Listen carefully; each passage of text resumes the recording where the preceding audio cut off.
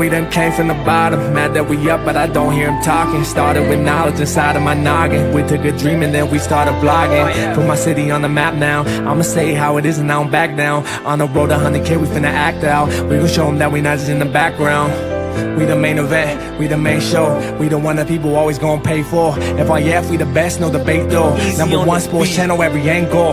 I'ma show them all how we ride. Best sports talk show, we not like them guys. We playing it safe while they feather the lines. We pushing the narrative all of the time. Like who to go in the game is not MJ. Kobe Bryant top 10, not what we say. I keep Elijah one is very overrated. Keep it real if it ain't fact, we don't say it. Now it's stable, we won't be ignored. We #1, especially when coming to sports. FYF bringing the heat here, of course. Where everything backed up with actual source. Everything backed up with actual source.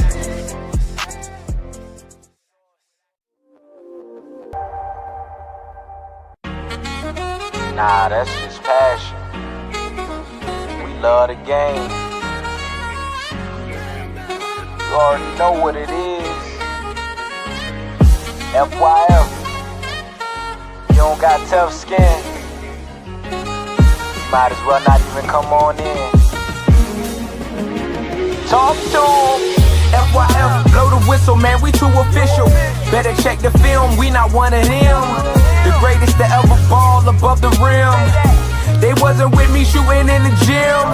Cut the small conversation, debate on major levels. This the playoffs, baby, bring that pressure, we never settle. Cross and spin, getting it in, I wanna win. That teamwork got us headed to the ship again. Oh, LeBron better than MJ? Cut it out. Half these fans in the stands don't know what they talking about. Half-court jumpers, crowd going wild. FYF ranked #1, you better say it loud. Intellectual talk, but fuck your feelings. Elijah 1 too overrated, Kobe still a realist. Top 10 all time, now how they cut the line. Magic Johnson, Draymond Green, one in the same kind. Fuck your feelings, fast break, stop and pull a J. He got how many rings, nothing else to say. With the team, live streaming, play by play. It's the dream, full steam on the road to 100K. FYF, blow the whistle, man, we too official. Better check the film, we not one of them. The greatest to ever ball above the rim. They wasn't with me shooting in the gym. Cut the small conversation, debate on major levels. This the playoffs, baby, bring that pressure, we never settle. Cross and spin, getting it in, I wanna win. That teamwork got us headed to the ship again. Started small, then turned into big dogs. They treat me like the GM, I just make the call. No matter who my op is, I'ma stand tall. Then pull up to the game, fresh like I just left the mall. 100K, 100K, 100K, check the score. We gon' bust the shot clock, fans running to the floor. All I hear is go this and go that. Man, your team suck, hang it up like a coat rack. I love the game, I admit it, I can't quit it. Step in front of me, man, your ankles gon' get the business. Been a legend like Moses Malone, way ahead of my time. This the greatest sports show ever, I just had to remind. FYF, FYF, blow the whistle, man, we too official. Better check the film, we not one of them. The greatest to ever ball above the rim. They wasn't with me shooting in the gym. Cut the small conversation, debate on major levels. This the playoffs, baby, bring that pressure, we never settle. Cross and spin, getting it in, I wanna win. That teamwork got us headed to the ship again.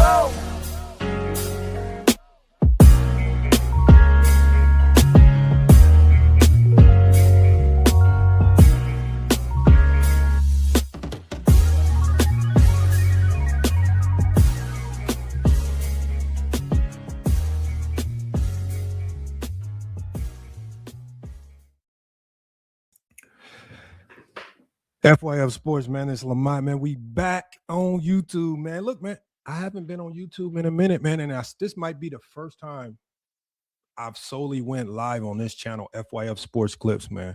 So, again, if you already hearing, you watching, and you kind of know what the topic is going to be, right? The goal right now is we trying to share this out. We trying to push this out to as many people possible, even though, again, anybody's going to be able to come back and revisit and watch this.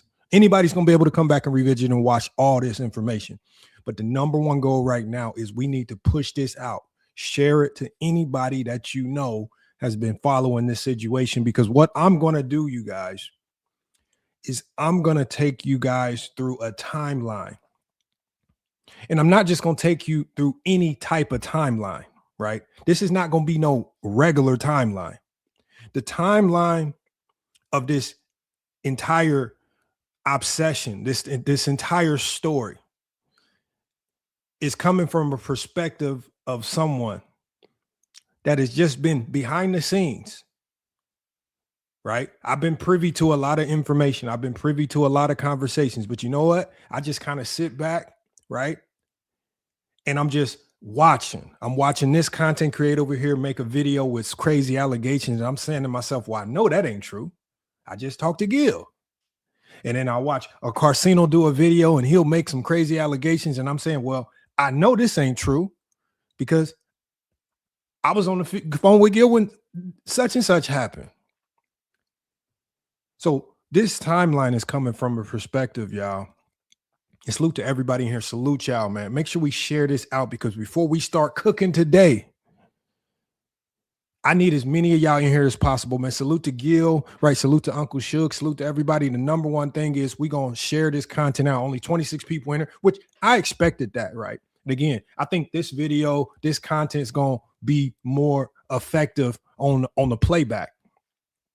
But we need to, I want you guys, look, y'all, as we push through, right? And I want you guys to take a look at the screen right here because this is what we're going to be talking about today. And you guys, y'all, everything that I talk about today, because y'all know how we do things. Y'all know how I do things here on FYF Sports.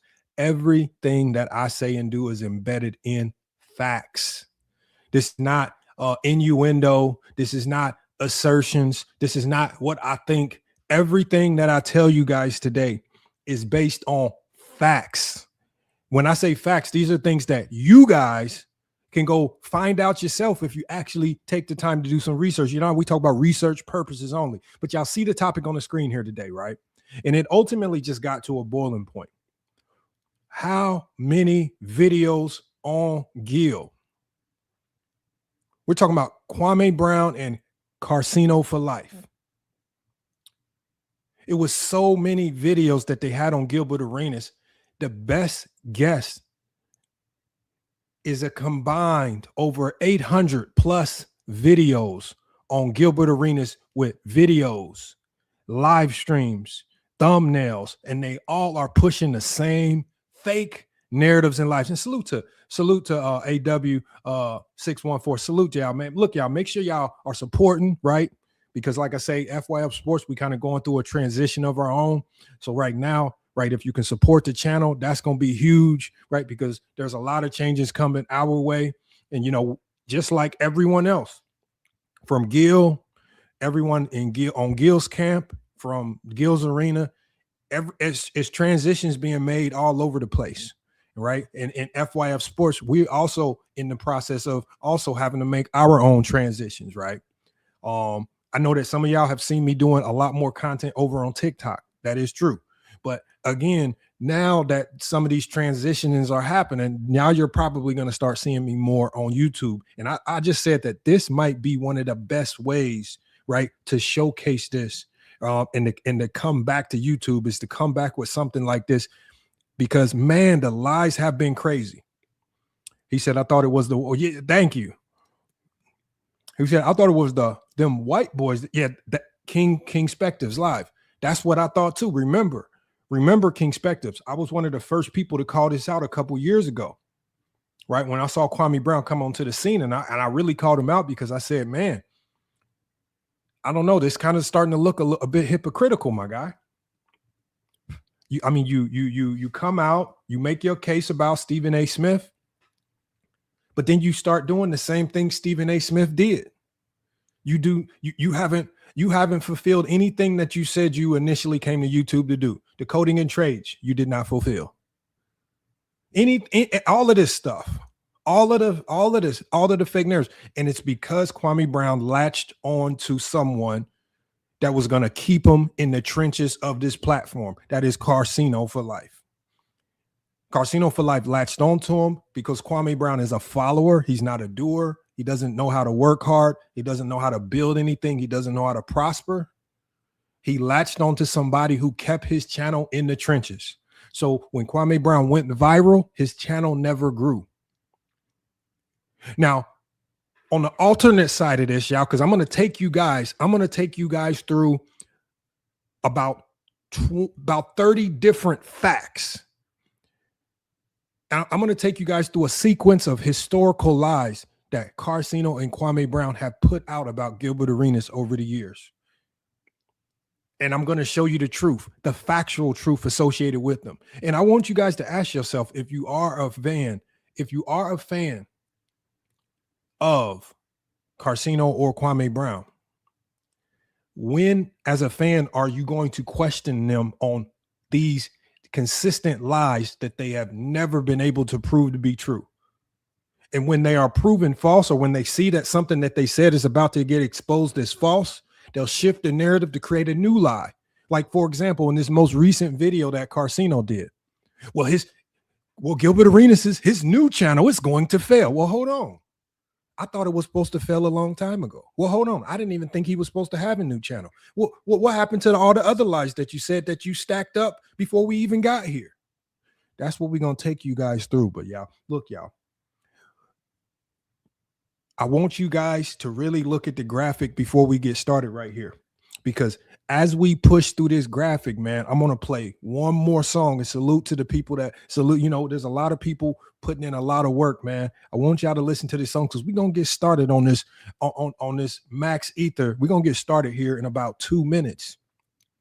But I really want you guys to look at this graphic.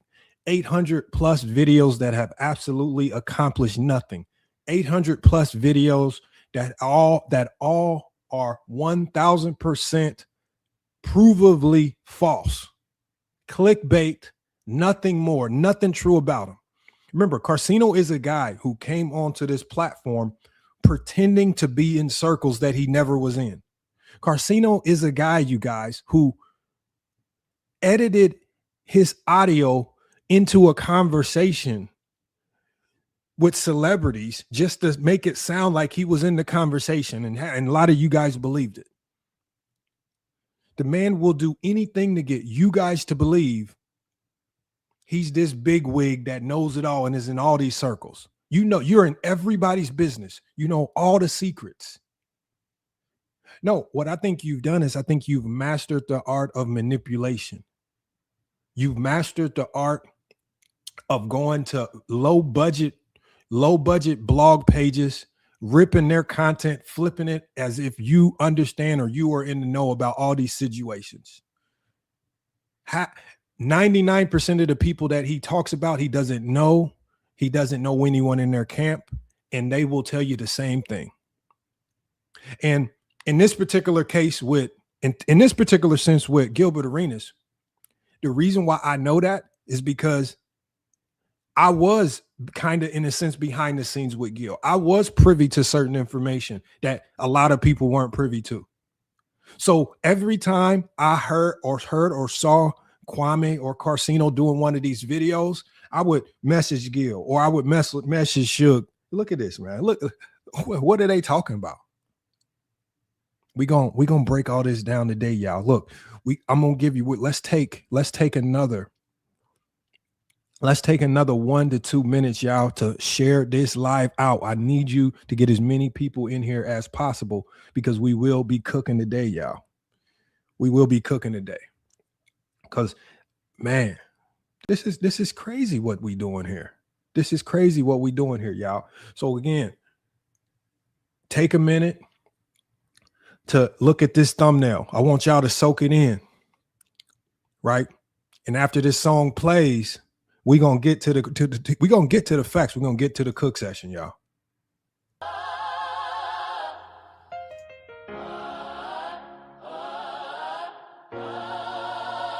Look, numbers don't lie, but the broke do. 4 years of podcasting, your obsession, let's expose you. You tethered your identity to another man's jersey. A dirty sector of YouTube begging for mercy. I stepped away from petty talk, outgrew the sandbox. While you still stand outside trying to pick the locks. Let's look at the legend. The first pick overall, but the baseline was just killing. Now you run a digital graveyard, burying your feelings, sitting in front of a lens, projecting your failure. I altered the landscape, customized the fit like like a Taylor, August 23.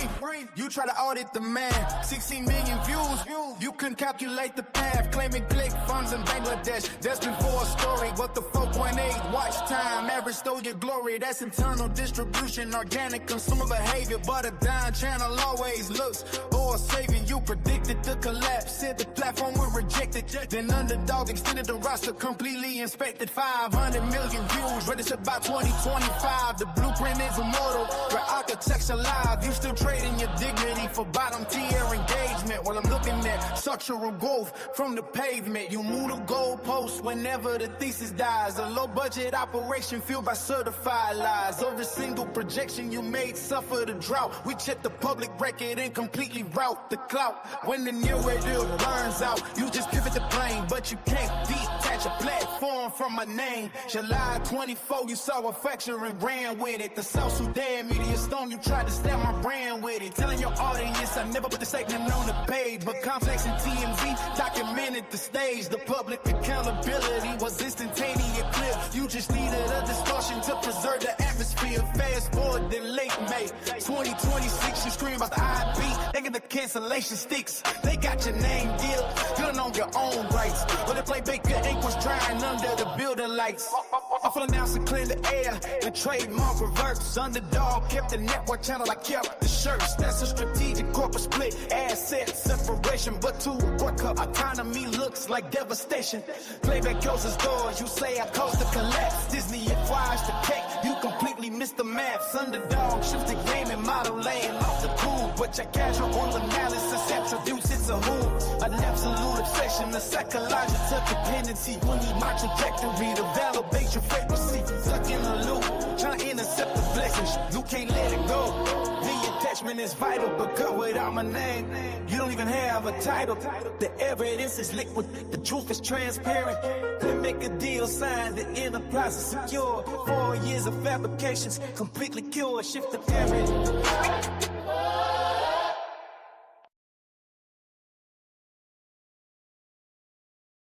Man, we back. So yeah, we about to get to cooking, man. We got to get to cooking this right here.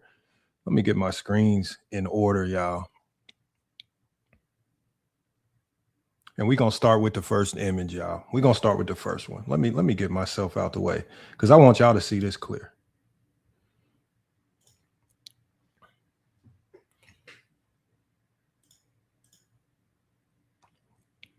We're gonna start with the first one. And salute to everybody pulling up. Salute to everybody watching. I see everybody watching from the vertical live as well, right? Everybody that's watching on the standard version as well. Make sure we keep spamming up the comments, man. Salute to everybody that's pulling up to support, man. Well, we got to go through all of the facts on this particular situation right here. Number one order of business. If you're watching, please don't hesitate to comment. Not only don't hesitate to comment, we remember the biggest thing is we got to share this out to the masses, right? Right. This is my second channel here on YouTube.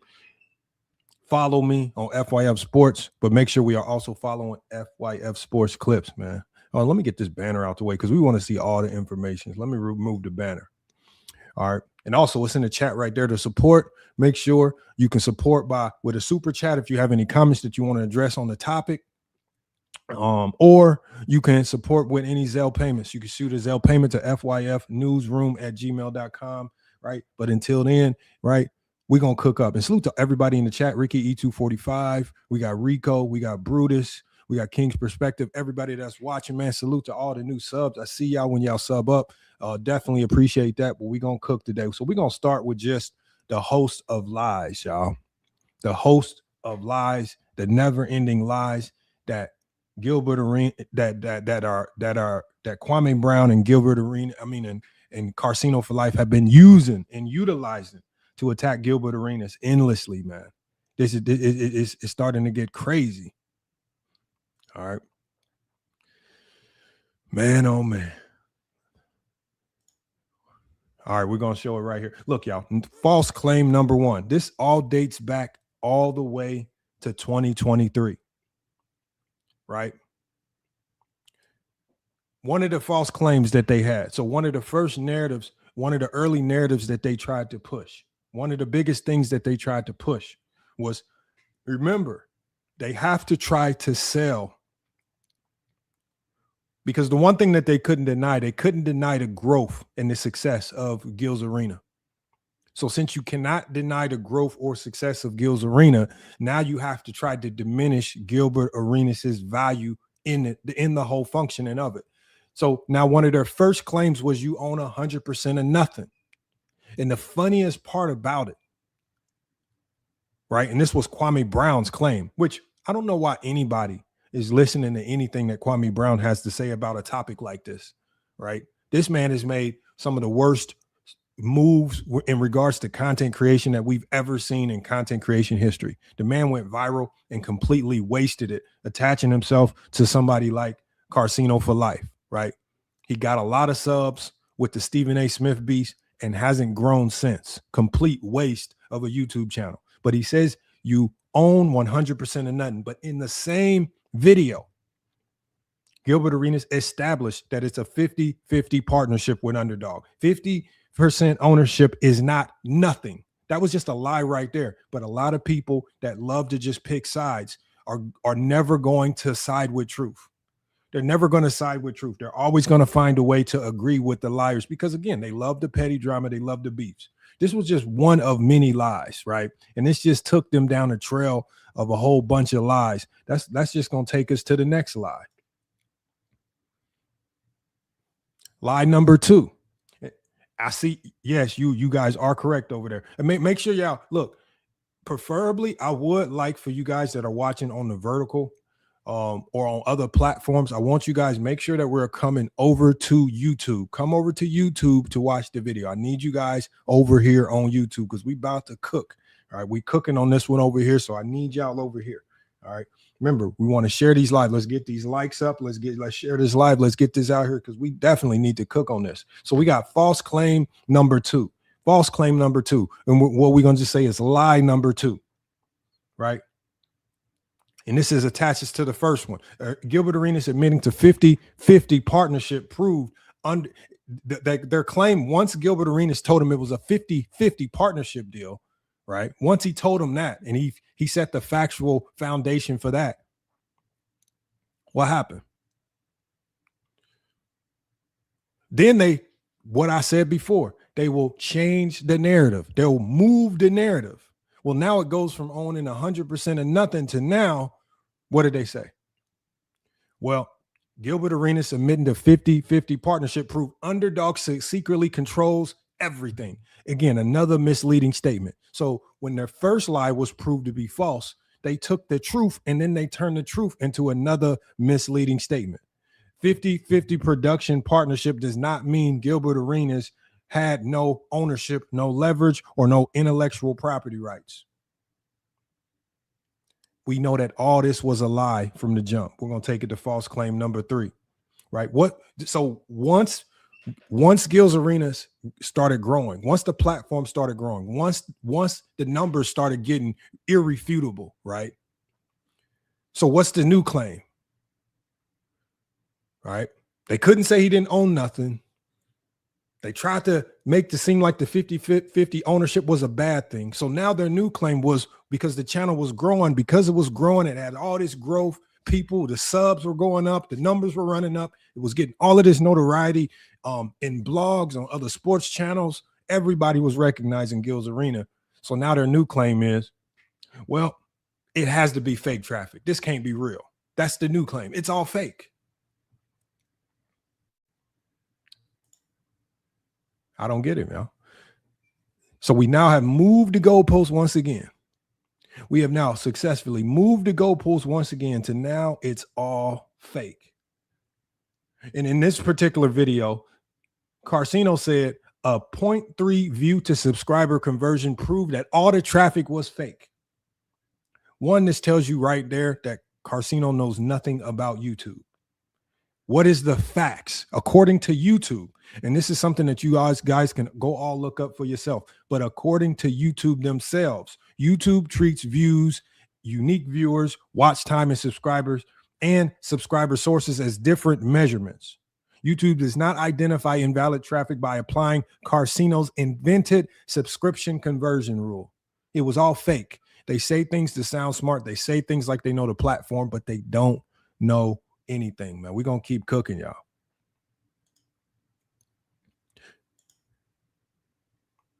What's the next claim? False claim number 4. Remember, all of these claims, chronological order. 16 million views and 1.3 million watch time hours do not mathematically add up. What? That is factually false. The figures equate to approximately 5 minutes watch time per viewer. That's normal when you're dealing with that many views. And why is it so up and down? Right? Because we're dealing with we're in a different climate now. To be able to retain someone for 5 to 10 minutes is immaculate right now. That's immaculate right now. So we have to give credit where credit is due. Right? So when we talk about it, first of all, it does make sense. 16 million views and 1.3 million watch time hours, it definitely makes sense. We're going to go to the next one, you guys, because again, these lies keep going. Salute to Ghost in the chat. He said, what up, Lamar? Salute, Ghost, man. We back. We back on YouTube. And, one of the first order of businesses here is we got to cook the people that have just been on a 5-year tour of just trying to slander one man. And my advice would be is if you are over 800 videos into attacking Gilbert Arenas, and Gilbert Arenas has literally surpassed you in every facet of life. Got married, beautiful wife, kids thriving, son about to be the best player in college basketball, younger son about to be the next up and coming star in basketball, daughter that's already hooping, doing her thing. Everything is going good. Every show that he touches blows up and goes crazy, from the battle mode to Gil's Arena to any channel that he's been affiliated with. Everything he touches turns to gold. Right? A Discord that is going crazy, right? Partnerships blossoming everywhere. Who are the only people that haven't done any of this?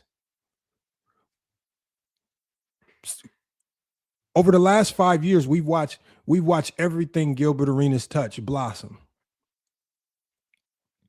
Kwame, has Kwame Brown done anything in life that makes us, married?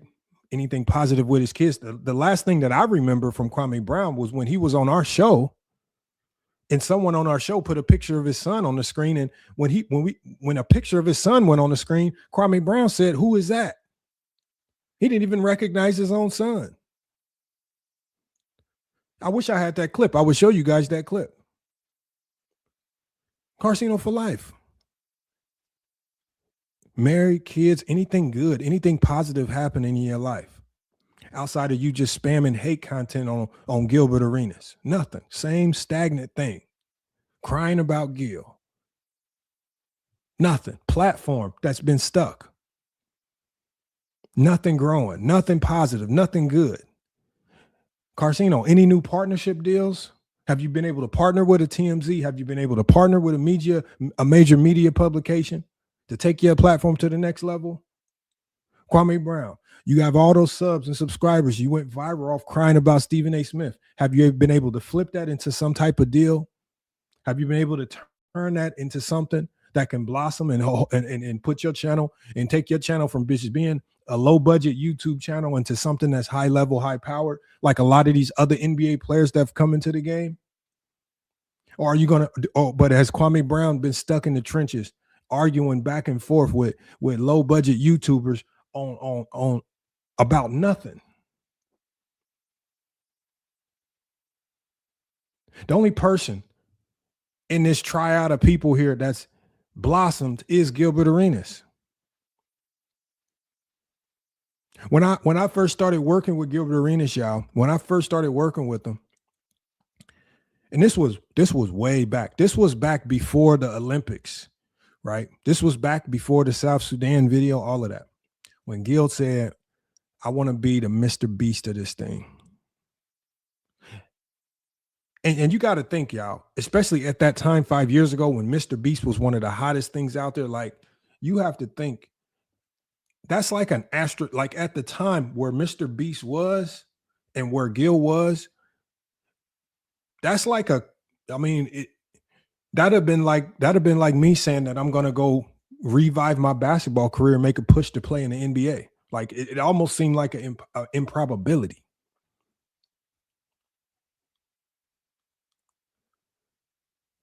But when we look at the growth, when we look at what happened, right? Everybody in his network kept grinding, kicking out content. He kept putting in work, not just with Gilbert Arenas, but then doing a whole bunch of things behind the scenes to keep elevating the platform, studying what other people are doing, adding and taking away from, figuring out what works, what doesn't work. And then now that gap between Gil and Mr. Beast don't look so crazy now. That gap looked like, so I'm thinking to myself, every year that I've been working with Gil, this gap between Gil and Mr. Beast is starting to close. And so I'm saying to myself, well, at one point in time, I thought it was dang near a mathematical improbability, but now that's a reasonable goal. That only come from somebody basically getting in the lab, getting into work. The same way Gil took his basketball career and turned and went from a second round pick to a star. It's the exact same formula that he's using here on YouTube. And the same way Kwame Brown went into the NBA with a lot of promise, a lot was given to him immediately, but then he turned it into nothing. It's the same thing that he's doing on YouTube.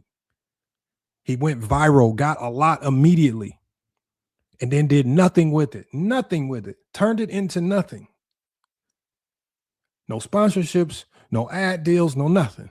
Just a whole bunch of arguing back and forth about meaningless things. No promises fulfilled, no trades in coding. None of the stuff that he promised is around. All of this stuff is supposed to be for the kids. All of this fake political plights and all this. The only thing that I've seen is crying about LeBron James and crying about Gilbert Arenas. And at the end of the day, I don't know how that helps the community. Thank you, Renegade. He turned his platform into nothing. Now, why can I say that? Why can I say that and it's not offensive? Go look at his channel. It's factual. Everything that I said is factual. This is not me slandering Kwame Brown. Everything that I just said about Kwame Brown is factual. It's a complete waste of a channel. But let's get back on target, because what we had to do, we have to run down all of these false, fictitious claims that Kwame Brown and Karceno4life have made about Gilbert Arenas over the last 4 years. So we're going to take you to the next claim. Claim number 5. So remember, first they said everything was fake, right? And so now at this stage of their hate for Gilbert Arenas, now they don't understand the growth. They were telling everybody that the Gilbert Arenas show was going to flop. It wasn't going to be good. Nobody was going to watch. But then when everybody started watching and it was starting to run up the numbers and it was starting to get a lot of notoriety, now they have to answer to a lot of people. Well, hold on, Karceno. You told us it wasn't going to work. How they getting all these numbers? Right? So now their new claim was Gilbert Arenas is now using bots. This is what they claimed, y'all. They're using bots. And so what they ultimately did was they went to one of those, and I have it right here in my phone. Let me pull it up for you. They went to Social Blade. They went to a website called Social Blade, and they showed everybody the grade that Social Blade gave Gilbert Arenas on his channel. And I think at the time, Karceno said, "Oh, your channel grade is a D," right? And if you have a channel grade of a D, you must be using bots. Well, Karceno4life. Did you or Kwame Brown ever check y'all channel grades on the same platform? I want y'all to go to Social Blade and tell me what Karceno4life's Social Blade grade is, since the grade means you're using bots. So if Gilbert Arenas' grade at the time of a C or a D meant he was using bots, Karceno4life, what does the grade of your channel being a C or D mean? Does it mean that you are also using bots?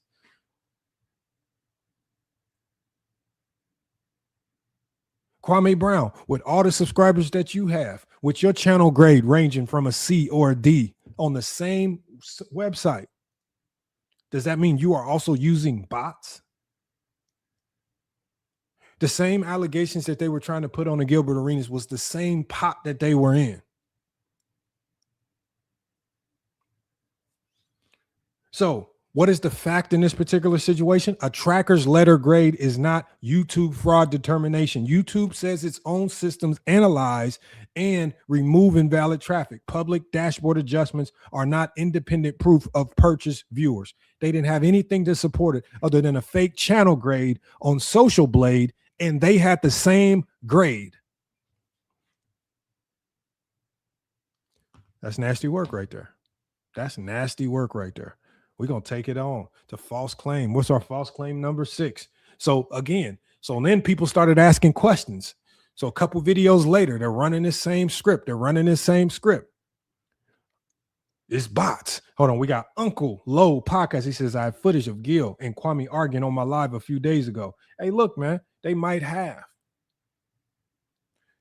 You know, but for me, I'm all about the facts. And for me, someone who has worked behind the scenes, and I've been working with Gil, and I want you guys to understand, I've, just like Uncle Suge, I've been behind the scenes pretty much for a large portion of this ride, not the entire portion of this ride. He said it was good. I'm Kwame's cousin. Salute, Uncle Low Podcast. So if you're Kwame's cousin, then you should agree with a lot of things that I'm saying here, because everything that I say is based out of facts, not feelings. Like y'all see, it's FYF Sports. That means fuck your feelings. Nothing that I say here is based out of any feelings or emotions. I'm not saying anything that's emotional. These are all facts. So as y'all can see right here, claim number 6. Kwame Brown and Gilbert Arenas said Gil's arena traffic is fake and came from Bangladesh. They claim that the show's views were driven by a click farm in Bangladesh. The unfortunate reality is that no platform enforcement records, analytical evidence, or identifiable source was offered to connect the show with any click farm. The allegation was just speculation and spoken as a probable explanation. Remember, they cannot accept the fact that Gil's Arena was starting to thrive and blow up. They couldn't accept that. Gil's Arena was thriving. Gil's Arena was blowing up. It was going crazy. So instead of just saying, you know what, Gil, salute. I love what you're doing. We might not be cool with you. We might not rock with you like that. But what you're doing as a content creator, that's dope.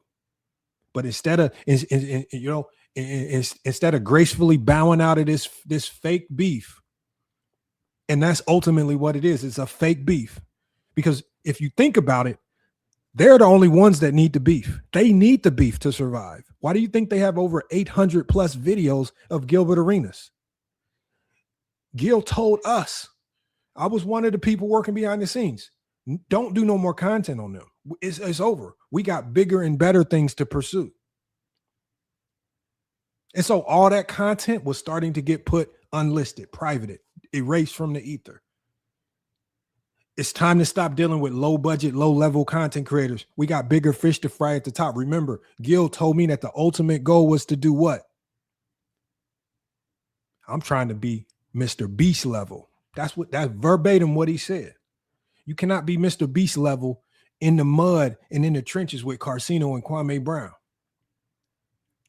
So this was a bold allegation with zero evidence. It was just hate in disguise. They see the growth. They can't explain the growth other than to just tell their people it has to be fake. There's no way he's growing. There's no way he's growing this much. That's crazy. We're going to take you to the next allegation, claim number 7. Another fake claim, another false claim. The show had not genuinely taken off. And Underdog was throwing money at a losing project. Guys, they said this in 2023. They said that the show had not genuinely taken off, and Underdog was throwing money at a losing project. This was their prediction of Gil's Arena, y'all. This was back in 23-24. Since 23-24, has that prediction proven to be what? That's false. Gil's Arena and Underdog blew up to be one of the best sports shows on the platform. bigger than Player's Choice, bigger than a lot of these guys.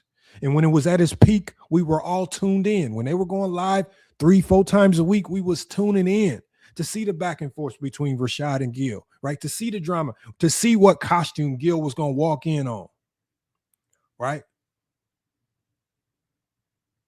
I'm talking about it was a whole, it was crazy.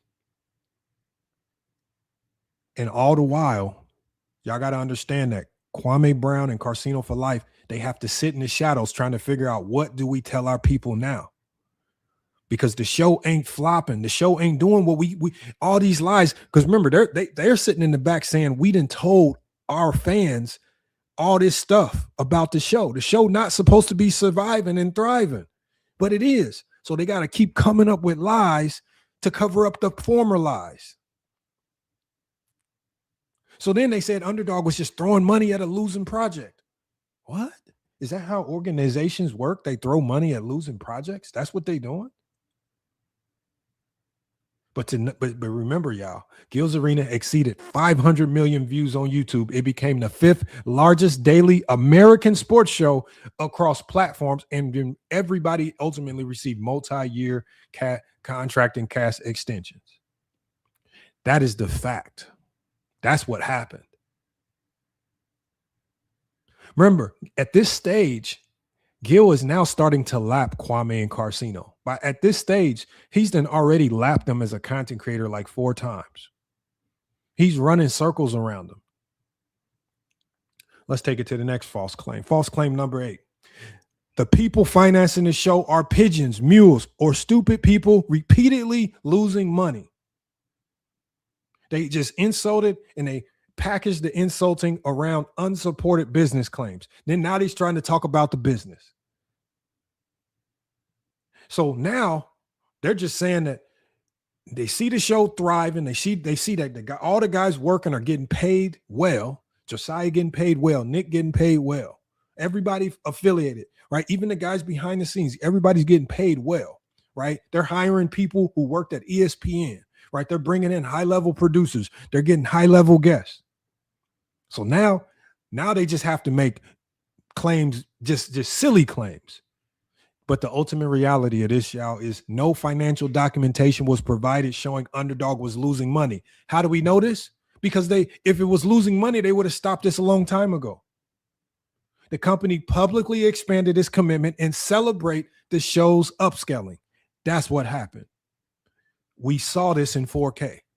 Whether you hate Gil's Arena or whether you love it, you did watch them glow up in 4K. You cannot deny that. They attempted to deny it. Remember, their lies are now starting to stack on top of stack. Now, even some of their own supporters are questioning, well, hold on. You said this was supposed to happen with Gil's Arena. It didn't happen. You said they was using bots, but, well, damn, they not using bots because, damn, every time I look at the chat moving so fast, the membership moving so fast. How can all these people be bots? Now you got to answer to a whole bunch of lies. Let's watch how they morph their lies into something new. So now they morphed it into something new. This is what they morphed it into, you guys. I want y'all to think about this. So this is what they morphed their new lie into. When Gil's Arena is at its peak, is at its prime, they already said it was bots. That was proved to be a lie, right? They see the show glowing up and everybody getting paid. They can't dispute that. So this is what they try to claim now. Gilbert Arenas obtained his major deal primarily because Kwame and Karceno kept him relevant. So now, as they see that Gil is blowing up, as they see that Gil's Arenas is blowing up, the only thing that they can do now is try to attach themselves to it and say, oh, he only blowing up because of us, y'all. Hold on, we got somebody in the chat, y'all. We got somebody in the chat. He says, FYF Sports, you lying. Come on, y'all. If y'all think I'm lying, then y'all got to come with some facts. These are all facts.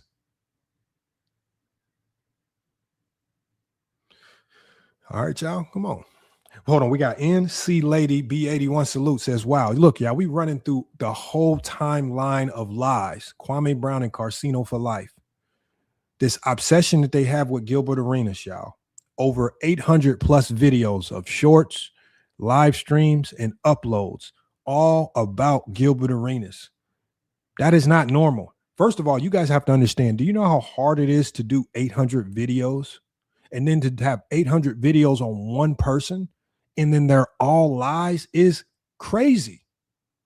Well, yeah, we on lie number 9. Remember, we're going through the whole timeline. And you guys, we're still in 2023, 24.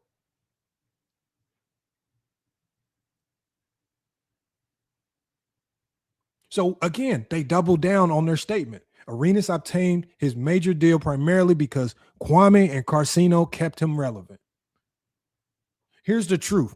Karceno repeatedly claimed that their criticism of Gil caused the audience growth and also helped him get his big deal. But they didn't supply any audience data, no contracts or documents to support this from Underdog. Nothing supports their claim. You know what also doesn't support their claim? If you guys are responsible for Gil growing, how come you guys aren't growing like Gil? Karceno, how can you claim responsibility for Gilbert Arenas and Gil's Arena growing to being the top 5 sports channel on the platform in America, and you can't even get your own show top 100,000 on YouTube? Same with Kwame Brown. You can't even help Kwame Brown flip his virality from the Stephen A. Smith show into 1 million subscribers. That would have been the easiest thing for a social media manager.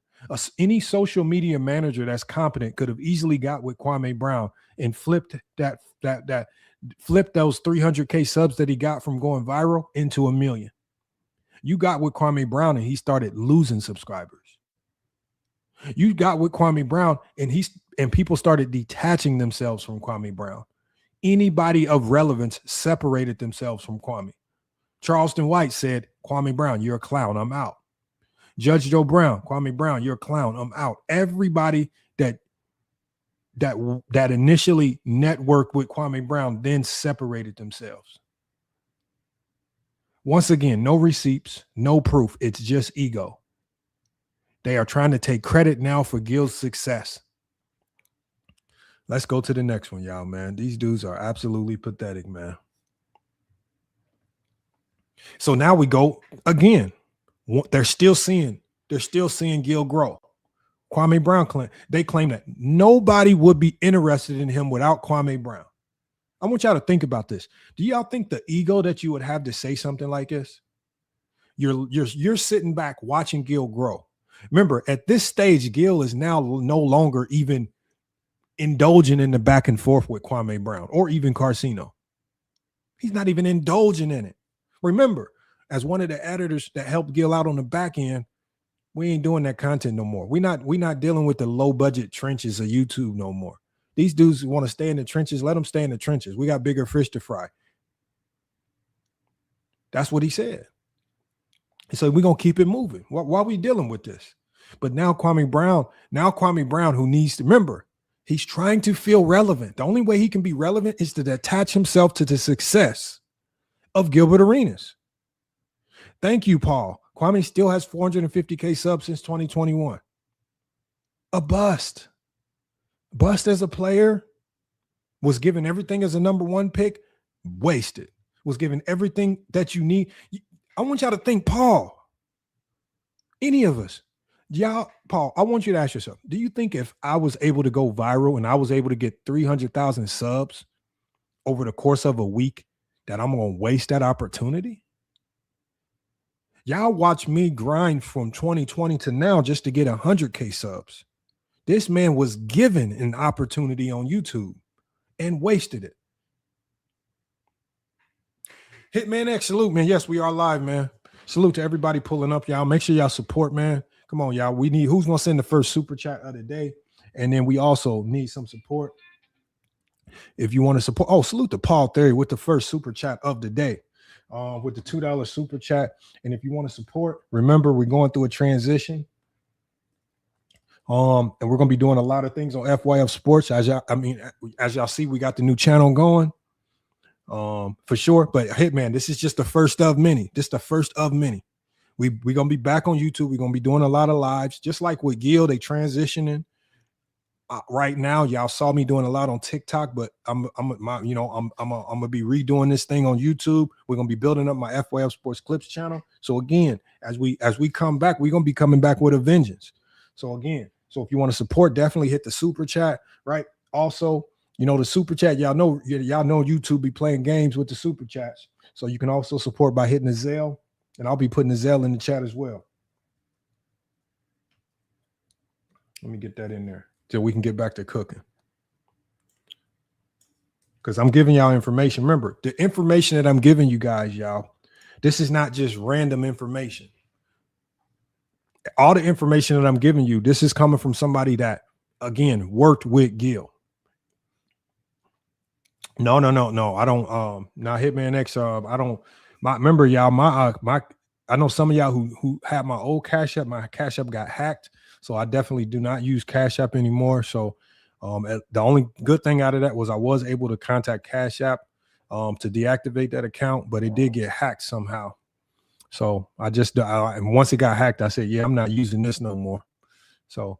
But even if y'all don't, even if you can't support, just y'all being here just means a lot. If you just share the video, that's equally as good, right?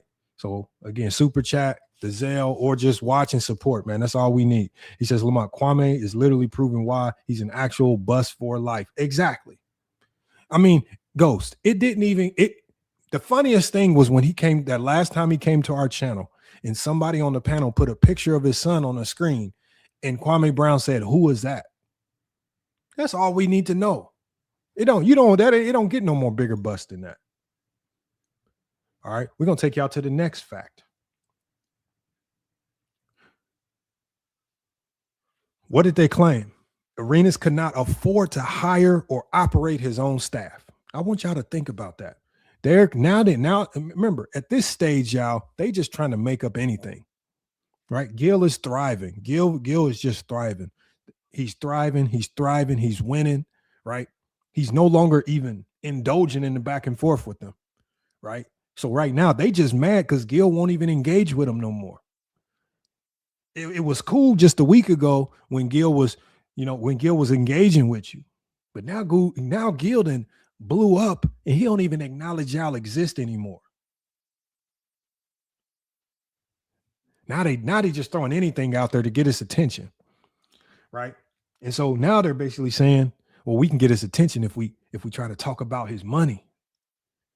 Now they out there saying, well, hold on. Let me think about this. Let's think about this. Gil could not afford or hire or operate his own staff. Well, Gil hired me. Gil had Uncle Suge working for him. There's a plethora of other people that Gil has working for him. And this is not even attached to Underdog. I mean, you could just, even if you just use me as an example. And when this was literally hired. I'm talking about, an independent contractor working with them. I got to file taxes for the money that I'm making with Gil. Hired. So I don't know where they're getting this stuff from. So where are they getting the information from? And they saying Gil couldn't afford to hire or operate his own staff. Where y'all get this information from? And I'm in group chats of groups of 7, 8, 9, 10 people that all work for Gil. So this is why I say a lot of times when they said stuff, I would just kind of sit back and be like, what are y'all talking about? Where are y'all getting information from? Oh, y'all just making it up. Because right now, Karceno, and that's why I got them crying, because it got to a point where they were desperate to get Gil's attention. They were willing to say or do anything just to get Gil back with engaging with them. So what's the truth? They didn't have any payroll. They didn't have any bank information. They didn't contact. They didn't have any financial records. It was just an assumption about private finances. And then they presented it as Karceno4life always does. He presents it as if he has insider information. Karceno, where are you getting your information from? Where are you getting this information from? And this wasn't, I'm working with Gil for years. So I don't even know where they're getting this information from. Where are you getting this information? Remember, y'all, they have to go from one lie to the next, to the next, to the next. And now they're just getting desperate. So this is why I say, and if this video ever gets to Karceno4life, I know that you're going to say that everything that I'm saying here is a lie. I challenge Karceno4life to join me on a live stream, and we'll go fact for fact. We'll go receipt for receipt. We'll go proof for proof. Salute to Asante L. Hey, Red Cups. Yes, we're going to get to that as well. So tell Karceno4life, because we know that Karceno4life is going to say that what I'm doing up here, I'm one of Gil's workers. Or they're going to say, if I'm lying, we can do a live together on your channel or mine, and we can go receipt for receipt. Fact for fact. Do y'all know why he does silly lives by himself with no one else up there talking? What do you think do you guys know why he brings a panel up of people that are just going to be an echo chamber? And do you know why even when he brings someone up that disagrees, they just yell over talk, and he pretends he has information, but he doesn't show any information? We're going to break down a little bit more, because the thing is, I can show you guys documents. I can show you guys the proof. And salute to Asante L in the chat, man. Salute to y'all pulling up to support, man. Make sure we sharing this live. We want to get this out to as many people as possible. I'm doing this live on one of my newer channels, FYF Sports Clips, right? So we need to boost this channel up. We need to build this channel up. I'm trying to do some new things. So and you're going in this new direction, man, we need y'all support, man. We're trying to run it up. Claim number 12. So now here's another fake claim. So now we're still in the 2023-24 claims. And so now Kwame Brown is making the allegation that Gilbert Arenas merely copied every improvement suggested by him and Karceno. I want y'all really to think about this. I want y'all to really ask yourself this. Asante L said, can you get a wrench? Yes, you can. Here, actually, let me go ahead and give out my wrenches now, because I know Renegade has a wrench over here. Asante L, I definitely got you, but I got to do it on my phone because I can't do it through StreamYard. So I'm going to do it right here. Make sure you type something in the chat. Spam something up in the chat. And anybody that sends a super chat will get an automatic wrench, because, we want to show love to all supporters. Hold on, Asante, y'all got you right now.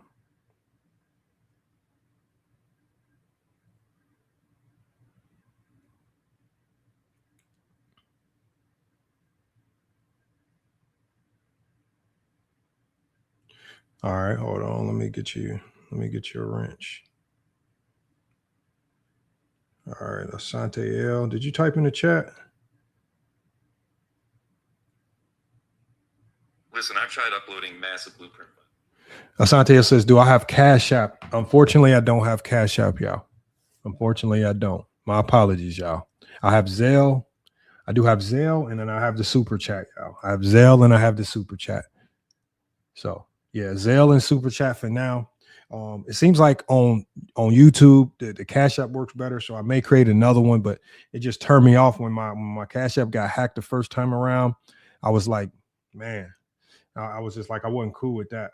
And then the way that Cash App handled it, and they was wanting me to send in a whole bunch of legal documents and silly stuff like that to get it back, and I'm like, man, y'all must be crazy. All right, hold on, y'all. Oh, come on, phone. I'm about to make you a mod. And I think Renegade is already a mod.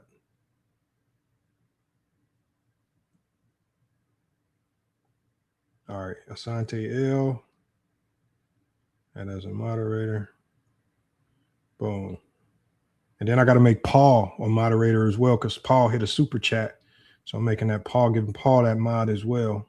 Salute to Paul. Appreciate you for supporting the channel as well, man. So we definitely appreciate it. And y'all, look, man, we're going to be back in full effect with the YouTube lives, right? And we're about to, everything that we do on TikTok is going to be simultaneously live on this platform as well. So we're going to be giving y'all the best of both worlds, man. So again, it's just, you know, some of these things take time. These platforms don't always work perfectly. They don't work simultaneously in unison. But, you know, there's always a way to make everything happen. So let's get to the next one, y'all. We on claim number 13, y'all. Right. Here's what's their claim, y'all. This is what they said in 2023, 2024. Karceno4life on his show said the show was about to collapse. They said sponsors were abandoning it, or Underdog regretted signing Gilbert Arenas. I want y'all to think about this. They said that Underdog regretted signing Gilbert Arenas. They're trying to put the show off. They're trying to sell to people that the show is failing. They didn't have anything to support it. They didn't have no numbers. They didn't have anything. But do you guys know what happened? It almost seems like every time they say something stupid. Hold on one second, y'all.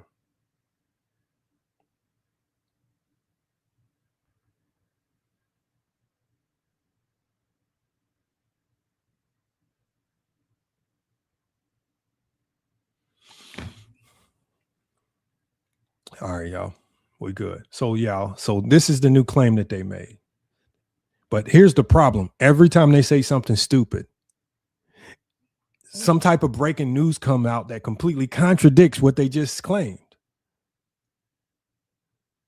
So when they made this statement right here, the next thing is now Josiah's done read up on a new deal, right? All the cast members are read up on new deals, right? Everybody's now read back up. Underdog renewed the cast on multi-year contracts and publicly celebrated more than 500 million YouTube views. Now, they've already made the claim that the show was failing.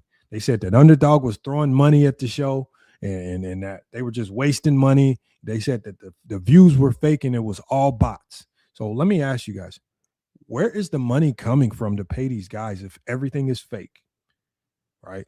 If everything is fake, does Gil have that much influence where he can take almost $1 billion company and Underdog and force them to pay his workers for a show that's failing? Is that what they're trying to convince us of? Is that how business works?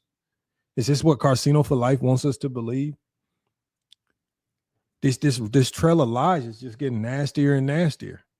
When are they gonna stop this lies? It gets to a point where they can literally just stop.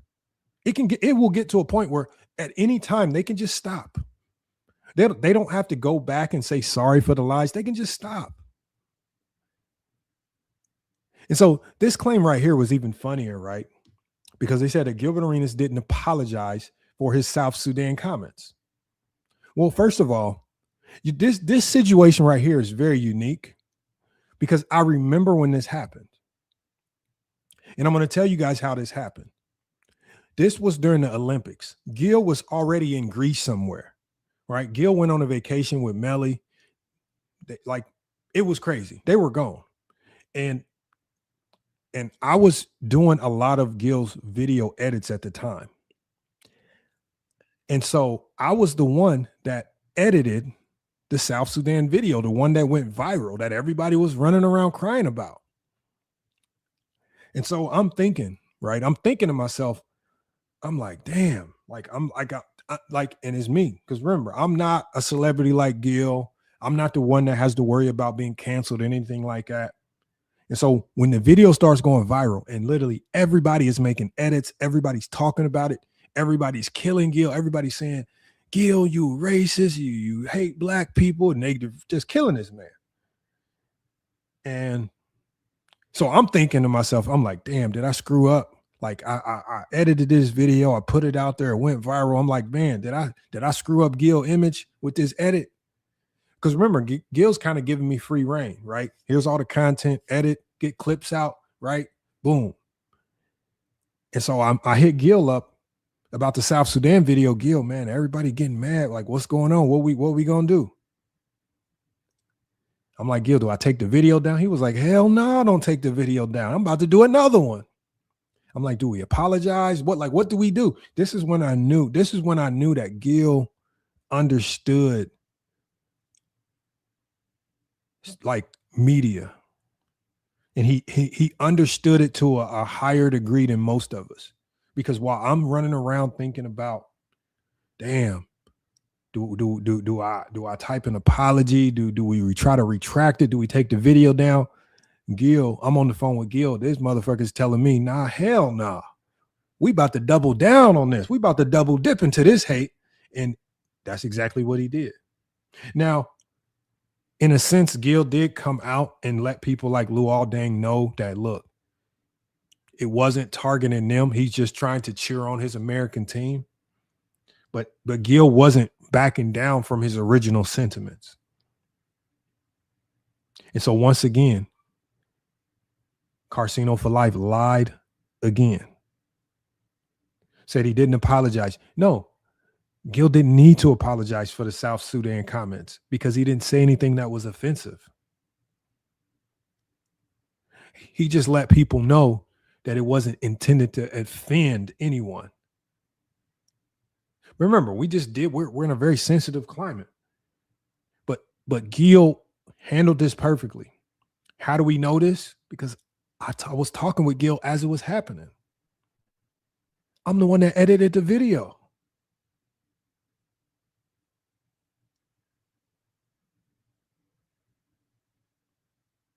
But when you deal with people like Karceno and Kwame Brown who know absolutely nothing, they just gonna sell y'all some fake information. That's why look at Karceno's face up here crying. He wants to be in the know so bad. He wants to have information so bad. He wants to know what's really going on so bad. But he don't know. It hurts him that he don't know. It hurts him that people like Uncle Suge and me and a lot of other people know more than him. He wants to be in the know. Why do you think he has to go to low budget blog pages to get low level fake information and then try to sell it as real information?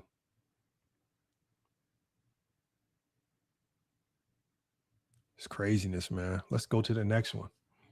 So this one right here is kind of a combined claim, right? Because this deals with Gilbert Arenas when he got arrested, right? And obviously for me, when this happened, the first thing that came to my mind was, is everybody cool? Like Melly cool? Like y'all need me to do anything? Like, because obviously when something like this happens, I'm automatically just thinking the worst of the worst. I'm like, damn, like what's going on? Is it gonna get out? Like what's happening? Right? At the time this happened, I had as much information as anyone else. I just saw it pop across my phone. First thing I did was, I'm texting and like, is everybody cool? Is everything good? Like y'all need me to do anything? Is like there any like, because I don't want to be out there continuously putting out videos and doing like how are we gonna handle this? But when this happened, Asante L said he sent a Zelle. Let me check. Salute to Asante L for sending the first Zelle of the day. Salute to Asante L, man. That is much appreciated. And you guys, look, y'all, the Zelles are appreciated. I will be getting the Cash App back. I know the Cash App is more convenient, so that will be coming pretty soon here. But I think on the flip side of this, y'all, I salute and appreciate anybody that's sending anything right now to support, because this transition that we about to make, obviously there's a lot at play here. There's new editors, there's new things that I need to purchase. So I'm just trying to reinvent this thing so we can keep it going. Right. But all of this stuff surrounding Gilbert Arenas' legal situation. Right. This was like a gold mine for Karceno and Kwame Brown. This was like a gold mine of lies, right? They could push so many lies and narratives with this. It said, this is live, rock mic guy. Yes, this is live. Yeah, we live, man. We are super live. Matter of fact, we extra live. That's why, we need you to, you send a super chat, we're going to address you. If you have any questions, comments, right? If there's anything that you heard Karceno or Kwame Brown say about Gil that you think is false, you can ask me and I'll tell you if I know. There's a lot that, like I say, there's a lot that, I was privy to. And again, my thing was, it's not my place to speak on everything, right? As somebody that if I'm just working with Gil, like, if I'm just like, for example, when Gil was dating Melly, you know, there would be times when I'm on the phone with Gil and I would know that Melly's in the background, things like this, and everybody was speculating as if they were dating, if they not. But it's not my place to speak on that. It's not my place to blab to everybody. Nah, I think that, yeah, I know they together. No, it's not my place to blab about everything. And I think some people like Karceno, they just want to be, they want people around that's willing to blab about everything. I knew Gil and Melly was dating for a while before it happened. I mean, if any of you guys could put 2 and 2 together, Gil actually came onto our live and exposed, I don't know if it was intentional or not, that he got married, right? Before most people even knew.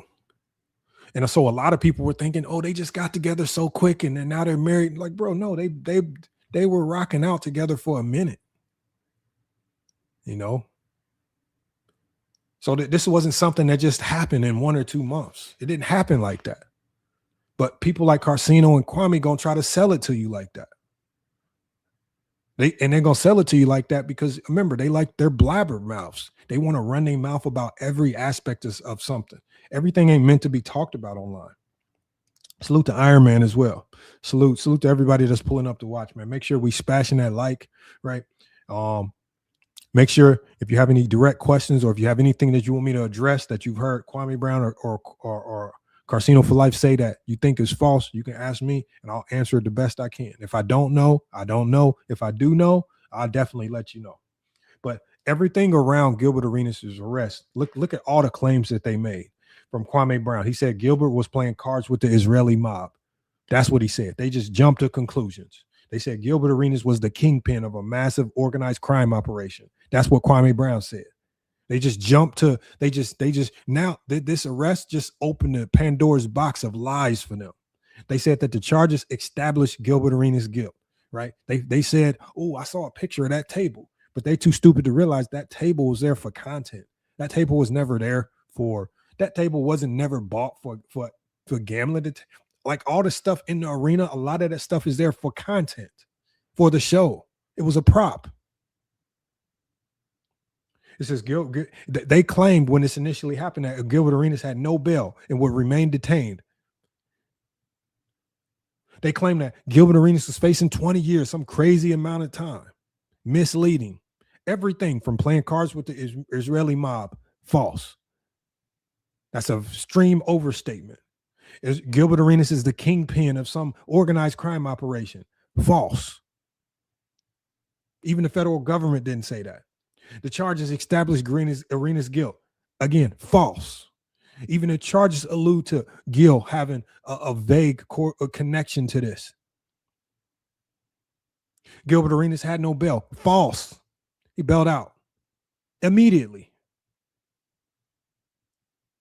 Gilbert Arenas was facing 20-year sentence. Again, false. Because that's not how federal sentencing guidelines work. They again, a situation like that, again, that's a very personal situation. Gil's, you know, and I respect Gil. Like Gil's doing what he's supposed to do, not talk about it. Let the process be the process. But these dudes will talk as if they in the know, like they know what's going on. They know nothing. They don't know anything. They don't know nothing about the situation. And then they're going to take any element of the situation and they're going to try to manipulate it into some and pretend that like they're in the know, like they have some type of insider information. I'm going to take you out to the next claim. Because these things get crazier and crazier. And then we're going to take a quick break after this claim right here, we're going to take a quick 2-minute break where we're going to run through the song. We're going to allow people to show their support. We're going to take one quick break. And while we're on that break, we're going to run the likes up. It's going to give you time to share this live, get it out to as many people as possible, because we got to keep cooking on this, because we need more people out here willing to address the truth. And it's unfortunate that content creators like a self-talk, right? People that are in the news sector do not attack people who intentionally use false and fake information. and you in this gray area where you allow, where somebody like Self-Talk has sat in this gray area for years, knowing that 99% of the things that come out of their mouths are lies. But because you're trying to keep this relationship up, you don't indict them for just clear and blatant lies, which almost puts you in the same box. False claim 16, blaming Gilbert for an entire company's failure. So in 2025, they said Gilbert Arenas caused Playback to shut down after 6 years. Gilbert Arenas caused Playback to shut down. It wasn't because Playback didn't have a very good functional app. It wasn't because Playback didn't do anything to make the app more enticing to draw people over. Playback was trying to get content creators over there, but I didn't think it was going to be a platform that lasted as long as it required people to come over there and they have to buy subscriptions to watch the game with you. It sounds good in theory, but in reality, a watch party needs to be a watch party. Somebody has the game up. We here to watch. That's why you go to the bar and watch. You don't go to the bar and watch and you still got to pay the $99 to watch the fight. That's dumb. If I go to the bar, if I go to the casino to watch the fight, I wouldn't expect the casino to charge me the same thing that I would pay at home on the pay-per-view. That's essentially what Playback was doing. It's not I didn't think it was a functional way to do it. It was fun, it was entertaining, but it was only good for content creators that had humongous followings and was willing to take that over there. So they were essentially just leeching off really big content creators, and that you're going to run that dry. But they claim that Gil was responsible for the fall of Playback. Playback founders even blame structural business obstacles, expensive sports rights, blackout restrictions, market authentication limitations, and the inability to reach sufficient scale. That's what they said the reason why they had to shut down Playback was. But Karceno and Kwame Brown said it was because of Gil. Everything is Gil's fault. They connect everything to Gil. Did y'all just see the video that Karceno did where Marcellus Wiley obviously had that legal situation he was in, and Karceno4life titled the video, Gilbert Arenas' friend, Marcellus Wiley, has domestic charges. What did the two have anything to do with each other? Gilbert Arenas' friend, Marcellus Wiley, arrested? That's just his thirst and obsession with Gilbert Arenas. Always trying to connect Gil to something negative. That's a desperate and nasty obsession. These dudes are embarrassing, man, how they are, man. Look, y'all, we're going to take one quick break. I'm going to be right back, y'all. I promise I'm going to be right back. And again, we're going to take 1 or 2 minutes, man. I want to see y'all support. Hit that super chat to keep supporting, because we have about another 15 more false claims. I told y'all the timeline of false claims that these two dudes have been using. One, they are just leeching off Gilbert Arenas' name. Over 800 plus videos over here, and I'll show you guys on the screen. Over 800 plus videos.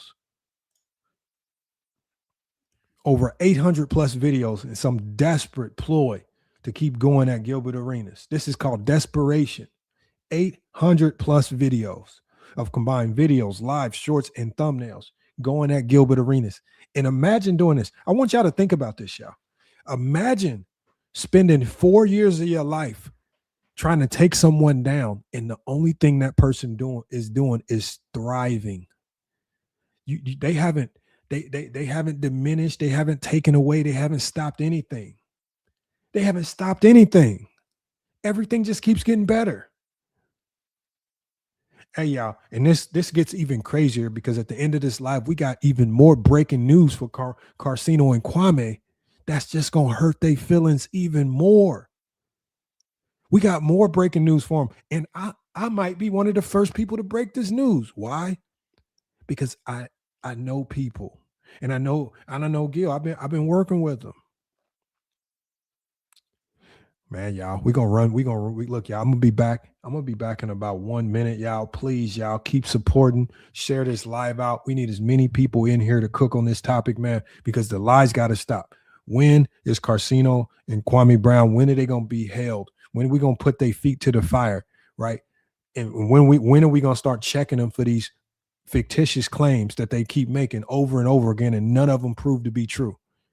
We got to put their feet to the fire on this, y'all. We're going to be back in 1 minute.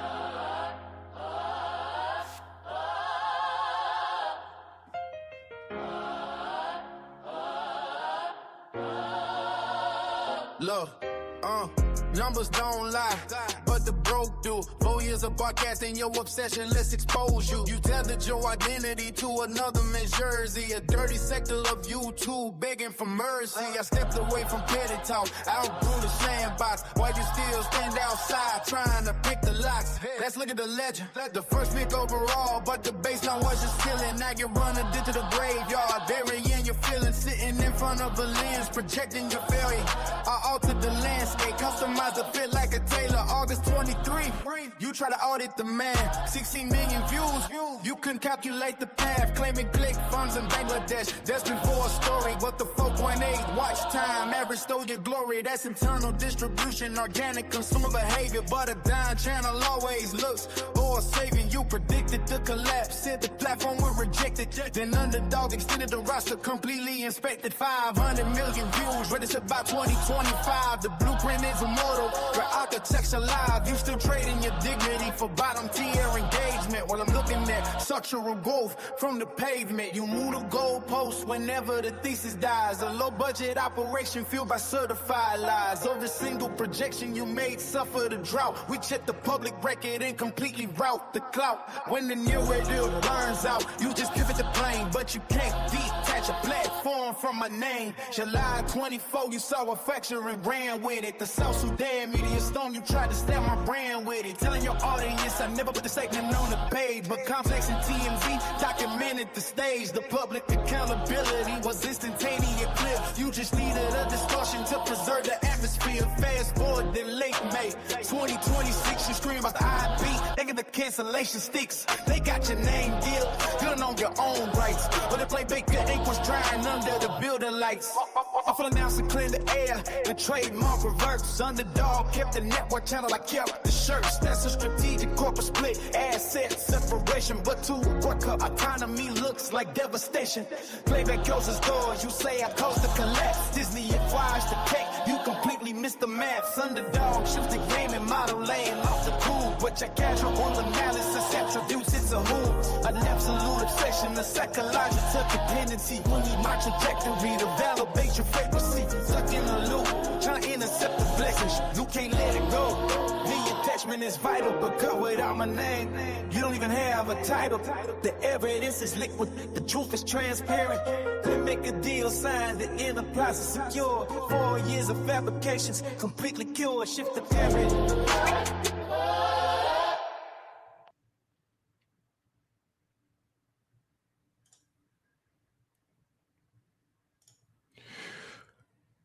Yeah, we back, y'all. We back. As I told y'all, man, we're going to keep cooking. And salute to Asante L. He says, I just reached out to Karceno. I'm letting him know, look, y'all, and Asante, this won't be a debate.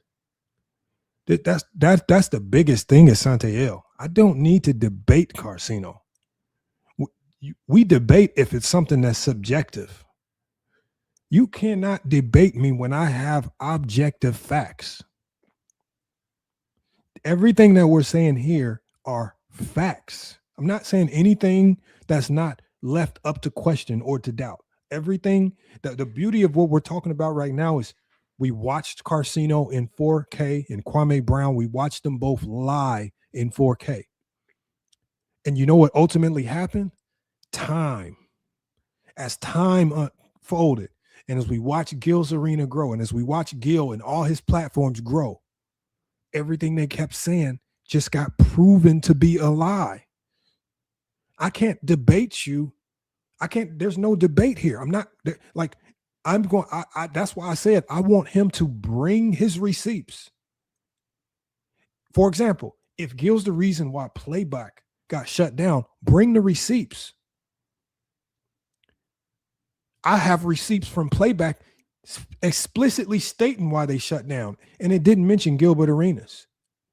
I mean, if anything, Gilbert Arenas and Legend of Winning were the two people keeping that platform afloat, and they possibly kept that platform afloat longer than it should have been.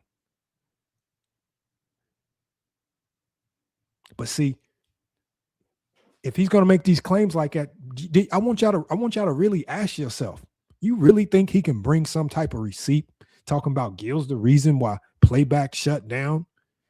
What receipt other than saying that he has some fake source that he can never name or show, or unless he's probably going to go use AI to create some fake message or email that he got from somebody. They don't have anything. Anything that he shows is fake. He's done it on his own channel. We caught him editing his voice into a conversation with Whack 100 to pretend he was in the conversation. It's so funny. It's laughably funny. We can literally hear the edits, and no one's even replying to him. He'll be talking in the conversation. You'll literally hear the edit, and no one will reply to him. He'll just be giving little side quest quotes. Yeah, that man, you're right about that. No one's even acknowledging because it was all fake.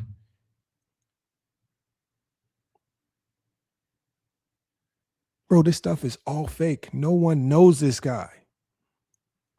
Everything in his life is all fake.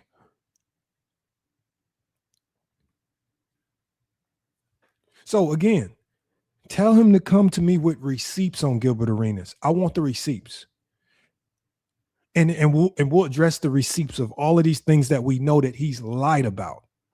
Because really the only thing that he can come to me and address is to give an explanation as to why he's obsessed with Gilbert Arenas and why he has this weird obsession with Kwame Brown and why he's essentially drug Kwame Brown's platform into the trenches with him of just being low-level, low-budget content creators that have no motion whatsoever.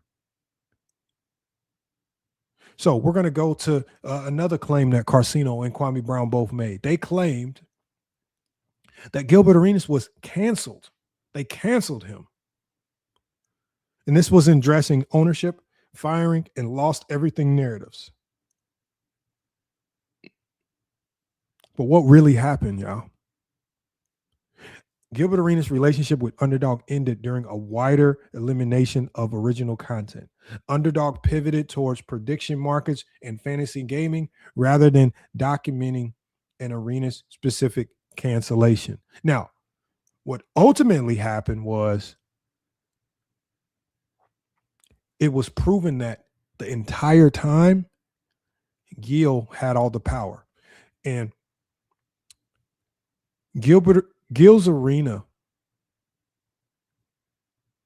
hired people into the show's production staff that they thought could make the show better.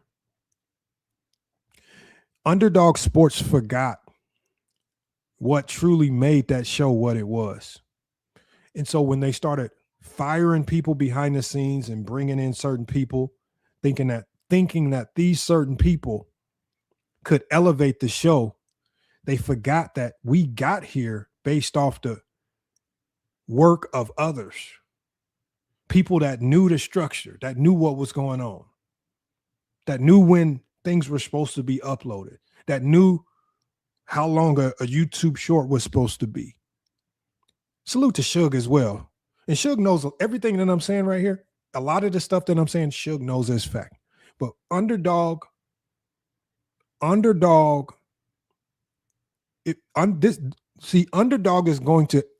has to tell you guys to save face that they made the decision to move away from Gil's Arena. You guys need to know that this was not their decision. Gil yanked it from them. Because Underdog forgot about the very one thing that made Gil's Arena. That's Gil.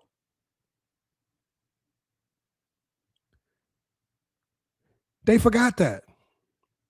Now, why they lost sight of this, I don't know.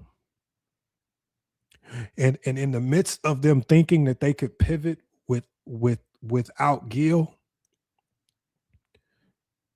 in the midst of thinking this, here's the problem that Underdog had. Other partners knew this as well. Underdog lost sight of the fact that Gil was the reason why Gil's Arena was Gil's Arena. This wasn't about Gil. Like, I know that Gil made the video saying that he was Michael and they're the Jackson 5. That's true to a certain degree, but I think that was more for entertainment than anything. But I think that's just Gil basically saying, like, if I'm not here, like, you changed the name of the show to The Arena, ain't nobody coming to watch The Arena. People were coming to watch Gil. That's the thing. And we started to see in 4K when Gil's contract ended and you've now removed Gil, we saw what that show looked like. I don't recall watching a single episode of Gil's Arena once they removed Gil from it. And it's not that they removed Gil from it. The only thing that Gilbert did was let his contract expire. That's it. This was no firing. There was no firing Gil. There was none of that silliness. And I know Kwame and Karceno wanted to push the narrative that Gil was fired. That's a lie. And the reality is that Gil I think Gil understood this a long time ago. Gil knew that the platform wouldn't survive without Gil. He knew that. You know who also knew that? Playmaker. You guys want to know a fun fact? Gil had the deal done with Playmaker a long time ago. Gil's just sitting back, this is like watching a tree fall slowly. He's just sitting back watching. I know it's going to fall. I don't know how quick it's going to fall. I don't know if it's just going to slam down real quick or if it's just going to start creaking and just fall slowly. But the one thing Gil knew was it's falling. And the problem with this fall was with him already having his deal already locked in with Playmaker a long time ago, it wasn't no getting back up. It wasn't no getting back up.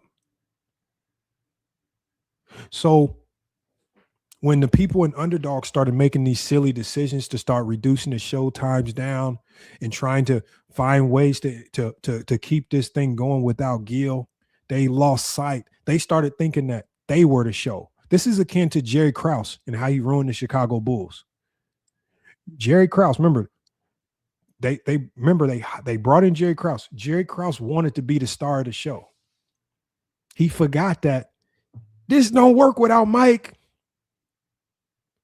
This don't work without Mike, Phil, and Scotty. That's where they went wrong. They forgot about what really made the show work. And we saw the struggle when Gil contract expired. We saw the struggle. Josiah is up there doing his best to keep this thing feeling and looking normal, but it didn't. We got user says Gil's a clickbait doofus clown. What does that mean? Clickbait doofus clown. MG. In a show where we are addressing facts, say something factual. What did he say that was clickbait? What can you quote factually? Well, y'all struggle with facts. Y'all love to live in this very vague terminology where you don't have to say, remember, you ain't no better than Kwame Brown and Karceno. Just like these statements. We're going to go on to the next statement. Statement number 18. It's salute to Uncle Suge. Make sure y'all following Uncle Suge. Y'all see Celebrity Suge in the chat. Make sure y'all follow him as well, man. This guy, again, like I said, I wouldn't even know Gil if it wasn't for Uncle Suge. He's the one that made the introduction and made it possible for me to even be in this network. So salute to Uncle Suge, man, right? Because it changed a lot of things for me. All right, we're going to go to the next one right here. So we got the next false statement. Underdog fired Gil. This is what Karceno said. Remember, Karceno has to ultimately address these things because remember, Karceno speaks from a perspective that he has insider information, that the things that he says are facts. Karceno said that Underdog fired Gil because of his behavior and legal problems. This is what he said on his own show. Remember, I don't have to argue him on this because the truth is now already out. Gil was never fired. Gil was never fired. He just let his contract expire. Why did Gil choose not to renegotiate? Because he had already negotiated a new deal a long time ago. I want y'all to ask yourself, when Gil allowed his contract to expire, this dude was out here trolling, laughing, gaming, happy as can be. If Gil really lost a $20 million deal, and you think he would really just be that happy? If he really got fired and he lost his channel and his name was gone and he just lost everything he built up, this is the happiest. This is the happiest I've seen somebody lose 20 mil. I want you to think about it. Suge. If you lose 20 mil, are you gonna be happy on your YouTube channel? Are you gonna be running around happy as hell, laughing, smiling, just acting like and even though 20 mil for me is different from 20 mil from Gil, y'all missed it all. Y'all was so caught up, especially Kwame Brown and Karceno. They was so caught up in just trying to hate and push fake narratives. They didn't. This was all in plain sight. When you really think about it, it was all in plain sight the whole time. But remember, Gil let his contract expire, and the beauty of the beauty of this, and one of the reasons why I think, and only Gil can confirm this 100%, but one of the reasons why I think he didn't just come out and let everybody know what was going on is because I think he just evaluating the landscape, and I think he just sitting back saying, "Let me just see what they're gonna say. Let me just see what they're gonna say and do. Let me see how they handle this." Right? When there's a little bit of adversity on the line, right? And there's a little bit of uncertainty, he basically saying, let me see who really rocking with me. Right? Because it had already become clear that with this new guy running a lot of the stuff behind the scenes at Underdog, that he was trying to force people to pick sides. He was there to create a divide.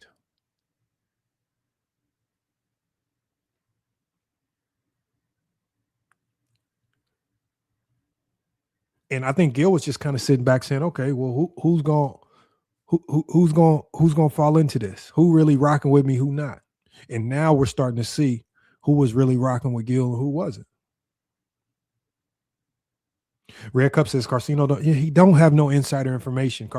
And the reason why we know that, people like me and Uncle Suge know this, is because we are kind of, in a sense, behind the scenes. Uncle Suge is privy to way more than me.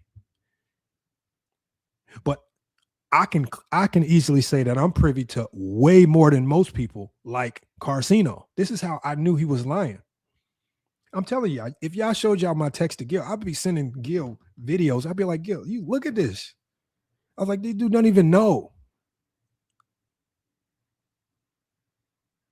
Asante L, I agree. He's like 93Z. But at least 93Z lets people know this is for entertainment. Karceno tries to lie to people and say that he has real insider information. So when he made this statement that Underdog fired Gil, he was trying to act like he had insider information. Karceno, why did you say Gil was fired? Where did you get this information from, Karceno? Who told you that Gil was fired because of his behavior and legal problems? Why would you say that on a video? What source told you this? This was not true. This is 1000% not true. Gil was never fired. But we'll move on to the next one. I told you, this dude has been on a 5-year stretch of just lying. And remember, I'd be here for 8 hours if I covered every lie. If I covered every lie, from the lies on Melly, from the lies on the legal situation, from the lies about the basketball side of things, if we'd be here for 8 hours if I covered all the lies.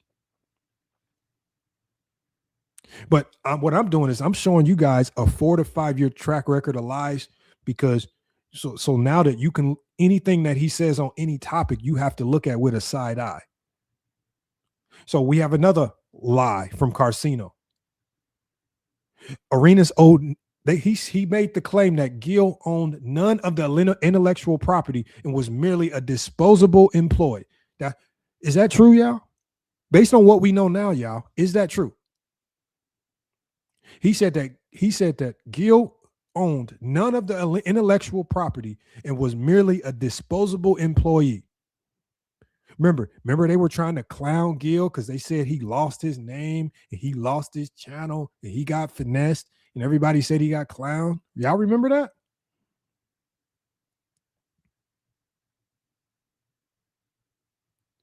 But then we come to find out. Let me ask you guys, who owns the name Gil's Arena now?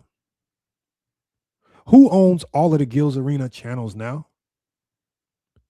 Karceno, I thought you said Gil didn't own none of this. But the funny part about it is Karceno was so caught up in his lies that he forgot that 2 years prior, Gil had already told him in a live conversation that it was a 50-50 partnership deal. So he had to have owned something. And as we saw, as a part of Gil's deal, the Gil's Arena brand returned to him after the contract expired.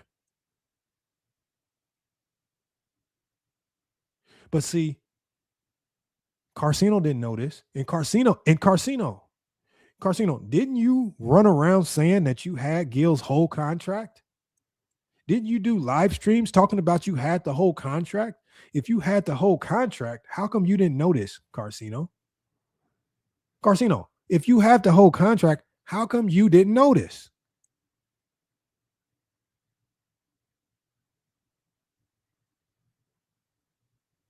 Salute to everybody in the chat, man. Make sure we supporting y'all. Let's hit that super chat if y'all have any direct questions. Remember, if you're new in here, if you're watching, if you've heard Karceno say anything that you think is false about Gilbert Arenas, ask me and I'll let you know. Ask me and I'll do my best to let you know. We got user in the chat says Gil is a bum. Can't dribble without egregious palming, hezzy, dribble, and carrying. So now you're talking about Gil as a basketball player. So now we got non-basketball players in the chat chastising NBA All-Stars, all NBA players. This is what I mean, man. All these players are bums. Y'all come in here, you want to push propaganda.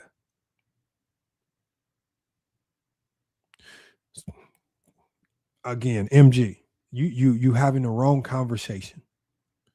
Because just like Karceno, Gil's career is already locked in. So my only question to you, MG, was explain to me how he became an all-NBA player. Also, better yet, MG, is explain to me how Gil is a bum, but he dropped 60 on Kobe. I just want you to explain that one.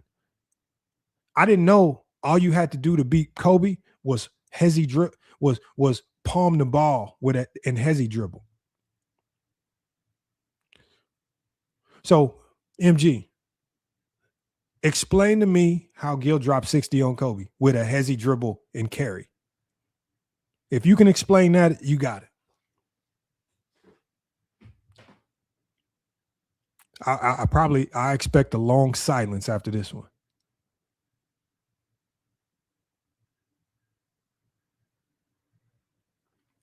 He said Lamont Gil told him that and he still started telling lies. Exactly.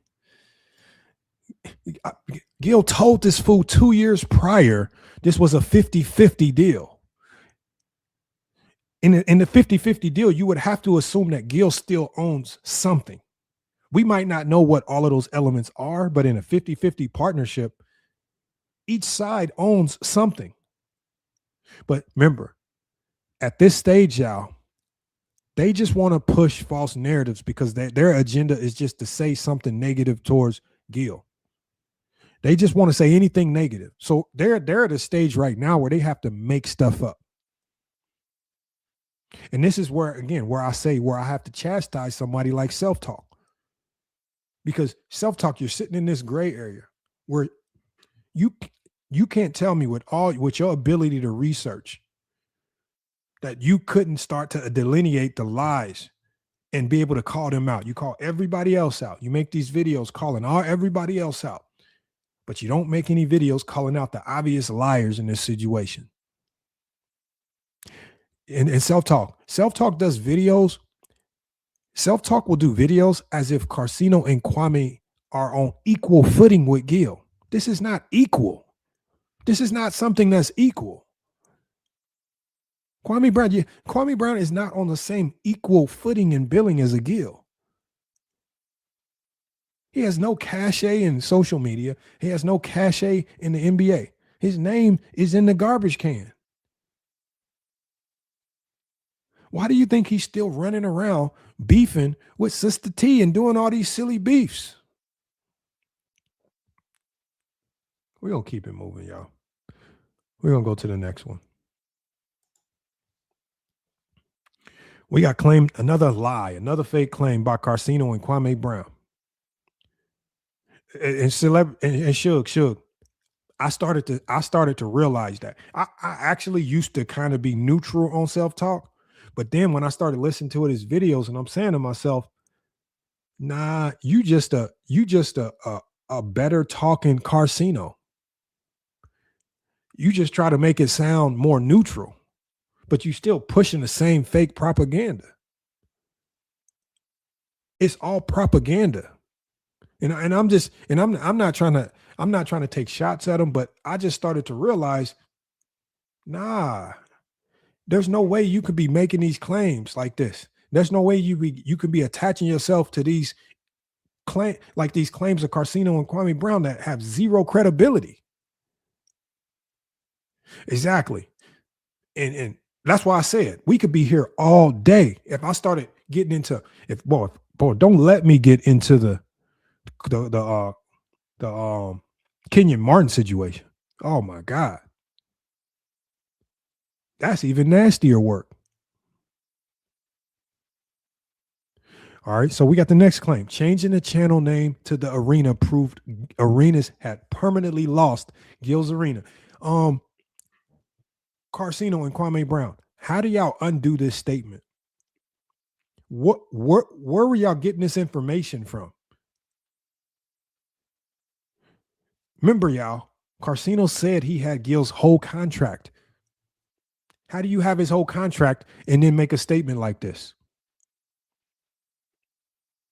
Changing the channel name to the arena proved that he permanently lost Gil's arena. I'm going to ask you guys right now, who owns the name Gil's arena? The last time I checked, Gilbert Arenas owns it. Where are y'all getting this information from? Kwame Brown, Karceno4life. Can y'all please tell me where y'all getting this information from? Who's giving y'all this fake information?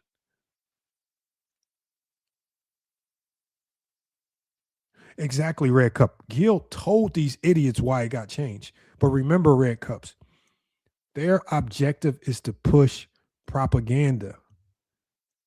They can't just align themselves with what Gil said. It has to be something salacious attached to it. It just can't be what it is. It has to be that Gil is broke. It has to be that Gil lost something. It has to be that Gil got arrested. It has to be attached to something negative. But what is the truth of the matter, y'all? The channel and the show's brand became separate assets. The network channel was remained with Underdog, and the Gil's Arena name moved with Gilbert Arenas. Gil had already told these buffoons it was a 50-50 partnership. Names changed, but the ownership never changed.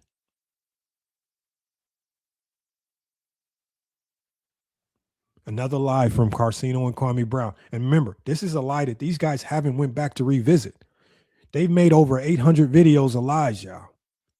They would have to revisit this and be like, yeah, we was wrong on this. Gil still got the name. When y'all going to do that? When you going to retract this statement, Karceno or Kwame Brown? When y'all going to come back and try to retract or fix any of this? This is a lot of lies that we got compiling. And this is just on the Gil's Arena situation. Don't let us start fact-checking all the stuff with Suge. Don't let us start fact-checking all the stuff that y'all said about Melly and all the other elements. It's really going to get nasty.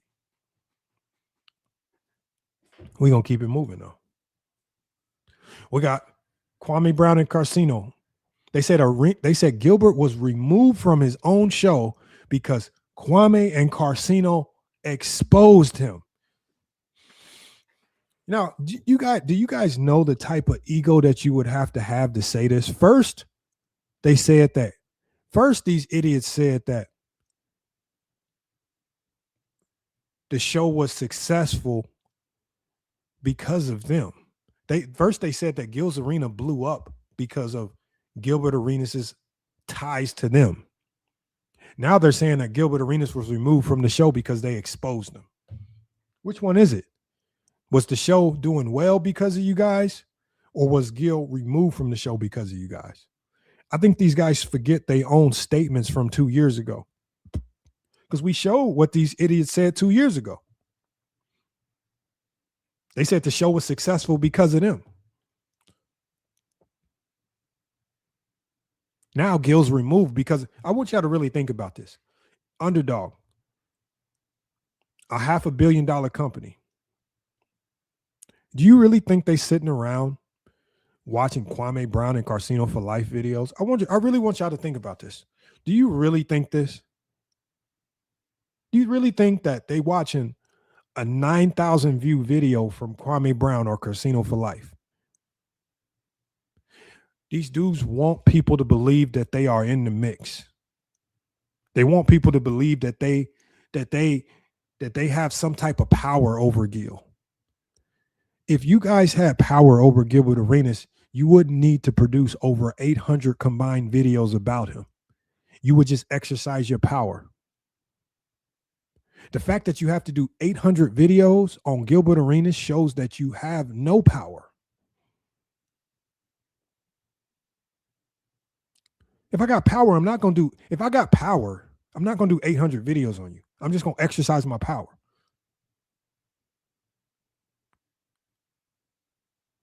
So in this particular sense right here, another fake statement, another lie, no company statement, no contract document or credible reporting tied personnel decisions to a Kwame Brown or Karceno4life video. It says, Paul says, Gil and Rashad have to make up for the show to get back to his prime. I don't believe that. I mean, you got to think, like I said, and I think this was probably one of the best moves that Gil ever made, was to just, even though he knew he had a deal secured with Playmaker, just to kind of sit on his hands and just kind of sit back and watch how the cards fall, right? Because there was somebody within that Underdog had brought in that was creating divides, that was making changes that Gil and a lot of people behind the scenes knew would be detrimental, right? Underdog was starting to make the wrong moves. Hold on. Oh, I got Gil calling right now on the live. Hold on, y'all. Let me take this call. Hold on. Let me take this call, man. I should just drop the link for Gil. Gil, what's good? They said money's in the building. Gil, I'm live, man. You should have just pulled up, man. I'd have dropped the link for you. Oh, you want me to go pull up? Yeah, we need you to. They want me to pull up. We need you to pull up, Gil, man. We need you to pull up, man. You know what? I was, in the midst of setup right here, but I can pull up. We got, because I still haven't broke the news. I still haven't dropped the big bomb on them that you just gave me. The big breaking news. Oh, yeah, I'll pull up, man. Is there a link in here? I'm gonna text you the link. You want me to text it to you, or you want me to email it to you? You can text it to me, man. All right, y'all. Look, y'all, for everybody watching, we got $199 in here. We got a special guest appearance. We're gonna have Gil on the panel, so I'm gonna go ahead and bring him up, man. But Gil, hold on, I'm gonna shoot you the text right now. We're gonna get you on the panel. All right, y'all. I'm about to shoot Gil the link. We about to hear straight from the horse's mouth. We about to hear. Hold on, y'all. I gotta get this link to Gil. Hold on. Let me get this link to Gil.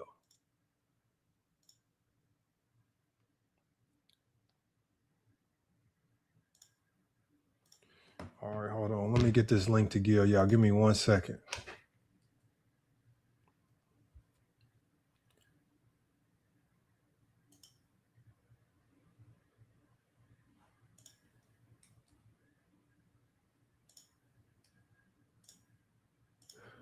All right, I'm about to send this link to Gil, y'all. We about to get Gil on the show. All right, hold on.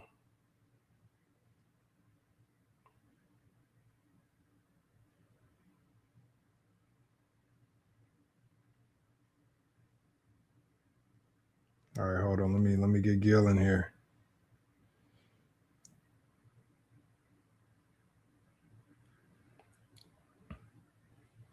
All right, I just shot him the link. So we should have Gil. We gonna have Gil up in a second. And user, MG. If now you have an opportunity, if you want to, you can cry to Gil about how he dropped 60 on Kobe. Right? We about to have Gil up here to cook. It's another reason why y'all really need to share this out, spam this out. Paul said, I'm gonna Zell your question in, Paul. I got you. Paul, send y'all questions now. Send y'all questions now, man. I just sent Gil the StreamYard link. Send y'all questions now because we on claim number 21. Salute to Darren for sending something. I don't know what he sent. I've never seen this before. He sent a gift or something, but whatever it is, it's lit up like it's blue. So salute to Darren for sending 250 jewels. That's all I can see on my end. I'm on StreamYard, Darren. My bad. I can't see exactly what you sent, but whatever you sent, it looked good. That's all. So I appreciate it. So again, I know that YouTube is changing up a lot of things. I appreciate it, man. Iron Man, salute, man. Hold on, y'all. We just waiting on Gil to join, but look, while we waiting on Gil to join, we gonna keep cooking on these. Hold on, we just got the boss in. Oh, let me get him up here, y'all. Let me get him up here. Let me get this image off the screen. We gonna get Gil up, man. Oh man. Oh, hold on. Here we go. There we go, right there, man. Gil, what's good? What's up, man? How you doing, man? Listen. I was a busy man these days. How you doing? So look, Gil, what we've been doing, I don't know if you've been watching the show, but I didn't documented over 800 plus videos from Karceno4life.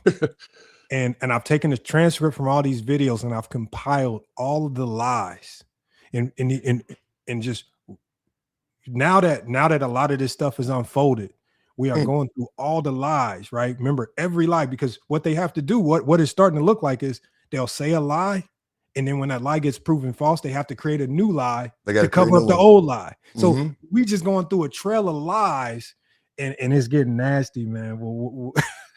I don't know. Yeah, yes. I mean, listen. That's how it's always been.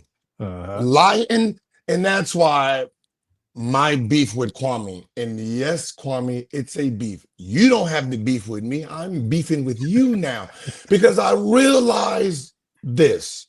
Yeah.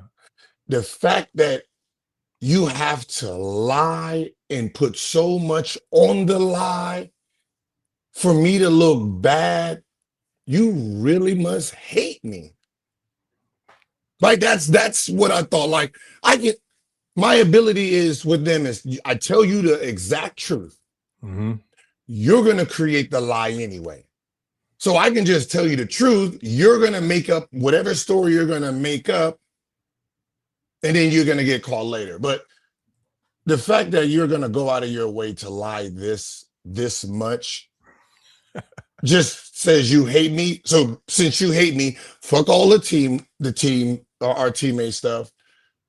Forget the semantics of it. I don't care how it started, why it started. I don't care that you lie. I don't care. None of it matters now. We beefing. That's it. There's no apologies gonna happen. I don't care what you say at this point. It's a beef. And how I beef is I destroy the other side. Well, as you can see in recent news, as you can see, someone's going through it on the other side. And that's the same here. So therefore, I want the page, and I'm not going to stop until I get it. So there's nothing no one can do. There needs to be no meetings, because at this point, you really hate me deep down inside. So since you need to hate me, I got to do what I got to do to a hater. So that's where that goes. So yeah, so like killing their lies, all you just need is time.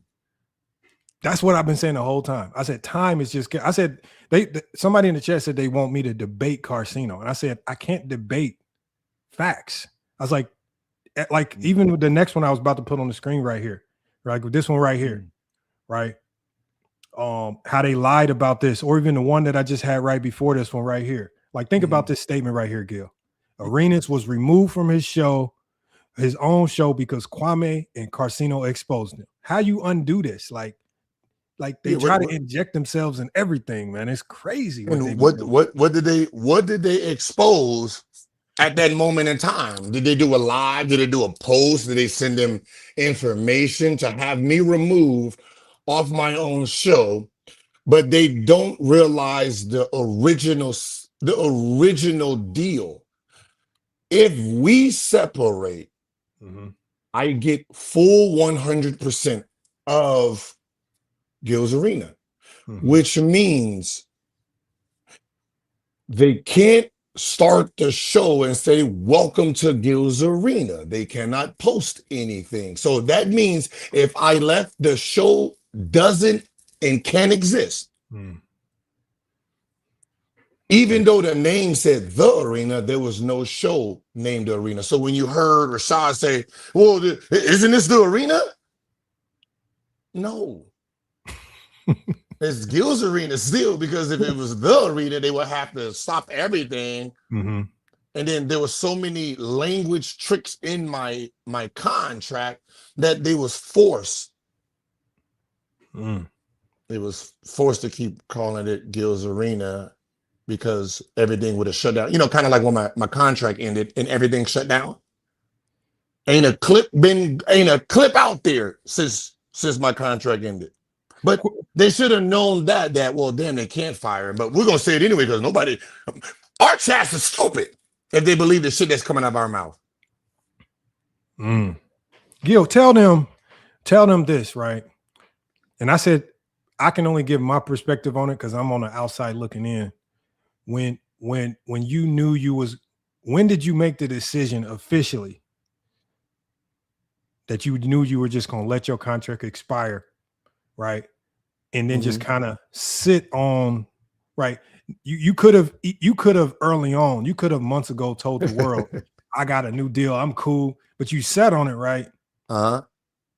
When did you make the decision to one, I'm going to let this expire, and two, I'm just going to kind of sit on the information to see where the cards fall? Like what was you looking for when you sat on the information? What was you watching for people's reaction? Like what was you looking for? Okay, so this is a lot of people lost in this, right? And as happy as I am, it is sad that it got to the place it got to, right? Because the problem was never with the company, the company, right?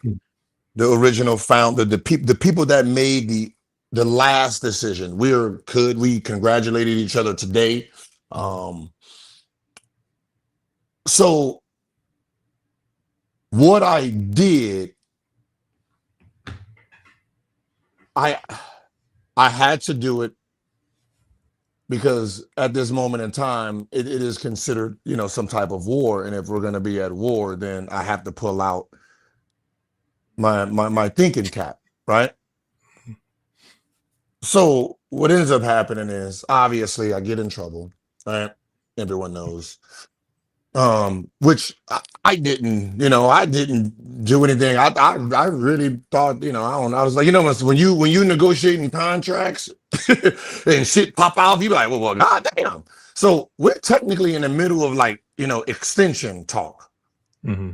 We're talking with Amazon. We were supposed to get an Amazon offer that day. Now, I remember. Now, there was something that the guy at Amazon told me, and this is what made me really, really think. He said, listen, you are a partner with a betting company, a fantasy company, right? Which is not actually something someone's ever did before, right? So you're coming in with baggage. Usually, right, we'll sign the individual and then get a company like Underdog and them to fund it or be the sponsor. You're coming in with the company, and the companies that give us big money are in the same field. So if this deal is, let's say, 2-year, $20 million, and this is how he broke it down to me. He said, okay, we give Underdog $20 million. You guys have a deal, whatever your deal is, 50-50. 10 goes to you, 10 goes to them. But then he said this. He said, but do you think you're going to get your 10? Because, some of the losses that, happen through it, they're going to want to recoup. So what you going to see, 3, 4, 5 of it? I said, didn't think about that. They said, well, if we sign, but then he said, once we give them 20 minutes, we can't go to, Kaishi, who is it? What's the other ones? What other betting companies? Prediction. No, we can't go to DraftKings. We can't go to any of those to get the money back. But if we gave you directly the money, we can go to these deals. We can go to these companies and get that funding back. So it is better if we sign you directly than signing you and Underdog together.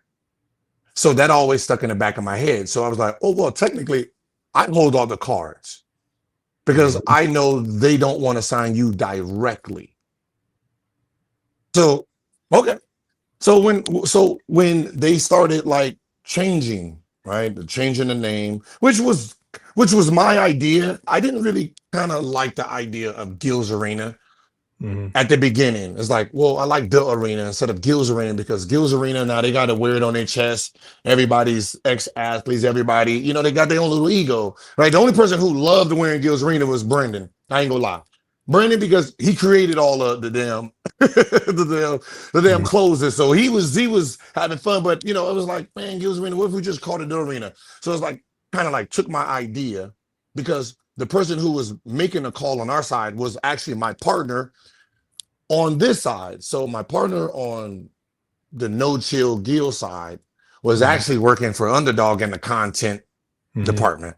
So you see how I kind of got a little twist in the inside? So if I want hey man, we need to, build a little studio big better, he's the one that okays it.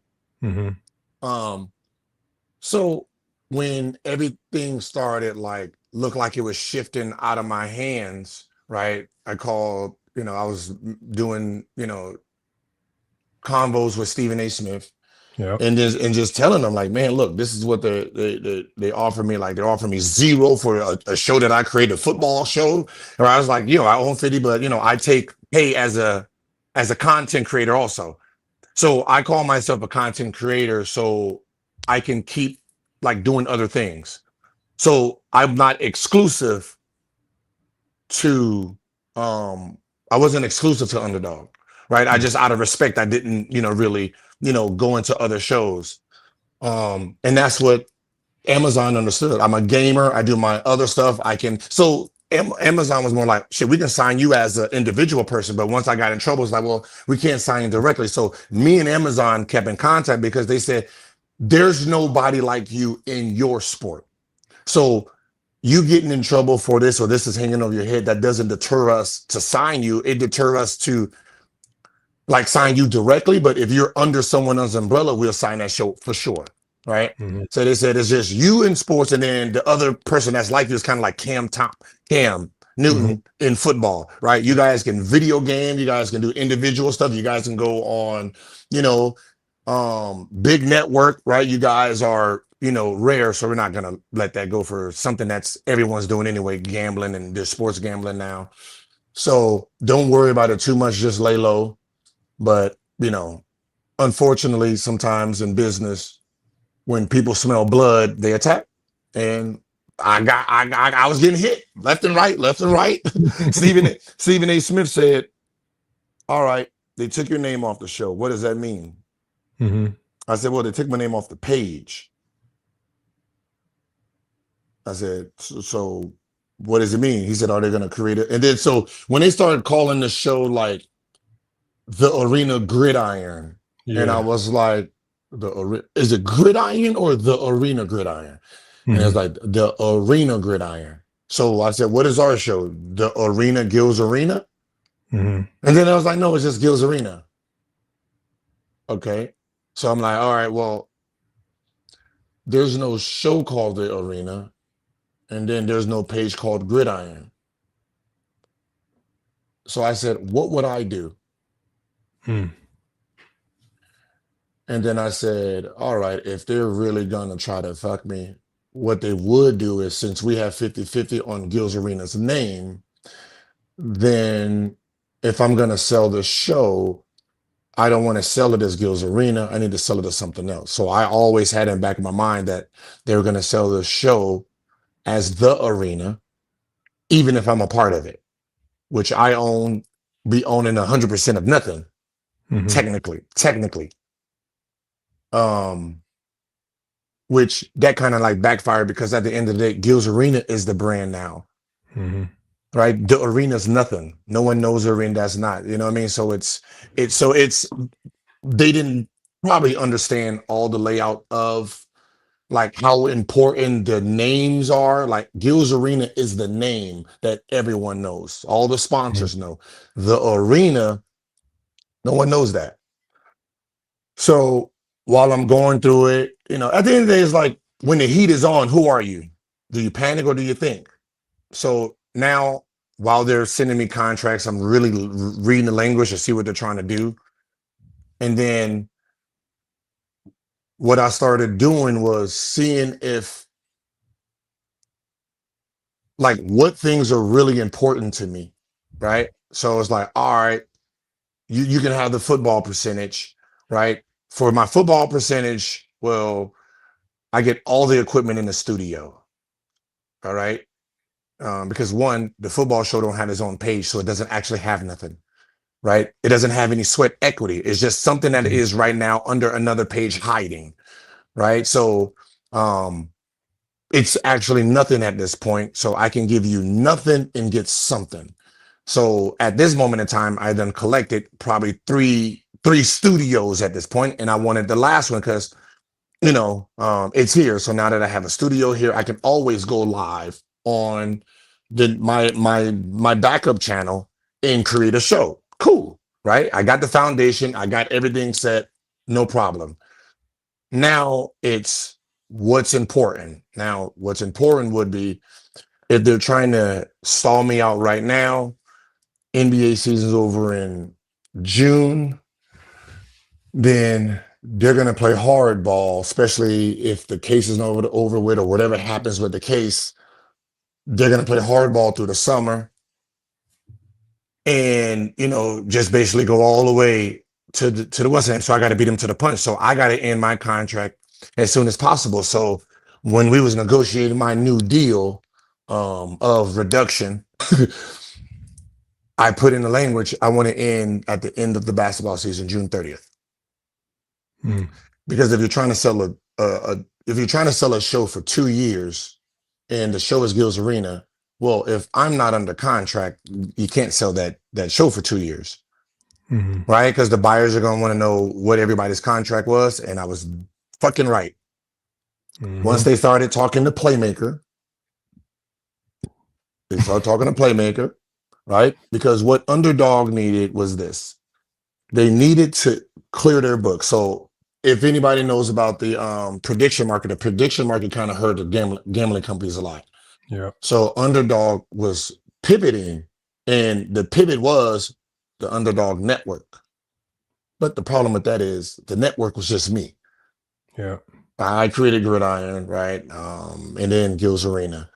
So the network is actually me. You haven't created anything for your network. So while they're negotiating, the question was asked, how long is Gilbert under contract? And they said, oh yeah, he's done in June. Well, right? Like, yeah, no, the gun thing, yeah, I mean, the gambling thing, he's done in June, so you don't have to worry about it. Like, what do you mean? Well, he's done in June. So why are you asking for 2 years if he's done in June?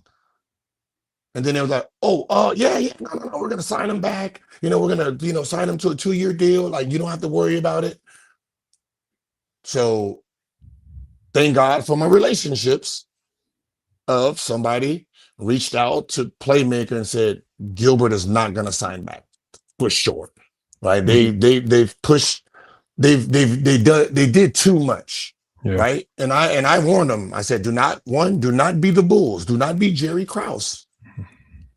Don't be on a 3-peat and then break it up. Because the only people who get fired is y'all. Scottie Pippen went to be Scottie Pippen. Michael Jordan went to go be Michael Jordan still. And Phil Jackson won 5 more rings. Don't be Jerry Krause right now. Because at the end of the day, the person making the decisions, your decisions affect the owner. And once the owner's pockets get affected, because you're never going to tell him always the truth, right? You're never going to tell him the truth. So when his pockets start getting hurt, you're fired. So I said, don't be them. Don't be Jerry. And then I said, hey, how you treat a man when you think he's down. And I always said, think. When you think he's down is the only way he can judge you when he's up. Right? That was a key word. Yeah. So what I did have is I had 1 card away from a royal flush, or 2 cards away from a royal flush, because the case was still lingering. Didn't know what was going on. Didn't know, like, I'm stuck. Don't know none of these niggas. Why am I even in this? Right. And then once that started clearing up, oh man, okay. All right. So now I got another card for a royal flush. Then when Playmaker came to me directly and said, hey, I heard your contract is up in June. What do you plan on doing? Plan on leaving? Where you going? I don't motherfucking know. Not right now. He was like, well, hey, can we fly out and have a meeting with you tomorrow? Like, all right. They came to me. Now, they tell me everything. Now, imagine a man that's on a revenge tour and trying to figure out, how do I get that taste of revenge? They gave me everything that's going on, right? Hey, they need a deal to secure even funds so they can get more funding. If they can't get a deal done, they're going to have to sell the company. Word, huh? So, okay. So they do need the deal. They do need the deal. So that's what our conversation's about, trying to get to the number that clears it. And I said, wait, but no. Whatever number they're giving you, whatever number you give them, you got to give me half. And it was like, well, the pitch deck doesn't have Gil's Arena. The pitch deck has the arena. So it's going to be the arena and Gridiron, or the arena as one show, and it's combined. So these are the 2 pitches we got. So they gave me the whole blueprint, and I said, all right, let me think about it. And then from there, I sent them what I needed, because they already pitched that money, like, right? And to be honest, I didn't like, what really pissed me off is while I'm reading this shit, the idea pissed me off that the company only wants Gil's Arena and they're giving you funding for everybody. So all of our raises is going to be split between other people. And I didn't like the ideal of that. So after I decided, this is probably around January. And if y'all ever notice my behavior, you can tell that I was at war. And the war was this. I was stopping the shows at 1:30 on the dot. Yeah. And if any of y'all remember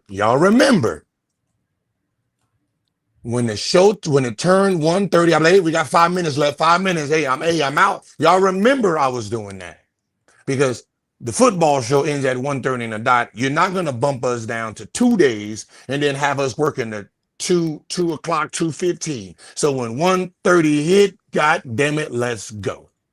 And that's why all them niggas are confused. Like, oh man, we in the middle of our conversation. I don't care about no motherfucking conversation. Hey, they ain't gonna pay us less and work us more. That's not what they're gonna do to us. So I was ending the show and making it real uncomfortable around there. We had a group chat. I left the group chat in January. Shit, I left that motherfucker in November. I don't need to talk to you, big stillborn. Right? Not my crew, but the crew, because everybody was in it. Now I ain't need to talk about everybody because it was us versus them in a sense. So once we got the deal done, or we was negotiating, I basically just said, hey, as a favor of me, since I'm in this war and people need to pay for what they did, I feel great taking this money. Look, I feel amazing. It makes me win. You took a little bit, I took a bit of everything. And with everything that I'm taking, and I know the backlash, I need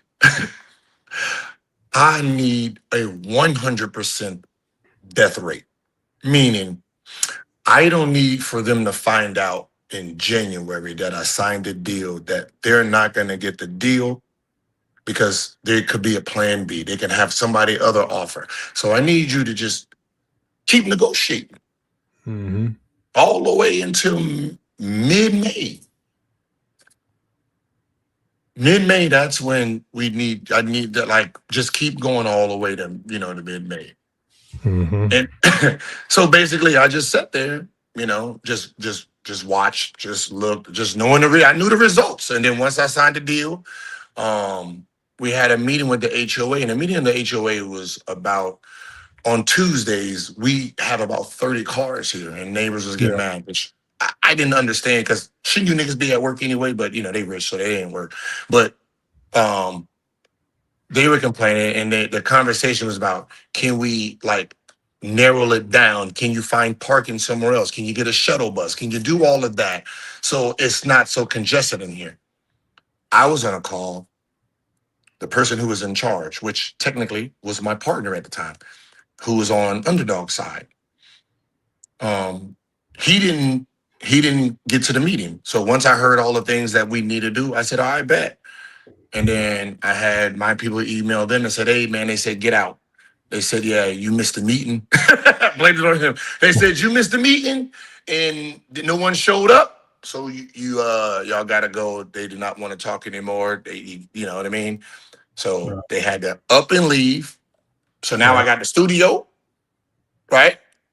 Now I got the money that they need. And now I need to mount, right? Because now I got to fix the studio downstairs to get ready for the following season 5 with Playmaker. I couldn't wait until they sit there and all the way into damn near July or June 31st. Now I got to start building the studio. That's why in the middle of the playoffs, I can show you the studio. And you're like, God damn. Yeah, we've been working on that. Real wood for basketball floor. Had companies come out. Now, the funny part about this is I wanted to expose this only because he put himself in this situation. I never had no problem with fucking Rashad, man. I don't even know why he attacked me. Like you did your part on the show, but if you ever listen to him, you can see that he was happy than the motherfucker I wasn't showing up no more. Because they promised him. They promised him a show. Because you got to remember, I think, okay, so I stopped coming May 6th. So May like 11, 12, they actually found out.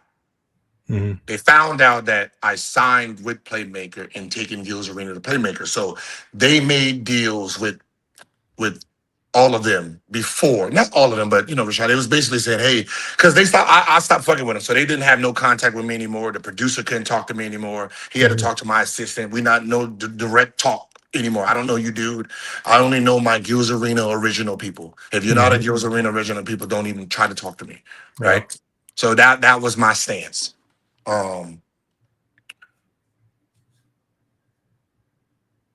So what ends up happening is obviously they're going to scramble. They told him about the shows. That's why he was promoting shows, and that's why he was really calling me out all the time, because he 100% knew I wasn't coming back. Now, what he did to know that is very grimy as an individual themselves, but him and my ex-partner I stopped talking to basically were together. So when he was attacking me all the time, it was because he was told to do it.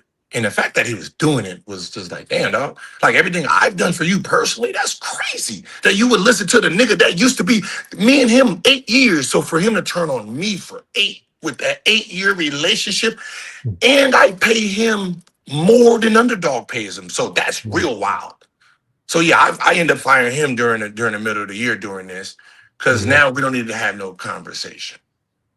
So Rashad was, the voice for them. So that Gil ducking me, and doing all that. I get it, cool.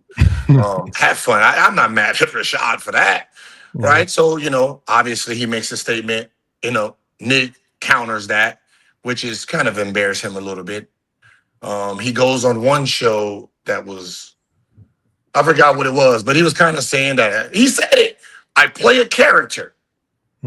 Which means who you and what you're doing up there is all fake. Of course it is, right? You're playing a character, but we are the fake ones. But you are playing a character, meaning if I like this person, you're going to automatically like the other person, right? Like it was set up. So like yeah. So you don't care about the facts. You're just going to go, and then hit the button, then say you won. Cool. Whatever it is that's entertaining, people like it. Cool.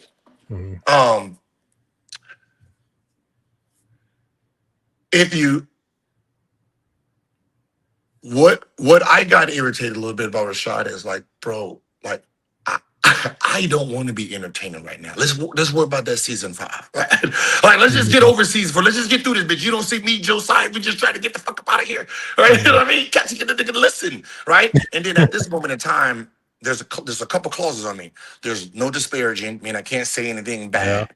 Which means if I say, hey, Rashad, hey, nigga, we out of this bitch, and that's considered bad. So I was very careful on people I told. I just kind of say, hey, hey, y'all might want, if you're gonna do something, you better do it now.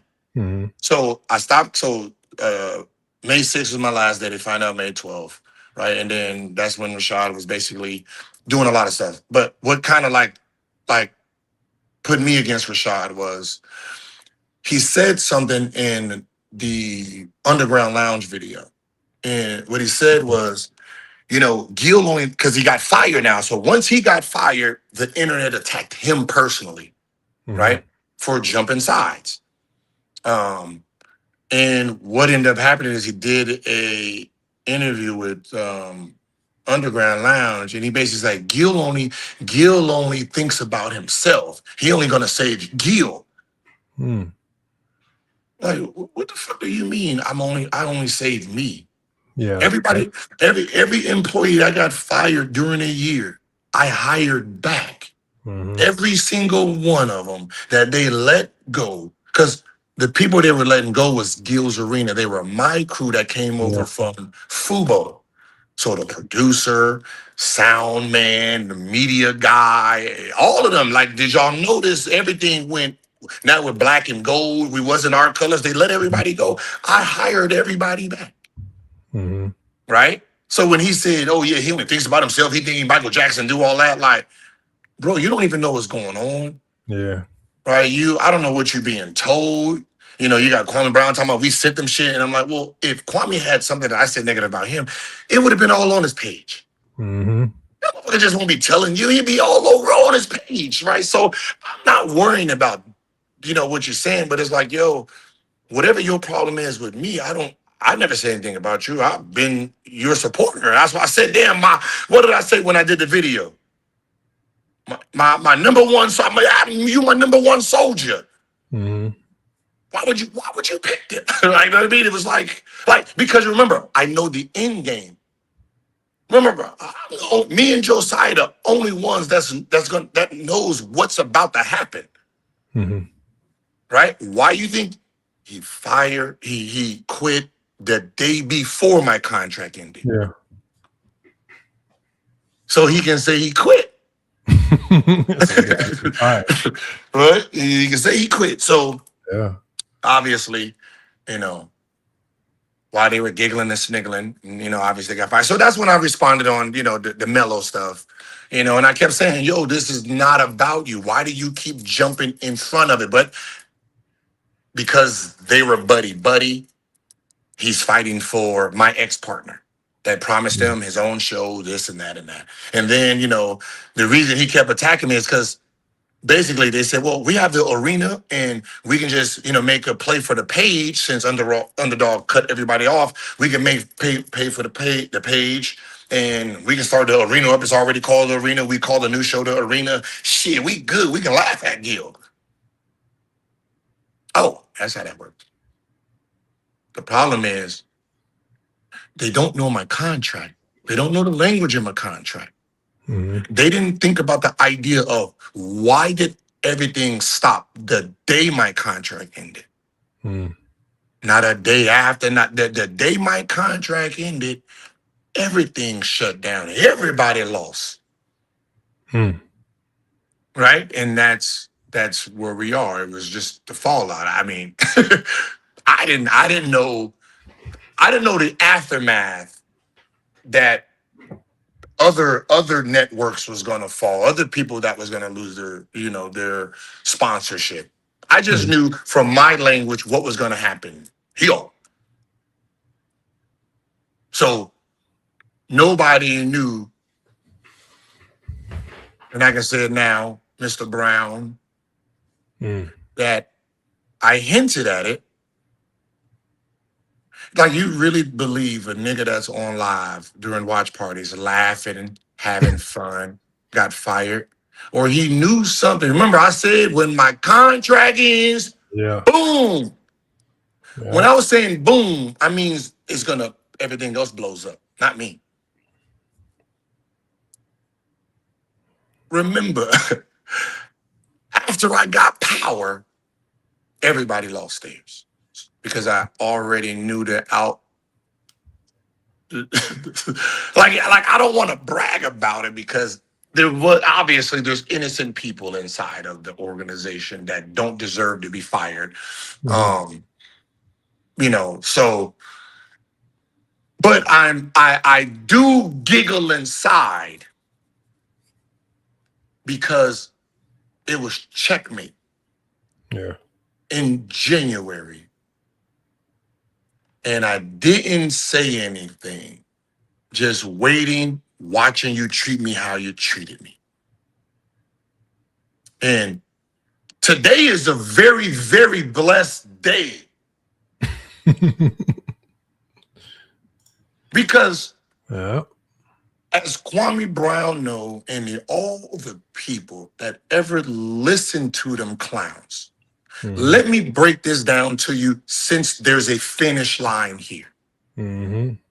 Remember, I sold my page for $150,000. I had 118,000 subs on it that I wasn't using since 2018. I thought it was a good move. Obviously, a hater thought it was the worst thing possible.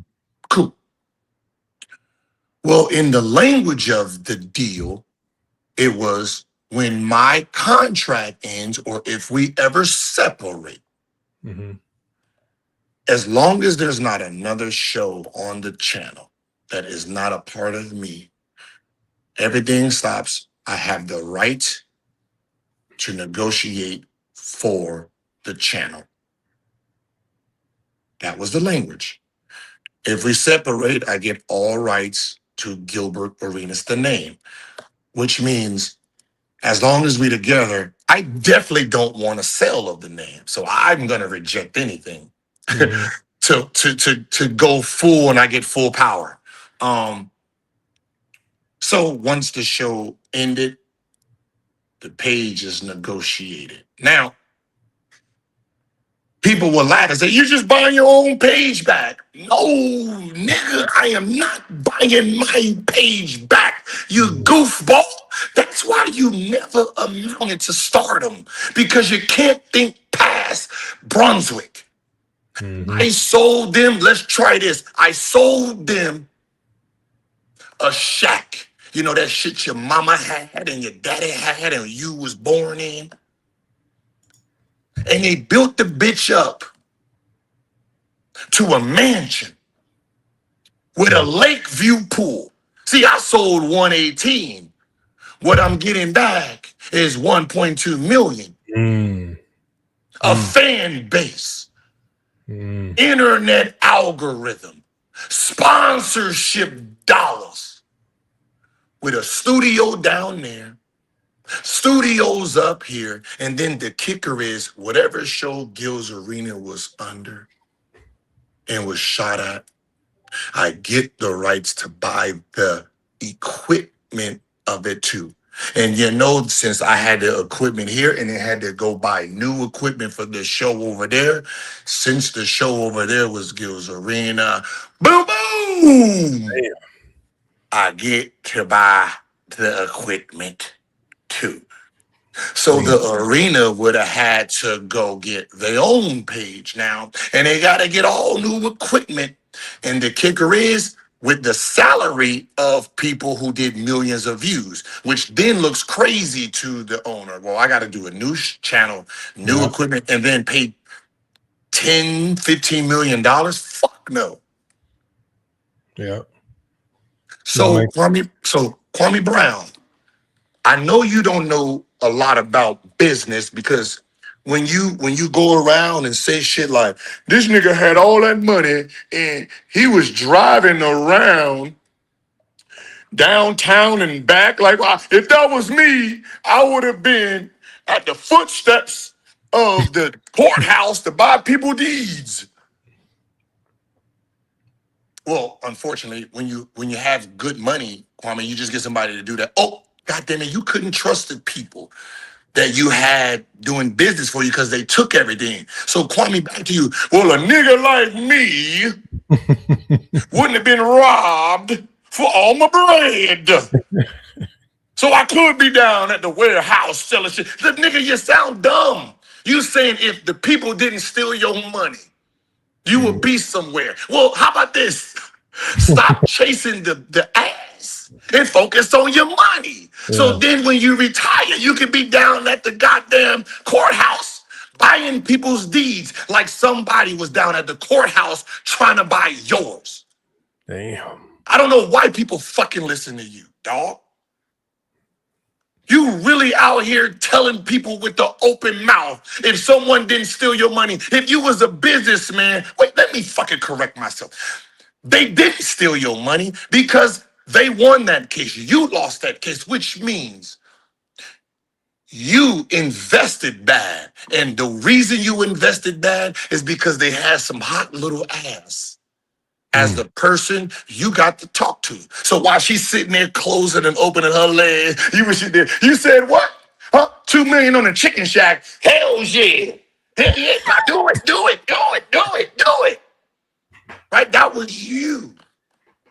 So how can you tell anybody about business? Yeah. Yeah. That's weird. You've been on here 4 years. And this goes to anybody who listens to this man. He's been on here 4 years. He's the smartest nigga y'all ever heard. But he hasn't done nothing in 4 years that y'all haven't done as listeners. He ain't started no business. He ain't funded no business. He ain't got no sponsorships. He ain't build a court. The nigga ain't build a fucking little farm. He don't got a new flower bed, right? All he did is rent a motherfucking pickup truck to put dirt in the pickup. The same shit y'all can do. He ain't done nothing, but he's the smartest nigga in the world. That is fact. And while I'm out here building shows, doing it, he's telling you how bad my deal is. Well, Kwame, if the deal is so bad, why did I get paid millions for a nigga to rent my page? See, I sold the house, in reality kept the land. Do you get what I'm saying, Kwame? Sold the house. He cut it down. He built this big ass mansion. And then I bought the house because I own the land. See, now I own all of everything. Everything. See, when you said I wasn't a boss, yes, I was a boss. See, No Chill Production was a boss. And I employed myself as an employer to Underdog. But we was doing the same thing, trying to build a network. All right? We're both trying to build a network. And it's like two free agents being free at the same time. Right? But there's only one bag. One bag, someone's going to be on out. Kwame, who's on out? Like, I want you to say, God damn it, nigga, you good. And that's why you hated me, because shit like that, I was good. Remember, Kwame, I was the highest paid player who negotiated this NBA contract without an agent. That's still me. You graduated at 19, nigga. You know what? This is how dumb Kwame Brown is. I'm going to read you. Wait, tell me if you can still see me. I can see. We can see. Can you still see me? Yeah. You can still see me? I'm going to read you. No. It went black. It went black now. Okay. Damn. I need y'all to, I want you to, I got to read this shit that Kwame Brown said. Yeah. He said, and I quote, and this is stupidity at its finest, if you can hear me. When he found out, when I publicly said they took 40% of my contract, he wrote, I know White Zaddy happy to have a guy that scored 60 on Kobe. What? Have y'all ever noticed he always says 60 on Kobe? See, this nigga proud that he scored 60 on Kobe. Nigga, I don't even mention it. Nigga, I scored 60 on you, bitch. You was the big man back then. I know you remember it so much because you had to watch me celebrate on you. The nigga you pretended to be bad, I celebrated on you. I bowed in your house. I drove to your lane. I shot 27 free throws in your lane. Damn. That's why you remember it so much. I think you kind of proud more. You're more proud than I was. God damn. You are a part of my history. Since you want to keep talking, when I talk about 60, it's Kwame Brown in there. Listen, I own you. That's what I do. I ran your ass out of DC, took that shit quick.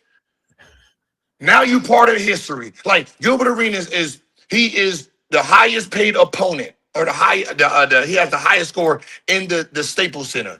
You were on that ticket, so they built a statue of me of 60 points, big old Kwame Brown and be on that. Now, he wrote, why did you have to ask him if, okay, so he said, beg Kobe and giving back 40%. You was a fake boss. He said, so you gave up 90%? Man, you dumb. Mr. 10%. I wrote 90%. I said, your math is dumb.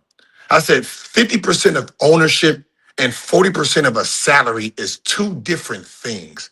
I said, wow, you're an actual moron. So he thought that we have a 50-50 deal. Then they took 40% of my contract and left me with 10%. That's the nigga that y'all listen to. I was having to sit there like, bro, you dumb to the motherfucker. Did he say, yeah, see, you do bad deals because you're Prop 48 in high school. I said, dude, you graduated at 19. I went to college 2 years and we was in the NBA at the same age. What the fuck are you talking about? Dude, that was because of my daddy. Oh, I was like, oh, your daddy was dumb, so yeah, that makes sense. Your daddy was dumb, you dumb. Okay. All right. Because of your daddy, I don't know what that means, nigga, but it makes sense, nigga. He was dumb as a box of bricks, and you were too. But Kwame Brown, the aftermath is here. The aftermath is here. The road ended. Now, the road ended is Gilbert got paid millions. Gilbert got his name. Gilbert got his channel. Gilbert is now a full ownership, everything that involves him.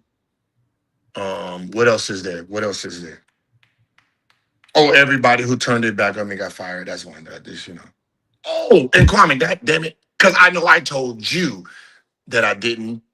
Because I wanted you to post it first so you can look dumb. See, now imagine that. Imagine you take someone's money that they need, and then they have to sell the company. And then when they sell the company, you get paid all the sale because you have equity. You took a lot of equity in the very first deal. So today, that's why I'm wearing some bullshit. I'm like a drunk motherfucker cowboy.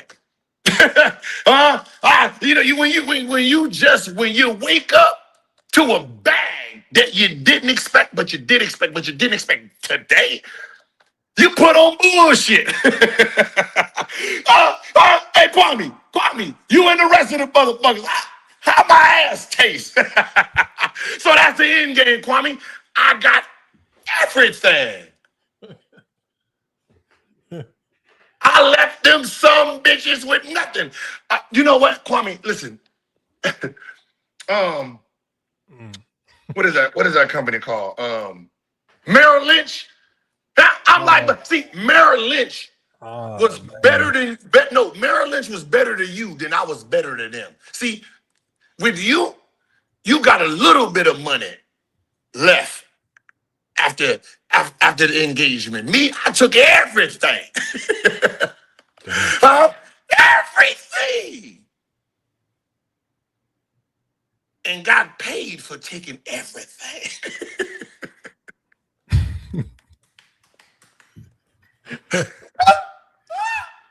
Imagine that, man. Imagine that. Imagine you rob a nigga, man. And then the nigga gotta pay you.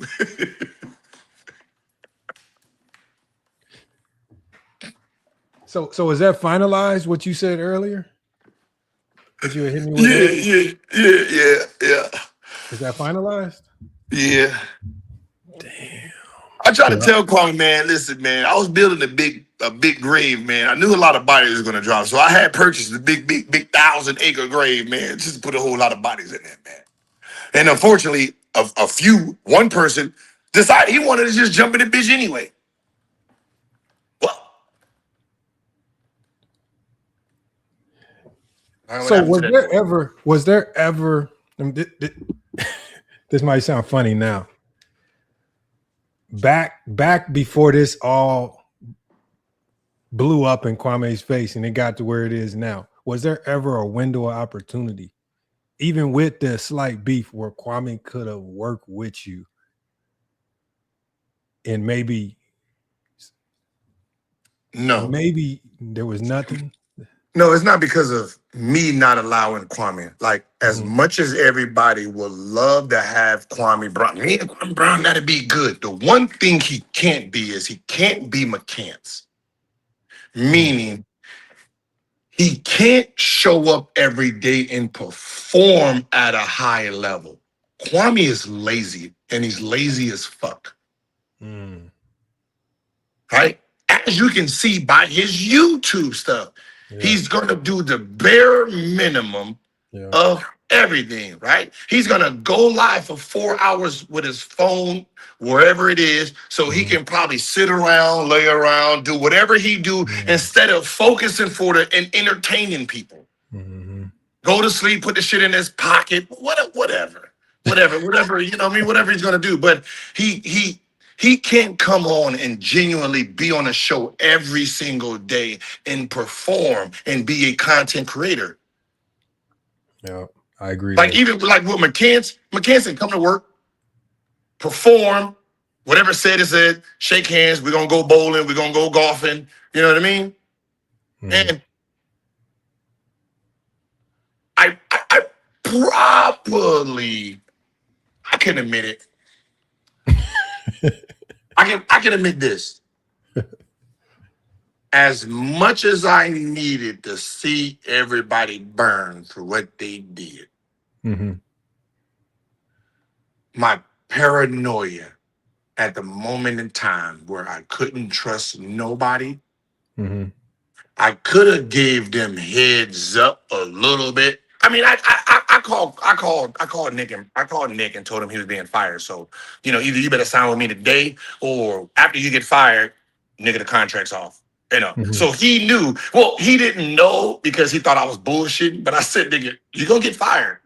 And then 2 a.m., I said, when you wake up and you look at your email, nigga, you fired. He woke up, started laughing. He said, you're sick, dog.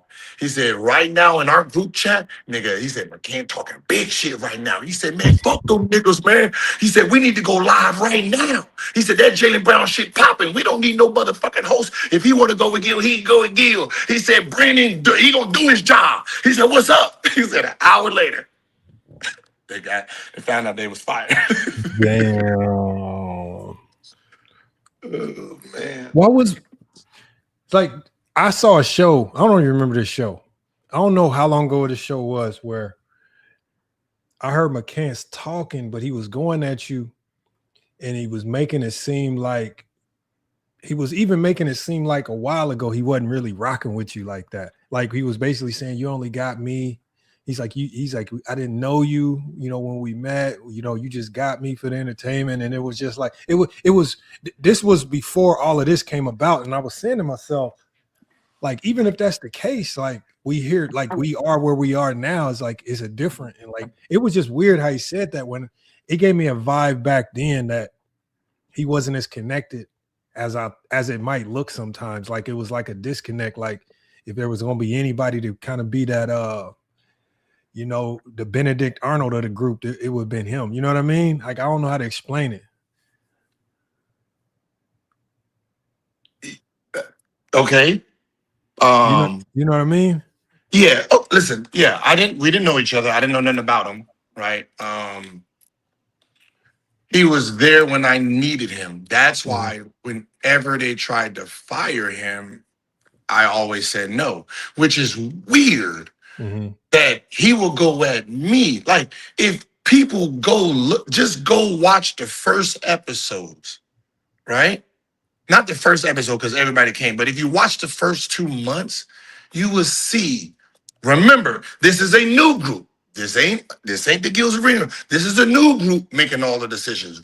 We controlled everything the first 3 years. They controlled everything this year, right? That's why it turned black and gold. That's why the whole set was fucking football. You know what I mean? Because the new guy, his stamp was football. This is me. This is what I'm gonna bank my hat on. Right? I get it. Whatever. But when I needed him to start it up, right? When I came to Rashad, I said, hey man, look, I don't know what this show's gonna be, right? I got the funding, we got the channel. They signed Brandon, you know, my guy Tim signed Brandon. McCants, I said, hey, we can pay you. I said, because I got, you know, rumors of Rashid, rumors of Bonzi. And I said, so they're gonna come in. So what's name is coming in on, we said it was Tuesday, Wednesday, Thursday. So they signed, Lexi signed because somebody had a connection with Lexi. They didn't realize her season is gonna start, so she's not gonna be available. So it's supposed to be Brandon on Tuesday, Rashid, Bonzi. We only had 3 days. So Brandon came day one, and I hit McCants up early in the morning because, you know, there was no Rashid, hey man, I know I said, hey, later in the month or whatever, I try to get you 2-3 times a month. Are you available today? So his contract was 1,000 per episode, right? Mhm. Just come in, here and there, spot minutes. They, second show, boom, McCants. Wednesday come, the guest that they promised wasn't there. So I said, fuck, call Brendan, call Rashad, and we can just put them together. They was like, all right, call. Both said yes, right? They came in, boom, did the show. Next week, try to see if something to happen. Next week, same thing. People canceled, or I don't even know if they booked them. Not sure. Brendan, Rashad, then both. And then I remember after the show, I said, man, you know what? Fuck that. This is what I'm rocking with. Mm-hmm. So after those 2 weeks, I didn't want to talk to nobody else. Whoever wants to come out, fuck them, right? And then Lexi couldn't come, so I was like, damn, who knows basketball? Because they, female. So I was like, Liz Cambridge. Like, oh no, I heard this. So I said, oh shit, I know Miko Grimes. Mm-hmm. So hit the husband up, hit Miko, see if she's available. Can you come through? We just trying to, we just started, February. We just trying to get through the first couple months to see if we can. She said, all right, bet, cool, I'll talk some shit. So it was kind of, everybody was new to each other. I didn't know Brandon, right? We just had the same barber. But Brandon lives about, come out the community, up the hill, right? Rashad, it seemed like he was in the valley somewhere, right? I went to Nick, his people started negotiating. I got irritated, so I just moved the fuck on. You know what I mean? I'm trying to start a show. I ain't got this. So now I got that show. And then I still got Fubo, which we're doing pre-recorded. So the idea for the Fubo side was that whatever guests we bring here, we'll do this, then do pre-recorded. That's about them. And then Gilbert Arenas was getting so popular at the time, I just bought myself out of my Fubo deal. But everybody who worked there, basically, they came with me. Cameramans, audio man, so it was all my people since, Fubo days. So I always had loyalty to Rashad. So the idea of firing him was never a thought about thing. So even when I brought Skip in, and Skip, wonderful. He, the person, if there's a victim here, the victim is Skip. Because Skip just wanted to work with me and just do the damn thing. And he got caught in the middle of bullshit. Because me and Skip, we had the idea what we were gonna do. I guess that side decided, oh shit, Skip is here. Ooh. Then you start getting your brain start kicking in, right? And then it's like, okay, well, you have Rashad, he cusses too much, this and this. They're kind of like the same person, and they just go against the odds. He hates, so they already was making their own plans. And I'm sitting here like, nah, fuck all that, right? If we're gonna be at war, then I'm gonna stand on this side. So I stopped doing the football show, only did the basketball show. And then from there, it's like, all right, we're going to see who lasts. We're going to see who lasts. And, at the beginning, if you look at it, Rashad was on probably like twice a month. It was weird. And then every time he came on, you always heard him. Hey, man, why you trying to end the show, man? This is my first time this week. Well, nigga, technically, this is our second time. Shit, what the fuck are you talking about, right? You know what I mean? So it was one of those things, right, where he was complaining, and then if he's honest with himself, he'll know I'm telling the fucking truth. They went to him and said, hey man, we want to do you a day rate. We want to do you a day rate, because they was probably planning on doing a day rate to phase him out. But because Skip wasn't on Wednesday and Thursday and none of our days, which he was promised, they had to keep using Rashad. And then if they keep using Rashad, that day rate becomes more profitable for him. So they just left his contract alone. And then once all the focus became on me, since I was being hard-headed, right? If they ever tried to put Skip on that episode, I'm busy today.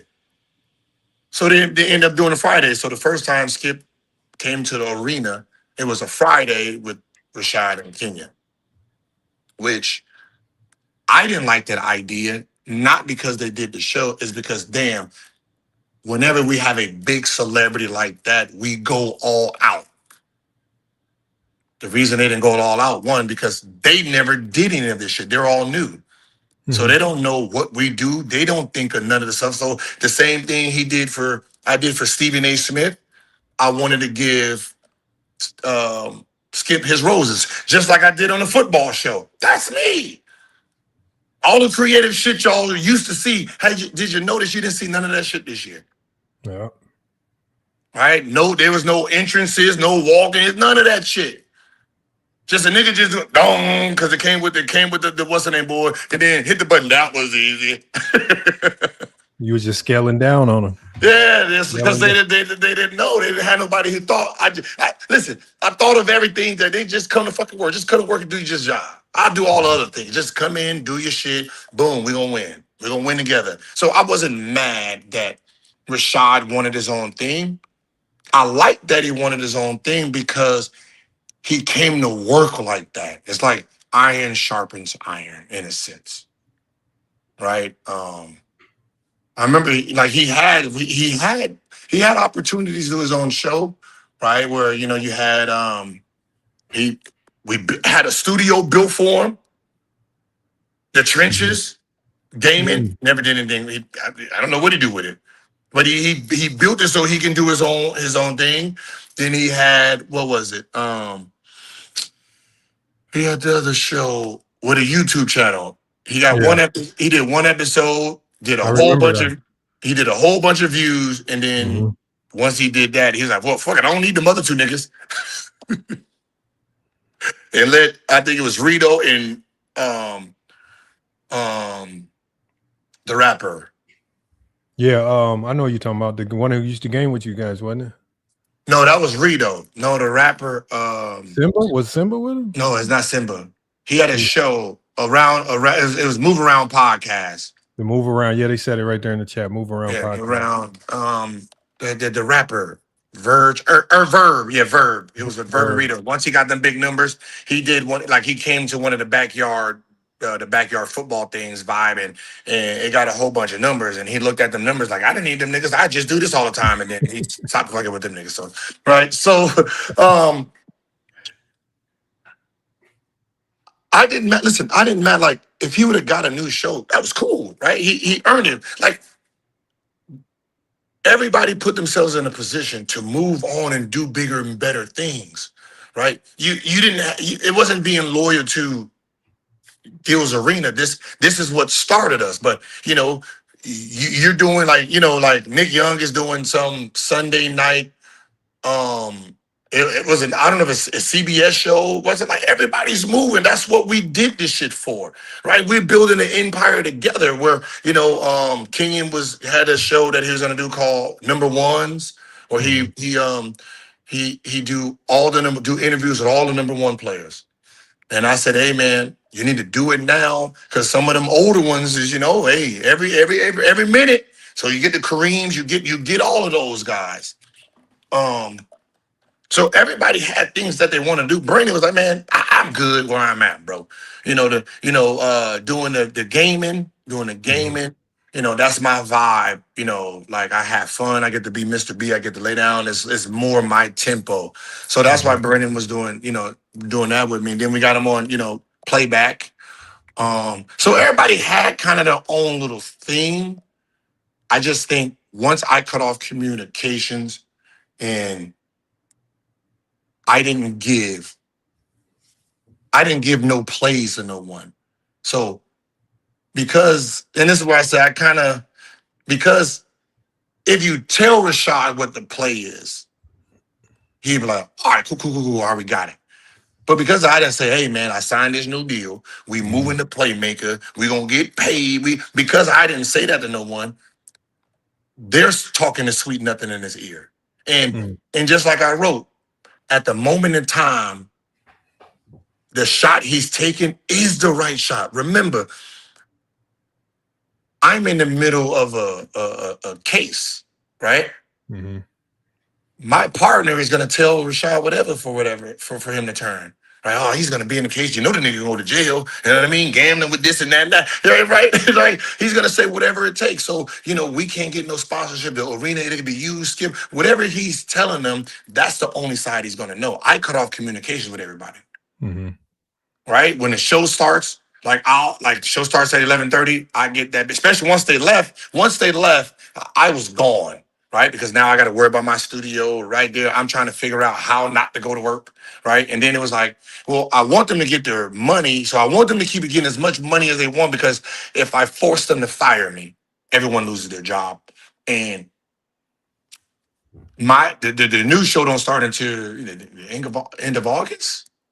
So, I need some more time. So it's just kind of I'll come in. Oh, I got court. I got to talk to my lawyer. Nigga, it's a Monday, Tuesday, Wednesday. I out my lawyer. We in the middle of negotiating. I'm saying whatever not to go to work. And then it was official. Let's just say, how about this? If you want to pull it up now, you can pull it up now. Mm-hmm. And this was going to be my put the dirt on the grave and put the tombstone on Rashad. That I know what he did. I'm not mad at what he did because the reason I'm not mad at what he did because I had the bag. So I was already free rolling you. But the fact that you did it is wild. If you go to my last episode, and everybody remember this one, it was the one when he had that white baby. He had the white little baby, and I was fucking him up all episode. And, at the end of the day, I was whooping your ass to the point that you didn't even get to burp your baby. Mm-hmm. That was my last episode. And remember, my partner is the one who does all the things. That's Rashad's new best friend. Mm-hmm. Let's just say it was told that, hey, can you not have him come no more? Don't schedule him anymore. So I got a text on a Sunday. So that episode was on a 6th. On a Sunday, I got a text that said, are you ready to negotiate? If not, don't come to work this week. I was thinking, bitch, I'm not planning on coming anywhere. I'm trying. I want to play some motherfucking video games. Nigga, this R-rated. They kicking back. So I got a text. It was, you want to negotiate on a fucking Sunday, or you just don't want me to come to work? So I didn't find out like, oh, I ain't gonna come. Then the next week, hey, just we're good. We want to test out some new lineups.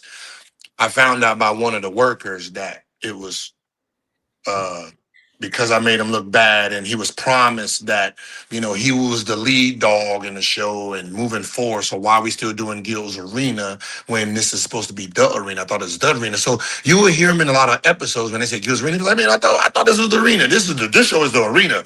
That's why he kept saying that. But if you go to the episode, put it like this. Can you pull it up so people can look at this? Look at the episode. FYF. I could pull it up. Hold on, let me see. What the episode? It'll be me and Kenyon on it, and it says on the episode. Hold on. Here, I think I might be able to find it on my phone faster. Hold on, let me see. So it's the last episode that you were on Gil's Arena, right? Mm-hmm.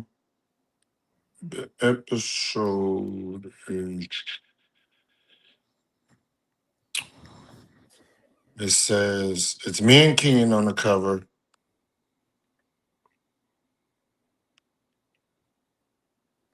It's a lot. Okay, so hold on. Let me see. It's you and Kenyon on the cover. Yeah. Let's see. It's not Gridiron. No. I forgot what the title says. It says.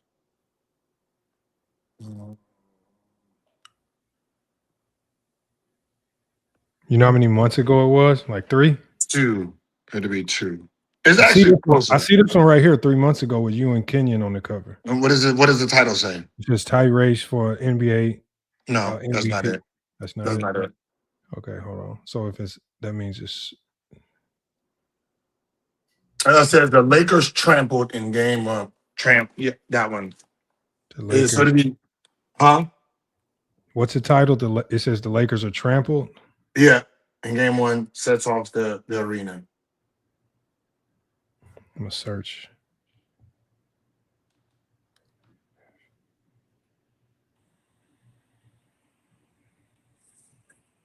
You want me to send it to your phone? Let me see. I'm gonna search it, and if I can't find it, I'm gonna need you to send it. No, I got it. I found it now. I got it. And what happened here? I'll put it. So this is like put it so people can watch it, so y'all don't think I'm just bullshit. Okay, hold on. So this is my second day back on the episode, on the show. Like I've been missing. And then every time I came on a show, right? Mm-hmm. I'm calling out the bullshit that he said, kind of like what you do in the environment. So it'd be like, no, don't jump on the Knicks now. Earlier you said you don't fuck with the Knicks because the thumb and the booty, you off them.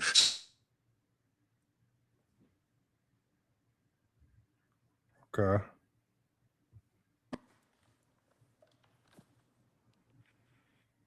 So hold on. So if you pull that up, just watch. Right now. Just watch. Like somebody told me to watch it because I didn't put it together until one of the workers, everybody got one of the workers is basically told me like what happened and like him and the guys, not the guys that make the decision. Mm-hmm. Basically, it was like kind of like an attack. So anytime McCants want to do something when I'm talking, aim the camera to him. Right, any phase like this nigga, right? And it was like I was like, that's what they told you. Like, yeah, like anytime you're talking, just McCants start doing his thing, go to him, to see so that the audience can see what he's doing. Mm-hmm. So I was like, serious? So I went back to watch the episode to see if this shit was true. It's like, this is crazy. Because obviously you happy you got the power, right? You got the power, and then now you attacking me. Now you a victim? What the fuck does that mean? Okay, here, I'm about to play it now.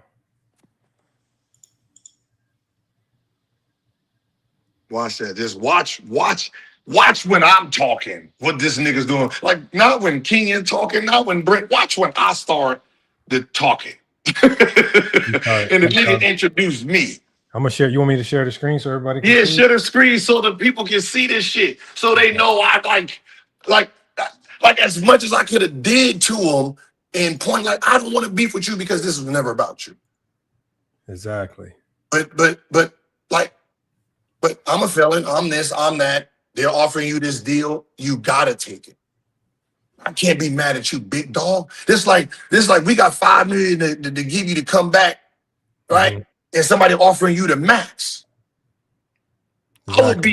I would be an enemy to you if I tell you, no, nigga, you gotta stay with him. You gotta stay with me. No, you better go get that money, feed your bread, laugh at these fuck niggas that's been laughing at us as a group. Right. All right, hold on. I'm about to share the screen right now. I got it up. All right, hold on. Let's see. Share screen.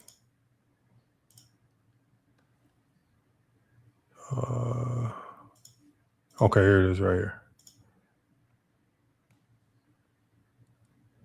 Okay, here we go. Let me remove this comment. Where you want me to go in it?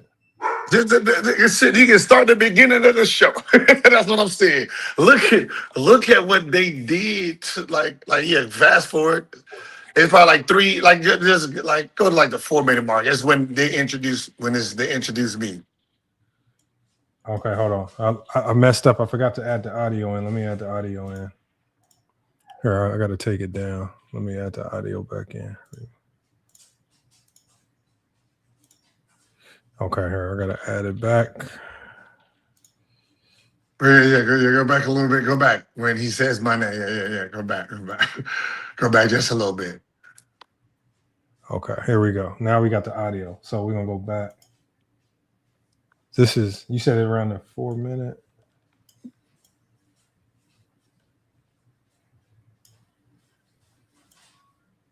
Yeah, when Josiah, yeah, like right there, yeah. Okay, hold on. Let's see. Let's see. All right, let me know if you can hear it. Can you hear it? Hold on. This is Gilbert. We seen it. We saw it. Like, you know, them times where like Mike Tyson was in his shit, and then there was another interview, right? And then like they thought they had like a good strategy. Look at him. You see this shit? It's over. Everybody got to go until they get punched in the mouth. We think we second round talent. So he was doing that on purpose. First round champions. First round champion, Los Angeles Lakers.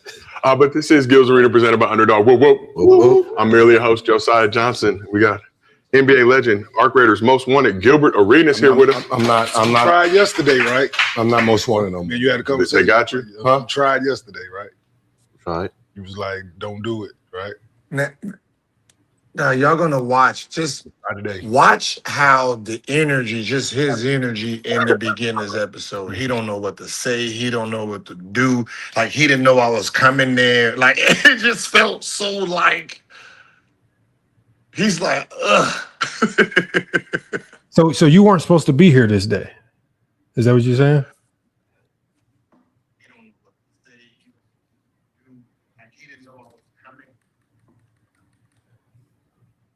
Hold on, Gil, can you hear me?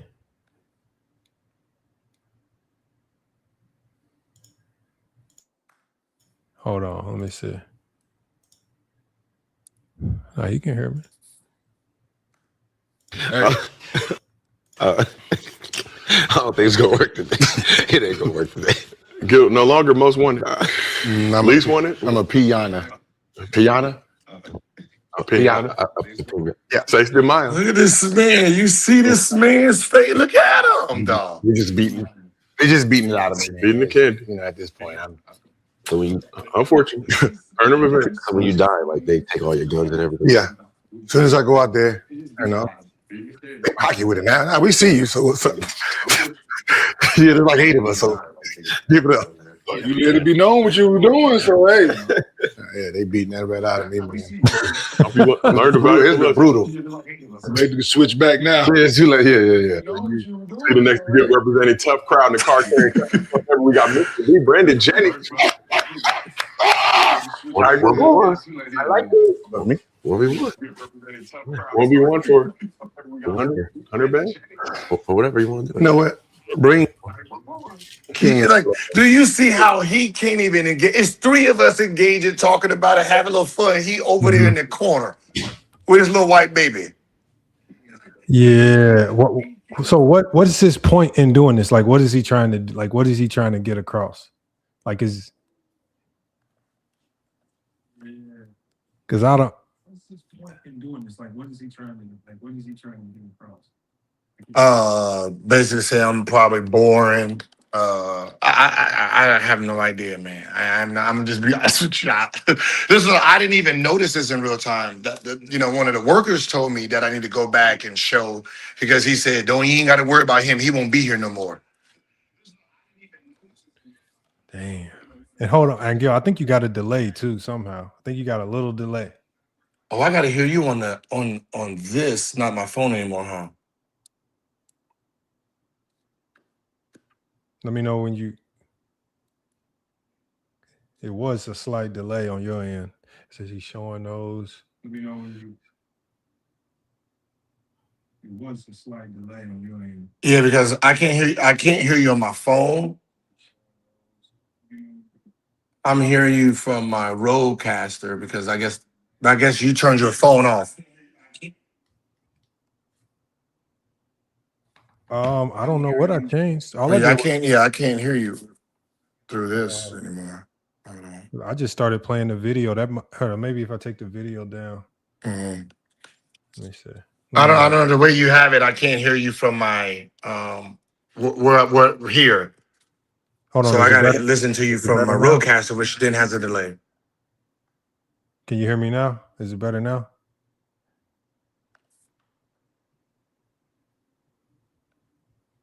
But yeah, you can play and go through it. Now you know. After what we did here, that was my last day, and I was told not to come back. Damn, that's crazy. Well, hold on. I'm trying to figure out this delay because it's messing it up. I don't know what happened. Try to come out and come back in. Maybe if you come out and come back in, it'll fix it. I think your audio settings might have changed. Is it better now? No, I can't. I guess you took it from off the back. So I guess once you. But yeah, you can play. Yeah, see, it's coming on my roadcast, so not here anymore. Hold on, let me see. Let me see. Mm-hmm.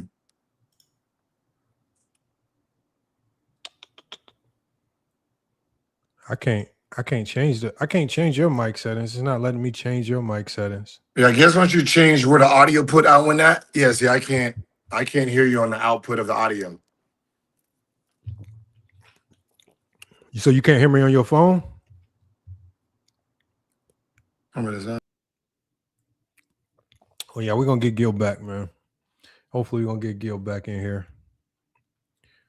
He says the audio been good. The audio good. No, the audio's good, but there's a delay somehow. Gil was having a delay. I think he had to go back and come back in so it can reset something on his phone. Something happened to where he couldn't hear the audio. Salute to y'all, man. Salute to Gil for pulling up, though. Hopefully we can get him back in here. This is a legendary clip for TA. It's out the mud. Nah, man. Look, he giving us all the look, y'all. He's giving us all the details, man.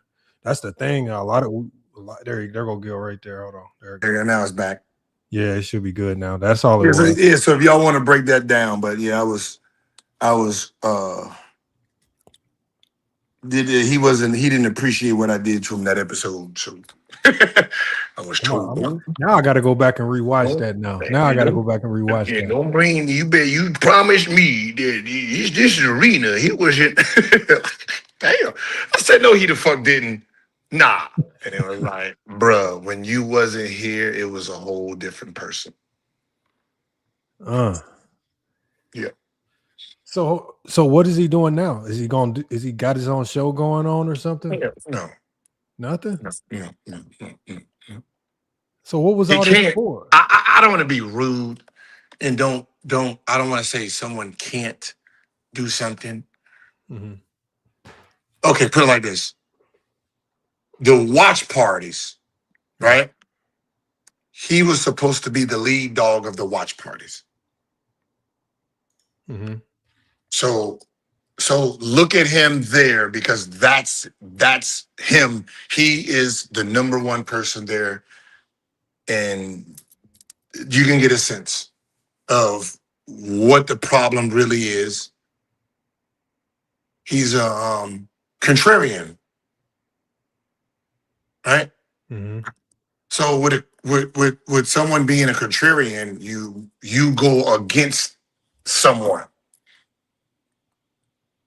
If you don't have no one to go against, or you don't respect the other person, then that means you have to be the star, the frontline person. So that means you have to have an energy to go from 0 to 100 from yourself. You can't always depict and you wait for someone to say something, then you go at him, then he go at you, then you get all hyphy and do that. No, you have to be able to create the own. You have to create your own entertainment. So that's him as the lead dog. And then you'll get to see what the problem would be. Mm. So it's just not his. He's not. He's good. Like I know what you're trying to say. It can sound offensive, but it's not. It's just understanding who people are. Like he can help carry a show, but he can't be the person that carries the show. Yeah. You know what I mean? It's not. It sounds worse than what it is, but I know what you mean. No, it sounds worse because you're saying, "Oh, you're not a number one." No, it's for the number one to run faster. He needs someone like McCants, mm-hmm. right? He needs someone like McCants because that person's still going to make Rashad run faster than he runs. So you got these two people moving at a certain speed. Well, so if you look at Shannon Sharp and Skip is very different than Shannon Sharp and Ocho. Yeah. Right. So it just, sometimes, if you got the right counter partner, it can make you go boom. So he don't need to study shit, which he didn't. He didn't need to, because I would do all the research, and just like I do with Karceno and fucking Kwame Brown, I do extensive research knowing that he's going to botch all of it with his opinion. Right? Because, you know what I mean? Yeah. Right? This is really him. Josiah's going to ask the question. Remember, we do the rundown. So, is like, let's say the Lakers start off 10-0, or next year Philly starts off 10-0, right? Number one in the East, undefeated. Josiah is gonna say, "Hey, is this real? They're 10-0 real or fugazi, right?" I'm gonna go first. This is why people always like, "Why you always win against Rashad?" I go fucking first. How can I go against him if I'm going first with my opinion? Yeah. Or my fact. I'm going first, so I can't be against him. In a way, so I'll do my take, right? Hit him with all the facts of the 10-0. When it gets to him, he can start off, "I disagree. This is fugazi, right? This 10-0 is weak, right? They ain't play no fucking body, right?" And then he's gonna hit him with some shit that is opinion based. What it is, right? See, this game right here, they won by a buzzer beater. They should have lost that one, right? Then they went down over here. The refs didn't call this. They would have lost that one. So in reality, which is not reality, because reality is they're 10-0. In reality, they should be 3-7. So with that being said, they fugazi. That's his take. Right? Like, the facts is they're 10-0. His opinion is they should be 3-7. Not that they are 3-7, they should be. He think they should be.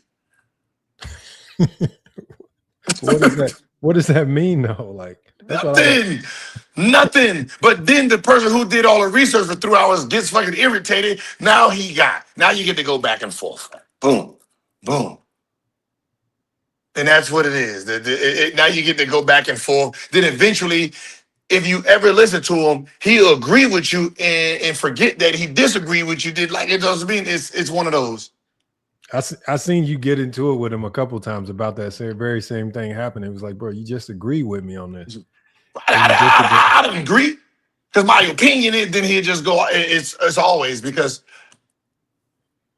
one thing that I do know, like you listen to text. So what Rashad to do sometimes too, if he wants to talk about that topic, he'll throw it in the group chat. So when he throws in something in a group chat that he agrees with, like, "Oh, Stephen A said this," then from there, I'll research all of it. Right? So then I'll know all his talking points. So then I can trap him in arguments if he wants to argue. Right? You know what I mean? And that's why I say, man, like, opinion based is pointless, because you argue about opinion. Just like when people say, "You lost the scap attack." Yeah. I can't lose with facts. And the facts are, one is ranked here, one is ranked here. Your opinion don't matter, no matter how smart you sound. There's a list. There's a list every motherfucking year. If the person you're arguing for is at a certain spot and the person you don't like is somewhere in front, no matter what you say or do, it don't change that list. Your power don't matter. I mean, your opinion don't matter, right? So you can use all the stats you want. If the stats don't change that list, then it's just your opinion, right? You can say every stat you want to say how the Spurs should have won and how Spurs is a better team than the Knicks. No matter what the fuck comes out your mouth on the Spurs being a better team, the facts are the Knicks are the champions. Right? And that's just how it works. Right? And some of these guys get so defensive because they're only using their logic that they see over this guy. They don't apply the logic to everything. Right? So if you are a Jordan fan, you're only gonna use what you think LeBron don't have, right? Championships, right? Finals MVPs, whatever scoring titles. I mean, the motherfucker resume is amazing. You know what I mean? And he's still my number one, so I don't care about any of that. LeBron fans over Jordan, you're gonna use what you think. LeBron over Kobe, you're gonna use those. Kobe fans over LeBron, you're gonna use the rings, right? So you're gonna use certain items to make the argument sound better. The game is your resume as a whole, not just the little things you want to think about, and that's all it is, right? And I say, how about this? When you want to have debates, once it's your opinion, none of it matters, right? So if I say, hey, if the list right now says Michael Jordan is number one, right? And I say, I think Michael Jordan's a GOAT. I can go in there and say no facts worth of shit. Just remember, at the end of the debate, Michael Jordan's still going to be number one on the list, right? You can go through the motherfucking archives and say, oh, what he did in the 80s and the motherfucking Wizards. Number one, LeBron James, right? Oh, LeBron James went 4 and 6 and all of that. Yeah, but he owns every category that ever existed in the NBA. It doesn't change. It doesn't change. You can't change what's actually real. From there is just our opinions. That's why I say, if we're going to argue opinions, then I don't want to have that argument. But if we're going to go off of a list and then we argue off of a structured list, then cool. That sounds a lot better than us arguing about our opinion. Our opinion. I was telling people that in basketball too. I said, I was like, as a player, your opinion can get swayed to a crazy level just because you was on the court with somebody. Like, yes, it's probably people that you might have got cooked by on the court that other people might not believe belong on any ranking, but because you experienced it on the court, you might rank them higher just because I'm right in front of this guy. It felt different having to go mano a mano with him on the court versus you not having to experience that. I be telling people all that time, like, everybody's experience and their personal feelings are a lot different, especially when you're talking with players. Like when you we had a guy who played against Jordan against the 96 Bulls. You can't tell him. He was telling us about Scottie Pippen. He said Scottie Pippen was the second best player in the league, but that's his experience. His experience is different. And like, that's what I'm saying. Like, unless we're going off a structured list with criteria, it's hard to argue how somebody feels because that can come from anywhere. I get what you're saying with that, but that's where these debates get all screwed up too. Like, and then you like the fear factor here. Since I did play against Kobe, right, and I did play against LeBron. When people say no one feared LeBron, everyone feared Kobe. This is what you're saying as a player. If I gotta be scored 50 on, I'd rather be scored 50 on by LeBron James. Because it don't really feel like 50. When you're guarding Kobe, 50 feels like 50. Right? It feels like he's busting your ass. Like every possession, you feel like every time he actually touched that ball, he scored. You feel it in real time. With LeBron, you don't feel it. Like you look up and be like, he had 50. the fuck did he get 50? Right? You know what I mean? It's like, you're like, even though it's two 50s, one felt way worse. Yeah. Right? Like did your 60 feel like 60 when you dropped 60? Did it feel like it in the moment? No. That's what I'm saying. Because free throws soak it up, right? You know what I mean? Like it gets diluted because of stop and go. So unless you're just out there getting real buckets, or you're the guy that's guarding him, and you're like, damn, every time this motherfucker touch the ball, he's gonna score. Right? I know people who guard Shea. I guarantee if you ask them that 31 or that 30, that should be feeling like 50, 45, 60s. You guard Embiid, you feeling every fucking point. Yeah, like he's giving like, so some of those guys. So when people feel like because LeBron is averaging 32, but if you don't feel it, that's what I'm not afraid of him, because he don't make you go to sleep early because who is that? They said what's her name told me to bring him up.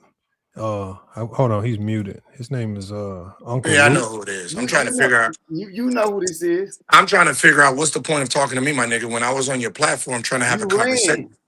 Oh my God, we not coming here to argue. No. Hold on. Because now you don't control this platform, right? When I went up there to talk about you shouldn't trust them. See, the last time I heard, you two niggas was in beef, right? Yeah. And I never trust a nigga when you in beef and then we friends, because they still gonna look at you sideways. So I'm trying to tell you, don't use his content. Don't have no beef about him, because when you get fucked up with him, he's flagging you like he flagged the rest of the sector. And if you would have been reading the chat, those people got all flagged. They all got flagged. They all lost their channel. They all lost their YouTube career. And I said, that's the man who brung it there. That's what the conversations was about. Now a nigga coming up there talking about, oh man, the tattoo on her ass. You made up a girl. You don't even leave Brunswick. I live in California. You ain't touching no ex here. When you talking to my baby mama, who are you talking about? You just, anytime you have a problem with somebody and you don't know how to talk, all you do is bring up women. Oh yeah, oh yeah, you know, little daddy gonna go over there. Ooh, I'm gonna do that. That's all you do in a conversation. Not you personally. And I'm talking about the nigga you have up there. Every conversation, everybody he beefs with, have you noticed it ends in sex? Oh, they just mad. They pay for the girl. I don't pay for the girl. Nigga, what are we talking about here? I don't know, Gil. You might be he might got you on this one. You know what I'm saying? He might, yeah. Okay, so you wasn't there. First he said, well, first it started with Karceno. Karceno, I'm talking to your girlfriend. Because they don't know my girlfriend and fiance is Melly. Then they go, oh, it's your ex. Oh, my yeah, Melly look nice. My ex? You talking about my ex Laura? No, another one. Laura's friend that I sued for pretending to be. There's a lawsuit that I sued that she was lying. Now, these are the people. You just Google stuff, find people. I don't know the girl. Never met the girl. I sued her, won $10 million. Now you got Kwame trying to pretend, oh yeah, you got a tattoo. What the fuck I give a fuck for? Nigga, I'm a married man, dog. We only know one person. When we look at the video, you did look shocked. Like, I don't know if you look shocked at what? Being real, when he told you like he got. I'm a married man. What the fuck do I give a fuck about any ex for? I mean, like, look at the conversation you're trying to have when we're talking about a page and a nigga flagging. Who talks about a girl flagging? He flags everybody, and even post their kids. What the fuck that got to do with me? He worked for you. What the fuck that got to do with me? Still, right now, he just posted mine probably a week or two ago. Again. Kev Lowe, what the fuck does that have to do with me? I was coming up there warning you. I was looking out for you and say, don't use his content. He gonna flag you. That's what I was doing for you, because I remember this sector. See, nobody else in this sector has a voice. I'm the only one that comes, hey, don't put that nigga on your page. And you want me to tell you what he did, Kev Lowe? You know he was mad that I came on your page. See, he DM'd me. and said, "Why the fuck you going on a nigga page?" You didn't even listen to what he was saying, Kevlo. Why would you come to fucking Kevlo's page? He's a little ass content creator. Dissing you on your own fucking platform, but you're not even paying attention to it. Like you don't deserve a nigga like me on your page. Why are you up here on this motherfucker page? Are you a little ass content creator? That's what he was doing to you. But what he does, Kevlo, just so you know in the future, if I go on your page, I go on Sister T's page, I go on any page, what he's going to do is when you're trying to have a conversation with me, he's going to overtalk the audience. He's going to overtalk so you don't get the content. Then he's going to review the content back and then put his own voice over it. He don't want you to get the views, so he just and then go back and say, look, the nigga didn't even want to listen. Hey, Kevlo, pause him. Like that's all he's gonna do. He's done it to everybody's content. He kind of felt like you came over there because he was over there like you chasing him. We feel like I ain't gonna lie, the whole sector saying you coming back. You dissed the sector though. You did, right? Because we helped you get jumping at first. Like you came up who's under we? the Kwame. Who the fuck is that we? little sector you were just talking about? That sector, Gil. You remember that sector? Dog, that sector gone, fam. That fucking sector gone. You said they helped Gil get jumping? Third Eye TV. Yeah. Third Eye TV. Before he started doing all this, no lie. It was Kwame Brown sector, bro. It was the little one. You know. Okay, so just so we understand what the sector was before you got here, right? What? Suge, I didn't know Suge. Suge and Kwame wasn't. I don't know what that. This is when it was Tommy's sector. It was Tommy and it was Tommy versus Kwame and then Skinny. You got Sister T, you got all them, you got Third Eye, you got all these content creators in the sector. Kwame burned all of them. Flag did all of that. Everybody that's fighting with him today, this ain't Kwame's sector. This is the Kwame edition sector. Everybody that he fights with is a ex-Kwame supporter. Because they be hating on the man. Because he put you on, he put them on.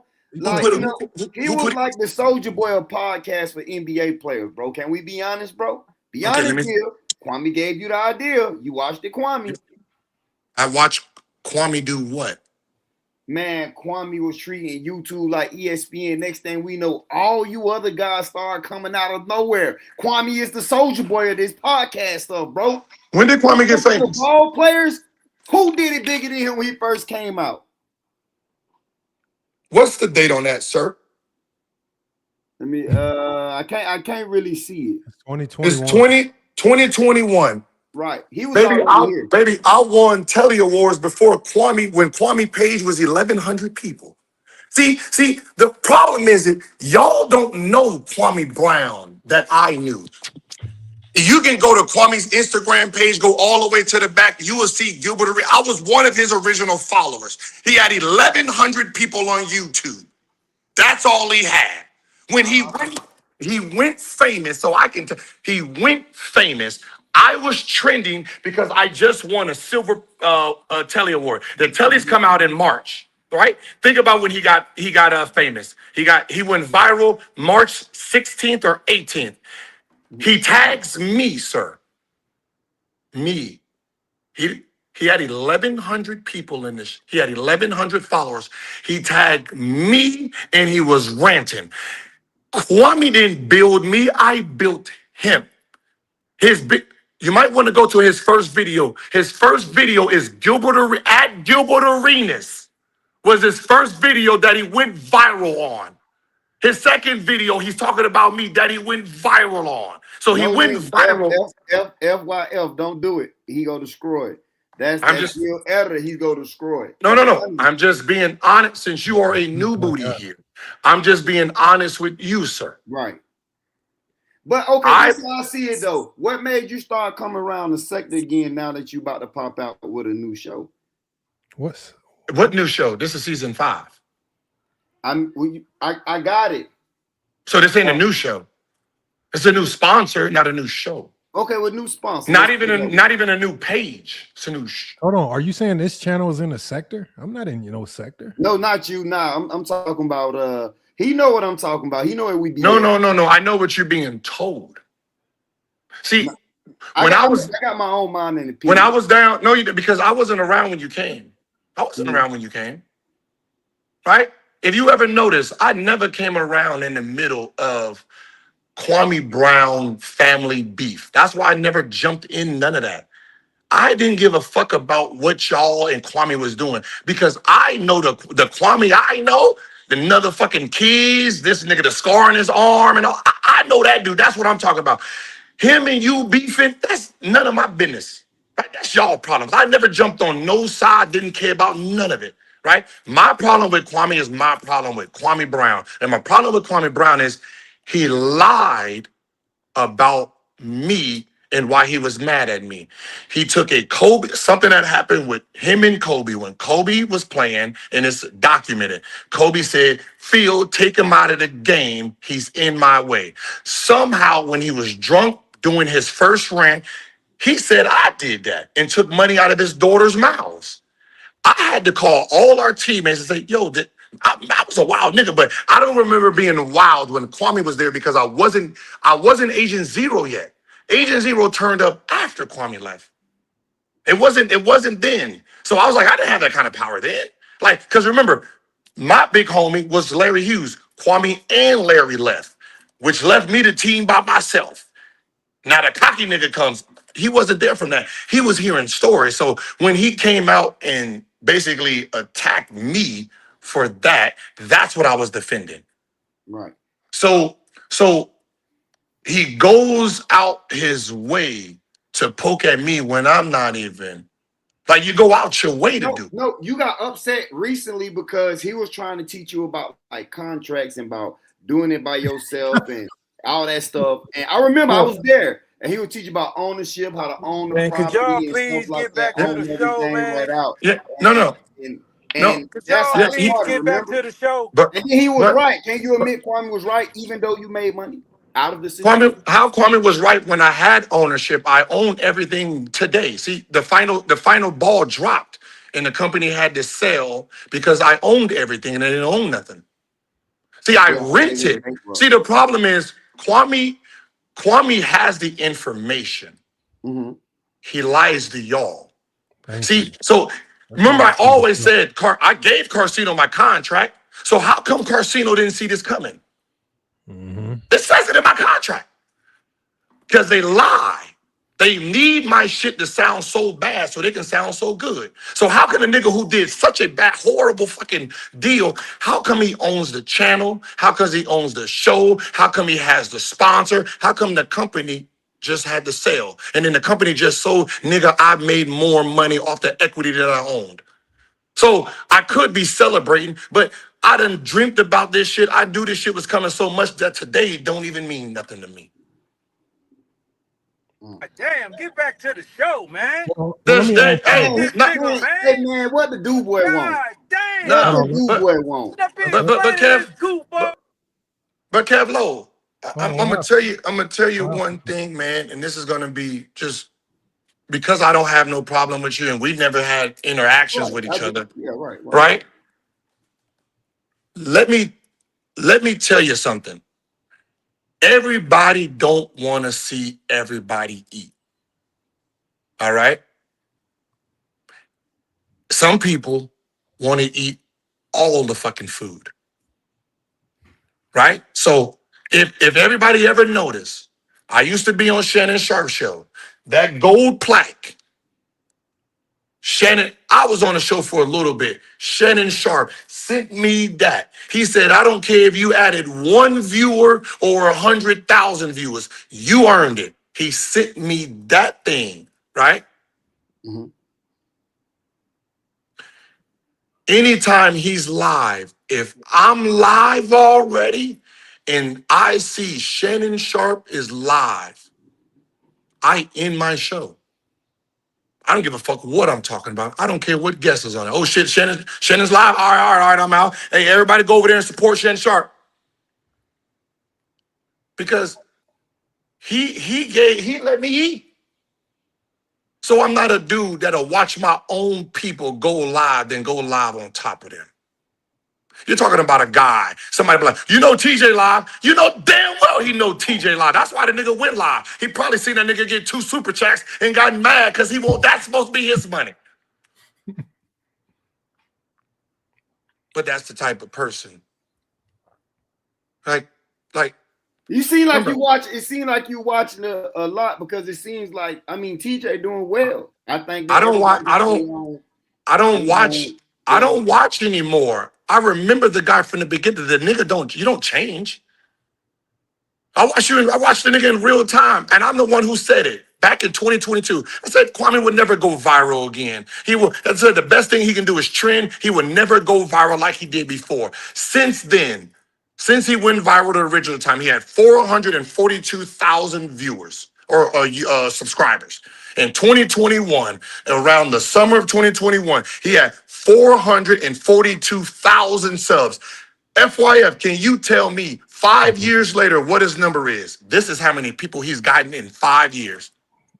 Hey, but look, 6,000. Kevlo, 6,000. Right, but okay, you might have the numbers on that, right? But no. I'm just saying. He got at least 4 family members on here right now that's popping that have over 1,000 subs. Like, got their own little platforms where they doing their thing, and I'm one of them. You don't got his. What the fuck do you mean he got his own family, nigga? You can do your own. You can come on and nigga, his kids can come on and open up a motherfucking YouTube channel. I mean, you got to be interested. You didn't put none of your people on. So you don't hit Suge channel or nothing. He is not growing at all. Suge $1 million. Suge, what do you mean Suge? You think Suge money is YouTube? Suge, listen, Suge runs a YouTube channel. He knows you don't play music or you don't get monetized. And he got music all through here. He don't give a fuck about no YouTube money. The nigga got 4 jobs. That is true. See, true. You know, the funny thing is, Suge, and I'ma just tell on Suge. Suge be lying to you niggas. You really think that nigga moved to motherfucking Cleveland and I just gained all this power? Nah, I didn't hear him say that. I gotta move back to Cleveland. Nigga in the drop. How many fucking cars? I don't even know how many motherfucking cars this nigga got now. Your cars. My cars. Man, we know what's going on, man. Come on, man. Come on with it, Gil. Oh my God. I'm a married. First of all, majority of my cars worth 400,000, 500,000. Okay, right. You think my wife is going to allow a grown man to live in the you said my pool house when everybody know my wife's show is in the pool house, right? I never repeated that like that though. But what I'm saying is, if he makes money and he makes a lot of money, why would someone assume that he's driving my cars? He got 3 jobs working for 3 power. Why won't you help his platform grow though? He don't want his platform to grow. He don't give a fuck about YouTube. I don't know why he don't do nothing. Look, he runs our pages. He does our clips. He does everything. He don't do what he does at work to his own page. He don't care about it. He uses it to troll people. I don't know why. I've asked him. I mean, he used to troll. You know who he trolls though. Like, his page is dedicated. You don't think that's a little like weird? Y'all are insane. If I let me just ask you as a man, you have a daughter? Yeah. Okay. Yeah. So as a father, if I came on here and said I'm gonna have my grown nephews, how would you feel as a father? Can anybody talk you down from your enemy? I mean, I'm not an emotional man. I do feel like though words is words, but if you gotta think about what Suge said and did before that response. I wouldn't know. That's Dave beef, but I can't tell a man. How many I got almost 5,100. Oh my God, my page not that old. No, I know what I'm just saying is I can't tell a man to stand down on something that's personal to him. I wasn't around. I didn't know Suge when this beef started. So that it's before me. I don't know him. Right? I didn't know none of that. It was me. I came to the sector because of Tommy. I came to the sector because of Tommy. And then So you a Tammy boy. And then him and then after Tommy got flagged off. and then Skinny came on. Then it was me and Skinny, and then I created my own channel when I sold my main channel to Underdog, and then I created my beef channel to go at Kwame. And that's how it kind of started. And then I was doing the same thing, playing music. I didn't give a fuck about YouTube because I didn't know YouTube policies. And then my wife, at the time girlfriend, I'm looking on her page. She's doing some editing, and then her motherfucking page said $40,000 that month. And I was like, what the fuck? What is that? And then I was like, what is that YouTube money? She's like, yeah. So she got on the laptop, went through my page, and said, why do you have music? This is yellow. Fight that, erase that, fight that, erase that, get that out. Because my shit had all red. And she was like, what are you doing? And I was like, I'm just shit. I don't know. I'm playing music. This is the shit I want to do. So she erased all that, did all that, started doing editing for me. And then I went from, let's say, $500 to the next month, $3,500. And then 6,000. I was like, oh shit, this is real. And then I was like, oh, and then I just cleaned my page up, and then it took off. Yeah, man, and you know, I'm not. So when I got famous, so listen, before when I was beefing with Kwame, just so you know, when I was beefing with Kwame, I only had 7,000 subscribers. I only had 7,000 subscribers when I was beefing with Kwame Brown. When my wife came in, you can see it on my page. It was like 1,100, 1,200, 300,000. She's the one who pushed my page up. She did that. She was doing the editing and the thumbnails and the titles. Gilbert Arenas, or it was like Gilbert Arenas charges Melly $300 for the head or something like that. Those was her. I didn't know nothing about none of that. Oh. So she showed me that YouTube made money, and I'm like, okay. Once I seen that, it was, oh man, fuck that. He's not the algorithm. That's why your page don't grow. Every YouTube that's thriving, right? When they jumped out of the Kwame Brown sector, yeah, I just did another 1,000. Like they thrive. I talk about all type of stuff. I just did another 1,000 like what 2 days ago. Why you think Karceno don't talk about the sector? But one more thing though, I watched your show, right? And I always said, you know, maybe Gil, you know, I don't got too much to say about you, right? Now, only thing I was like, dang, Gil, you let Suge get kicked off the stage. You know, at that time, me and Suge was like, all right, and I was upset because I thought Suge was, you know, he stand on business. And I'm like, you wouldn't have fired him if he would have just popped off on Kenyon. And I'm like, Gilly, you supposed to be like that too. So I'm like, why would you just sit there and let your boy? This is your boy. This is your boy. You let him get embarrassed in front of the whole world, Gil, and you did nothing. What was the reason for that? What was the point of it? You could have stepped in like, hey, don't do that on here. Or you said you just sat there like you looked irritated, you know, like you wanted to say something. But because the reason I looked irritated is because Nick and Brandon want to say something because they wanted to call out something as a contradiction. And I told them, stand down. And then I'm listening. And that's when I said, no, wait. He told you that already. I know he told you that already because he told me he told you that already, which was months. I don't even know how long ago that was. So I'm trying to figure out, like, he already told me this story. So I let it play it out, and then I hit Suge, and I'm like, didn't you tell me that? Then I hit King, and then I was like, yo, he did tell you that story. How do you know? Because he told me he told you, because when Karceno was trying to push that narrative, I said, yo, before Kenyon finds out about this, right, you got to talk to him. I said, because you already know they're gonna spin the narrative, right? So you got to talk. You better talk to him. So he's like, all right. Went, said, I said, how'd it go? He said, all right, man. He said, he understand. We didn't know each other. And then from there, Sugar's at the Thanksgiving. They talking. He's the editor for him. So what I'm hearing now, I'm thinking that did he do it again? Like, what was going on? Right. You know, so I don't really know what that was about. But I don't jump into no grown man situation without knowing all the facts. It's not my job to intervene unless I think it's something physical is going to happen. I know I know Suge, and I know Kenyon. As intimidating Kenyon is not going to hit someone that he thinks he has an advantage on.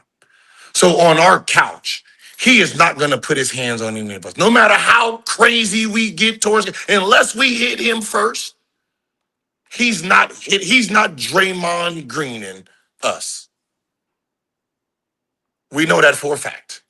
What would you have fired Suge if he would have popped off? Because I mean, Suge, man, you know how he's in our second. No, like okay. No. The reason I wouldn't have fired Suge because I ain't had no power to fire nobody. Oh, okay. Yeah, this season, why he stood down then. This season 4, I ain't got no power. Season 4, but Suge, but Suge was never gonna stand. But like I remember, what Suge did is a guy who know he was in the wrong. So what is he defending? Right. That's the thing, Kevlo. You got to think about this too. The worst person to have a conversation with or to beef with is a nigga who's wrong, and then when you address them, they want to fight back. Like, nigga, wait a minute, you're wrong here. So Suge had to eat that. You're wrong. No matter how, you can't tell Kenyon how to respond, right? So what Kenyon's doing, Suge has to eat it, even though, like, we already talked about this. Why are you doing this publicly, right? As much as he want, Suge know he's wrong. So there's nothing he can really say about it because he's wrong. So as a man, he has to take that. No matter how angry he is, because he's doing it live for no reason. And they did have a discussion about that. Mm-hmm. Right. I'm gonna be real. Now, if Suge decided he wanted to match the energy in real time, now Suge is wrong again because you're wrong and you don't want to be talked to. You can't be wrong and be defensive at the same time. That's But it's a basketball show. I said Kenyon shouldn't have did it on your platform. It was like almost a spit in your face because that Suge is known as your boy. Not saying your dude boy, not no your homie. This is, you know what I'm saying? We all know what he came there for, and we all know if he go hard out there for your pause in the YouTube streets. I feel like, you know, why would Kenyon do that to you? It's almost disrespecting you though. No, I don't look at it like that. It's disrespecting us. This is our platform at the same time. And whatever happens on the platform, even though it's my name on it, we all built it together. Right. So, right. So it's one of those situations, but you got to think about it in the sense of, all right, take all our feelings out of it, right? What you had was an employee disrespecting what Gilbert Arenas. I don't know what they call us as the talent, but Suge is an underdog employee. Now you had one of the talents disrespect an underdog employee on a national stage. Mm-hmm. You fire Kenyon is what the discussion probably was. Which means if Suge wanted to file a complaint or anything, Kenyon would have been the first one fired. Because one is a company guy. So the fact that Kenyon kept going, that means Suge stood on his business and took the L. So when they said, Suge, hey, do you want to file a HR complaint of this? Suge says, no. Hey, listen, even though I didn't know him, even though he's off and he's wrong about, this is a snake and this, and I did that when I didn't know nothing about him. I didn't work for the show. I did this on my own platform. The fact that I did do it, right? Because I did do it, no, you cannot fire him. I still love King. That was his thing. I still love King. King's my dog, right? He's wrong in a certain couple things, but at the end of the day, I did say it and I own up to it. I'm not gonna hide behind company policy. Mm-hmm. So, but it was one guy, targeting an employee of Underdog on on a platform, which is actually in our contracts. So he could have lost it all by sitting there trying to be real. Y'all plan on working again, right? Who? You and Kenya, y'all don't plan on. But it seems like he don't really like you like that when y'all doing y'all debates and stuff, though. But I mean, see, that's the narrative. No, me, me and Kenya the cool. We golf. Me and his wife work out. That's how I kind of got to met Kenyon. Mm-hmm. Me and his wife work out every day. So we have the same trainer, and she was like, "Hey, Gil, I know you're starting the show. Kenyon and Jada Kiss shows down. Can Kenyon come out? He knows that y'all did an interview together." I was like, "Sure, come on in." Because the concept of Gil's Arena actually started with Kenyon. We did a watch party during the playoffs on my other channel or my other show, Fubo, and Kenyon was one of the guys that was there. So we had kind of that relationship. He lived in the neighborhood. So if you notice, Kenyon came in towards the end of it, right? You know what's so funny? Kenyon was the first person to basically say, man, even during the what's the name? Hey, man, I appreciate you for everything you did for me and my family. Right? Kenyon, what's so funny? The Kenyon you see on the show around his family, very different guy. Like, you'll be surprised. Like, damn. Yeah, like he seen Fairy Orange. That's why he told Suge, I brought you around my family. Get off of this stage. So, man, no. Kenyon's very calm and collected, like outside of, we'll call it like anything competitive. Once it's competitive, you got Kenyon Martin, right? That nigga kicks in, right? Right? like Kmart, right? Just at home, dad barbecue. He'd be like, "Yo, hey man, hey, I'm barbecuing." The whole block come through. Right, he's that neighborhood dad and stuff. But when it's competition, from girl basketball to men basketball, hey, it's fierce. Yeah, I mean, how we feel with you though, Gil, I'm gonna be honest with you. We feel like, yeah, you had a great basketball career, but we do feel like Kwame's a better journalist. You know, you got good energy and stuff like that, but we feel like explain how he's a better little bit more journalist. controversy. Like, you know, controversy. You dope, like you dope, but listen, you Explain. Hold on. Right. Hold on. How can they think about this? And I've been watching from behind the scenes. You got one content creator who has, as a content creator, done about 17 laps. And as far as content creation goes, and I've seen this from behind the scenes, and this is not even me gassing it up. He's probably done about 17 laps around Kwame as a content creator. So as a journalist, what has Kwame Brown done journalistically that you can say even comes close to anything that Gil has done as a content creator? Give me one thing. Give me one. My opinion is this. I know your opinion. Give me one thing. If you're gonna label Kwame as a journalist, give me one thing that he's done journalistically. Kwame made it cool for these guys to do what they're doing. Like I say, that's not journalism. You just said as a journalist. Let me talk for you. You don't just talk sports. Kevlo, let me talk. Kevlo, let me talk for you because you're in a sticky situation, right? And the situation you're in is you have to say Kwame is great at what he's doing because it's blood, it's family. So I understand that. Now, from my angle, Kwame is great at throwing spaghetti on the wall, right? Confusion, right? If you're talking about the ins and outs of basketball, we can't say what he is because he won't do it consistently. Now, if you're talking about somebody who wants to shit talk, or you say, hey, Kwame, if Kwame had McCants' role, he'd be great at it because he doesn't need to study. All he has to do is just fuck with that person, say the opposite of that person. When that person start talking, hit it with some other shit. Keep him going like this. Get a nigga frustrated, and boom, spaz out. Boom. That's Kwame Brown that we only know right now. Cool. Now, the glimpses of Kwame that I've seen on other shows, he can do it.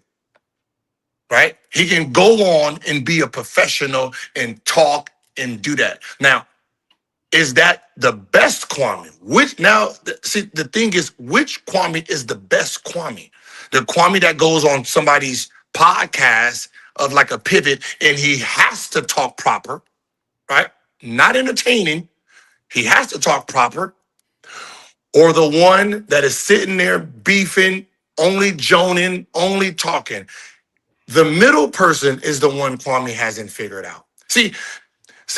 Like if you look at my early shows when it was me versus Kwame, I'm way more entertaining them because I can go up and down. I can bring in stuff. I can be animated.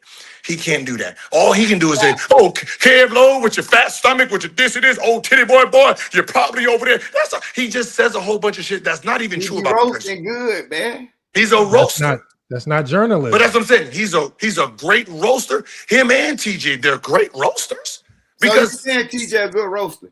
Yes, TJ's a great roaster. But you got to remember. You got to remember. Hold on, better than Damn D.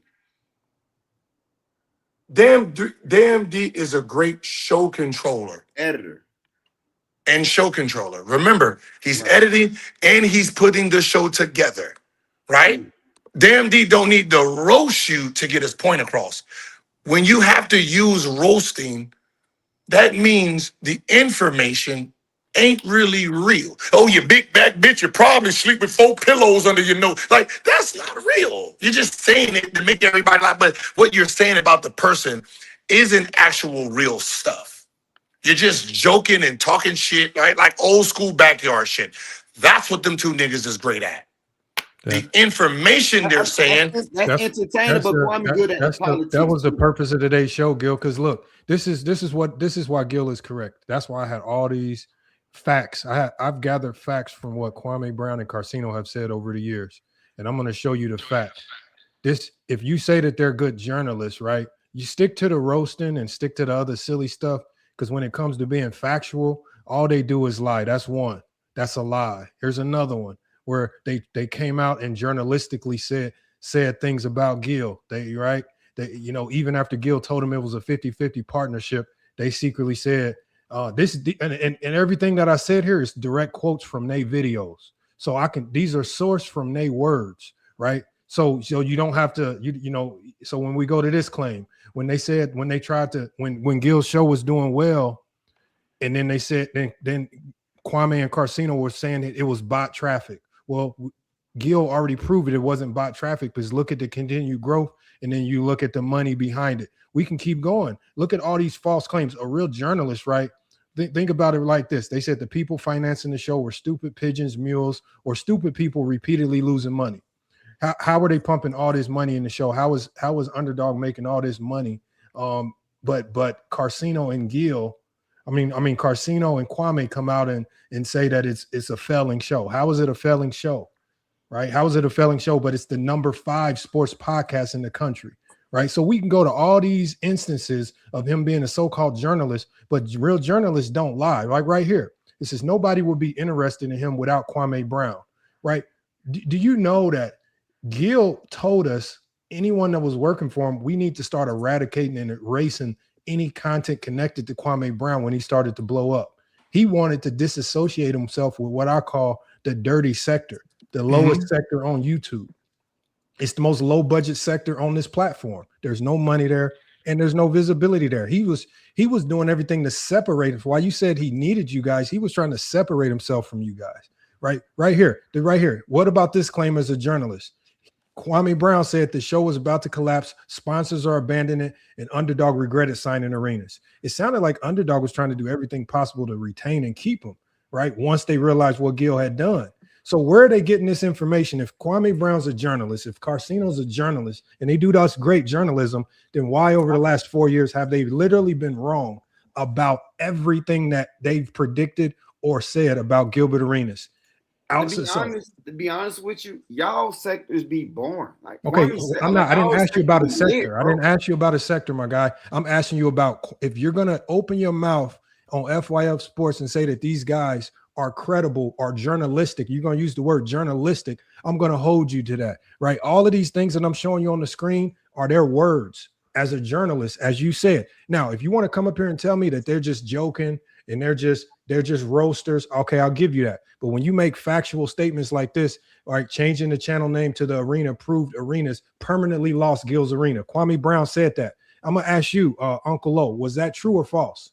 I was speaking on politics. No, hold on. No, I'm asking you. Wait a minute. I'm asking you about the word that you just used. Now, unless you're gonna retract that and say they're not journalists, they just come on YouTube just to clown around. He is a journalist. He just don't have to be 100% serious with him and Gil. Hold on, let me ask you a question. Journalists have to be factual. Is this statement by Karceno and Kwame Brown factual? Read the screen. I want you to read it. You just said he roast, don't he? I want you to read the screen. Well, then he's not a journalist. Read that, but there's a difference between we don't call Kevin Hart a journalist because he does jokes. We don't call Dave Chappelle a journalist because he does politics. Jokes. That's the difference. Kwame. No, he don't. Hold on. Hold on. Read this claim right here. If a journalist went on the news on CNN and said this statement, would you say that this was true or false? Read this. Changing the channel to the name to the arena proved arena permanently lost Gil's Arena. Is that true or false? Based on what we know now. Kev, don't do it. Don't say it. Just what I'm gonna do is I was speaking on politics. Oh, man, I can't speak on about him and Gil. You guys out, y'all get scared and y'all start dancing around the fact. No. And listen, in FYF, I will defend Kev Low on this one by saying the best answer is not the answer, even though you gave us the answer, but the fact that it don't come out your mouth, it saves the relationship. Remember, I played with this nigga, meaning this. When you are in competition every day in the locker room against the opponents, the real you emerges, right? So when you see guys like Brunson tap into another level, you see the current, they mentally in the middle of warfare can slow their brains down and activate something, right?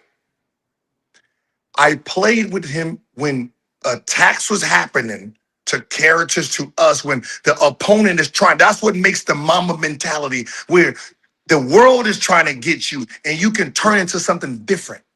It's an animal instinct. I know who he is. Like, the reason him and Ears fell off is because something happened and I said something and it triggered Kwame. And this is what it was. When I said that the thing in the locker room happened and I said, I seen something in Kwame that let me know he wasn't him. Before that, I didn't know who the dude was, right? The physical strength, I see him on the court, right? When Jerry Stackhouse said, I told you that you're not that guy and this, and I seen him put his head down, I said, oh shit, we don't need to talk no more. Whatever he says, I'm not listening to. I'm not going to pass him the ball no more. And when I said that, Kwame remembered that I stopped talking, I stopped passing him the ball, and I started ignoring him. And I said, that's when I became me, and I shot up and took over the team. And that brought back the memory of it happening in real time. And he lost his mind, and he just fucked Ears up. And he just went at Ears. It seems like you're trying to do that on YouTube. No, but what I'm saying is, what I'm saying is, you have to be careful. We get it, right? We're smart enough to understand your position right here. You're in a position that it's a lose-lose for you, right? So you don't supposed to come up here and agree. And I will advise you, you don't agree with shit I got to say. No. My cousin, everybody know about this. Listen, my thing is this. I listen to his content. I can watch him.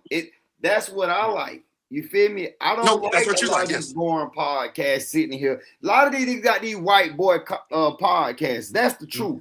A lot of these got these white boy podcasts. It be boring and all this and that. Y'all make it all pretty and do all that, but it's not interesting. So if somebody can keep me locked in and they don't even have all this stuff that y'all have, then I'm going to watch them. So that lets me know if he go and build a Kwame's Arena, I think he will do double your numbers. What's stopping him from building it? What's stopping him from doing it? I mean, he like doing other stuff. You know, he got businesses and stuff like that. He love real No, he estate. don't. Kev, no, he don't. So let's try it again. Yeah. Why isn't he doing it? He did that, like you said about Suge. He doesn't care. Okay, so if he He makes don't money off what care, he does. my thing is if he don't care, he shouldn't tell me how to do it. You know why? It's like I'm in the middle of a game scoring 30, and you got another nigga over there saying he can do it better. And I say, nigga, get in the game, let's see. And he said, oh, no, my ankle hurt. I don't feel like playing right now. Well, nigga, a nigga who can score 30 gonna go out there and score 30 and shut you the fuck up. But he can't do it.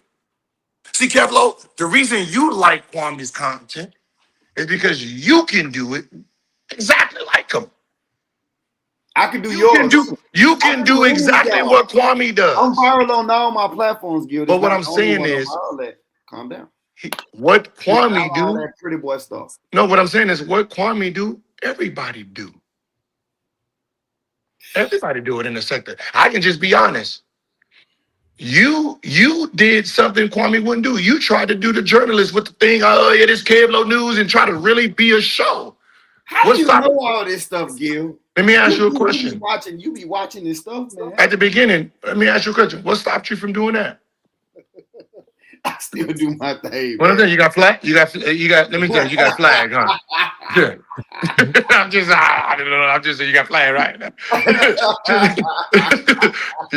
You probably got flag this year. But fuck your motion up. Hey, no, but listen, I'm not saying, and I've always taught this, and this is the bad part, and this is why I say, if you a Kwame Brown fan and you a factor, like, please demand more so you can follow more. I'm telling you, turn on your TV, go to a Kwame Brown video. Tell me, is that the shit you want to look at? A black screen from your television. You got a 60-inch screen, and it's just a bunch of niggas that up there you can't see with black dots on it. Is that what you want to see from your TV? From your phone? Yes, but I'm saying from your television. YouTube has moved to TV now. I can take TJ and throw him on your show, and he'll be way more entertaining than any of your co-hosts, and even you know that. You know to talk about sports. Yes, whatever. Listen. It's a new world. It's new media, bro. I am one of the new medias. FYF. All these people who are trying to do the things. Got to remember, FYF. All the other people who talk sports and talk daily sports. Remember, we are breaking the doors for them. Because we're on YouTube. See, we didn't just go to a platform and be on like TV. We're giving them hope where they can say, okay, the Baja, right? You get 4 NBA, you get 4 people that know each other. They do the show. There's a path now. And I'm saying Kwame style, he didn't and he won't create the path for people who can do that. There should have been a path for a guy like you. But he's showing you the worst of it because he don't want to evolve. You don't think there's a sector where niggas want to talk shit about each other? But the problem is when you do, you get in your feelings, you start talking and flagging for bullying and harassing. Yeah, I'll be out the way on that. I don't get into all that. All I'm here to say is I like his content. I like what he do. You do what you do. This guy, he do what he do. Everybody got their own support. What he do, I never said nothing about what he do. I don't care about what he do, right? All I'm saying is, if you want to be successful, do the exact opposite. Everything, the very opposite, right? He got his camera on, you turn your camera off. He got it off, you turn yours on. He driving in the car, you sit your ass down, right? He talk about this person, you talk about that person. You do the exact opposite. And you'll be very successful. Right. When Kwame Arenas come, bro, just remember, you talked it up. And when it happened, because what I'm saying is, if Kwame Arena is a thing, congratulations. I've never hated on Kwame's success. I just feel like if he got everything he needs to do it. He don't. What he don't have is he don't have nobody that will support him. What? Really? You think that? Oh man. Here, let me tell you. Let me tell you about a Kwame Arena. Kwame Arena was 2021, where you had a guy who came out and he blasted the big people, right? Everybody wanted to do interviews. Have you noticed when you talk about people doing interviews, there's always the same two people, Vlad and Adam 21 from 2021. Nobody tried to do an interview then. I mean, since. But you had a guy who had everybody supporter. And I mean, niggas was making music from him. That means you had all the little content creators wanting to post them. They're pushing him. He's growing. And what he does is the one thing you do not want to do. You want to be big. Is that look in someone else's pocket. And this is what happens. You in the drug game, or you know what? Allegedly, you know street stuff, right? Fuck no, I own businesses, bro. Okay, I'm just saying, but you know street stuff. Like you're not in it. I'm just saying you know the concept of street stuff, right? Nah, I saw it on movies. Yeah. Okay, so in the movie, Kwame was the cartel. He is the first. He's the guy who is manufacturing the stuff, right? From the manufacturer, which is the cheapest product. He don't have to worry about the high prices because he's making it cost him less, right?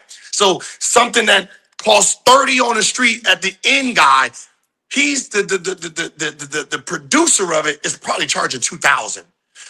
The person that is selling it for 30, he's the most at risk because he got to do too much to it, right? He got to break it down. He got to edit. So Kwame comes out with a live, right?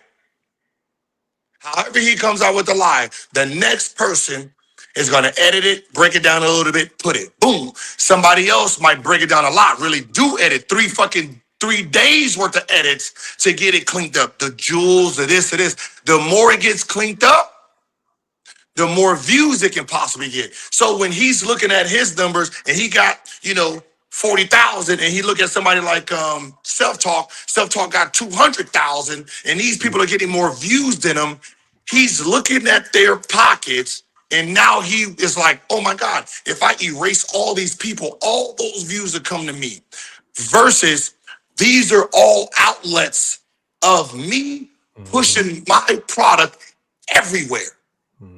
Because this person has his own viewership. You have your own viewership. FYF has his own viewer. Mob Boss has their own viewer. Jules has, everybody has their own, and he's pushing it, touching everybody. Once you cut everybody off, who's selling your product now?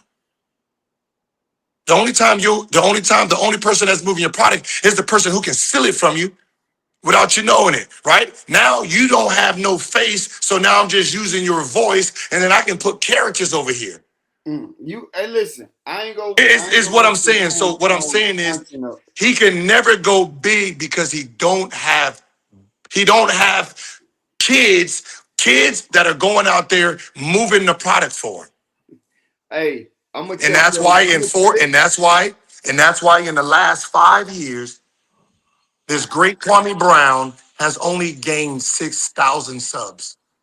Hey, listen, I gotta go handle some business. I'm about to go. Catch me. I'm gonna tell you something. I'm gonna ask you something. This is your cousin. He shouldn't be jealous to him. Tell him to send you how much he makes on YouTube revenue per month. Okay? And I'm gonna tell you, his page at 450,000 people or viewers, he's supposed to be making anywhere from 175,000 till about 200. That's what he's supposed to. A bad month for a page the size of Kwame is probably 95,000. Now, when you look at his page, and if he did show you that, that's how bad he's YouTubing. That's how bad he's YouTubing. We know your people keep flagging him and stuff. And before I go out, I want to say this though. It's the content creator that put on the wig on his head. Damn D. he was saying your name for the last 3 days. He's trying to team up with you. You trying to hire him? No, I'm. What we don't have no. What is this? What I mean, I don't. Get on your squad. He say, Gil, get with him. He been saying your name. I don't know. See that, but that was always a rumor that I pay people to flag Kwame. Have you noticed? And this is what I'm saying. No, you did just say something other. Now, don't lie. No. Now, but now you know the difference between when I'm in it and when I'm not. When I'm in it, I let it be known that this is what we're doing. I wasn't gonna flag you. I'm gonna pay to get your flag, right? I'm gonna sit there and do everything in my power to flag. I tell you because I want you to be ready for me. That's lame. So I'm not gonna be there and say, "Hey, Suge, can you talk shit about?" No, I don't need to do that. I come directly to him. I start because you know what? I start bullying him in his chat. Hey, I do. That's me. When I'm here, I let it be known I'm here. I don't do all that behind the scene doing all that. No, I come right at the throat. That's why when you went up, first of all, hey, wait, hold on. Since you are here, didn't they say I paid you to talk about it? Did I pay you to talk about it? No. Okay. No. So at the end of the day, we had a conversation. I was making a joke, but damn, D have been screaming your name. But I know I just feel like you ain't the type of dude that'll tie yourself up with a weirdo like that. So that's why listen, it ain't about being weirdo or we're not. My thing is this. My problem with Kwame is Kwame's a fucking liar on me. Like, I will rather him be a man and just say, nigga, I don't like you, bro. I don't like nothing that's about you. Do that versus try to make up a whole bunch of shit that don't make sense. Like, if he's just saying, hey, nigga, you know what, fucking, ever since you came to Washington, nigga, I just didn't like you. I didn't like nothing about you. Ever since I heard you say, oh, I want to be a pimp, nigga, I didn't like your character. Just say that. Don't make up lies like I fucked you over. I don't like that. Same thing I have a problem with Rashad. Don't say Rashad on your head. No. Okay. His ass is drowning. Like my thing is don't come on a platform and say I turned on you. You did a move, you tried to move, it didn't work. Cool, take the loss. Yeah. Right? Even come to me and say, hey, Dan, GA, man, look. Hey, man, listen, you know they was promising the nigga the world, man. I had to try, dog. Are we cool? I would have been like, yeah, don't worry about that bullshit. You probably had your team starving, though, Gil. Like, Who? You probably had them boys starving. So that's why because one thing I know, people quick to switch up like that, man. You weren't feeding them good. Hey, listen, everybody on my cast was paid. Every single one of them was paid more than majority of the people who have their own show. So since I like fucking with Richard has his own show. Everybody on my cast makes more than Richard, with Richard being the headliner on his own podcast. Okay. Right? Because I put them in a situation because I found a group that had kind of like infinity money. And they understood that you're spending this money on advertising. Your advertising is we're doing a show 4 days a week for 2.5 hours. Think about all the clips and this and this and this. That made business sense to them. Remember, when I got there, 450 million. A year being with them, 1.4 billion. And they even put me on, they think Gilbert Arenas on there. Right. But I never had a problem with my cast. My cast, listen, it's like an NBA team, man. We all do our job, right? And we know to move to the championship and to be a championship team, some pieces got to replace. And I wasn't willing to switch my pieces out. Now, if my pieces decided they want to move on for something better, because you're talking about niggas who make money. So somebody's throwing, hey, nigga, we'll pay you $1 million here a year and this, man, you got to take that play. But I'm not going to fire you to go get a nigga that wasn't rocking with me from the beginning. You have to betray me first. I'm not gonna betray you. Okay. So you feel like he betrayed you. That's emotional though, man. When that was business. He was trying to No. It was no. The betrayal wasn't he wanted to go with Underdog. The betrayal was he's purposely shotting out my enemies on the platform that they're trying to take from us. When I told them we're at war with them. But because he friended and they're all friends now, he's speaking on their behalf. And I still didn't even like, But when he said, I only look out for myself and I'm selfish, and he's attacking me personally for something I didn't do, like the last one. Oh, isn't this saying Gilbert sucking dick? I didn't say you was. That wasn't me. That had nothing. I didn't put that claim on you, bro. So why are you targeting at me? Target the niggas who you beefing with. Why am I getting more motherfucking attention than the Baja niggas? Than Pat Bev? Why? You know what I mean? Why? That shit fucking Nick Young. Nick Young said suck a dick in public, nigga. You attacking me more than you even talked about him. Why? So you let but you should have more energy for him than Kwame. I don't have no energy for him. The reason I got energy for Kwame is I asked him a simple question. I apologized to you in November. I said sorry. I realized this was some bullshit. I said, I'm sorry. I apologize to the sector. Anybody I attacked in the sector, I'm very sorry.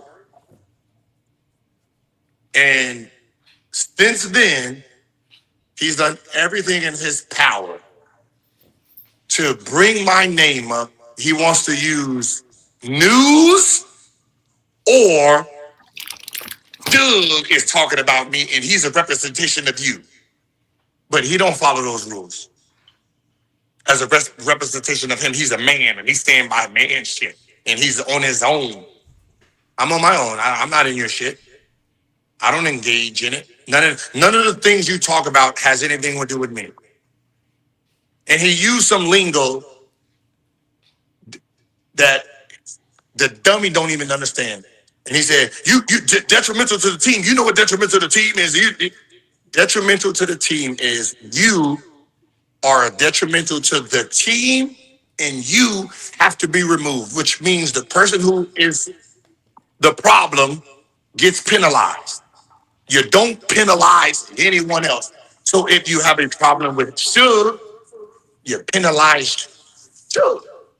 You don't just try to bring me up and say, oh, Suge was talking about you. And you pay him, so no, you don't do that. I mean, right? Suge, good boy, man. He make it look like he's doing stuff in the name of the So since he wants to talk about me all the time, I just figure, you know what? I'm gonna just do what I do to every enemy. In that shit.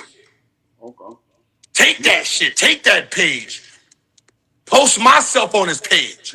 And say, Gilbert Arenas, I love that nigga. Hey, before I go, you see what my sector do? We went from 90 people to almost 200. So when you speak on our sector, put some respect on it, cause we out here. You heard? Or is it me coming to you? Yeah, nah. It's been we out here. You heard? It's okay. Hey, Kevlo. Yeah. This is crazy. When my face hits your platform, the people come. When Kwame comes on your platform, it you ain't even got to answer. Kwame. Hey, listen, we go do it. Look, you ain't even got to answer, Kevlo. I know the answer. Kwame be popping, man, too. Yeah, all right. All right, man. I'm gonna holler at y'all boys, man. Be blessed. Gil, that's so funny. Hey, FYF, you're gonna have to finish the show, baby. I gotta play these games right now. No, do your thing. I'm just glad we got I you appreciate on for you the guys. run. Look.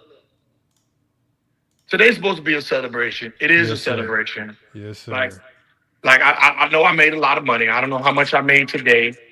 But y'all know I am gonna brag. It's just I don't, you know what I mean? I don't want to brag today. You know, it's a motherfucking Wednesday or a Thursday. I might brag tomorrow. I don't know. Wait, let me see that.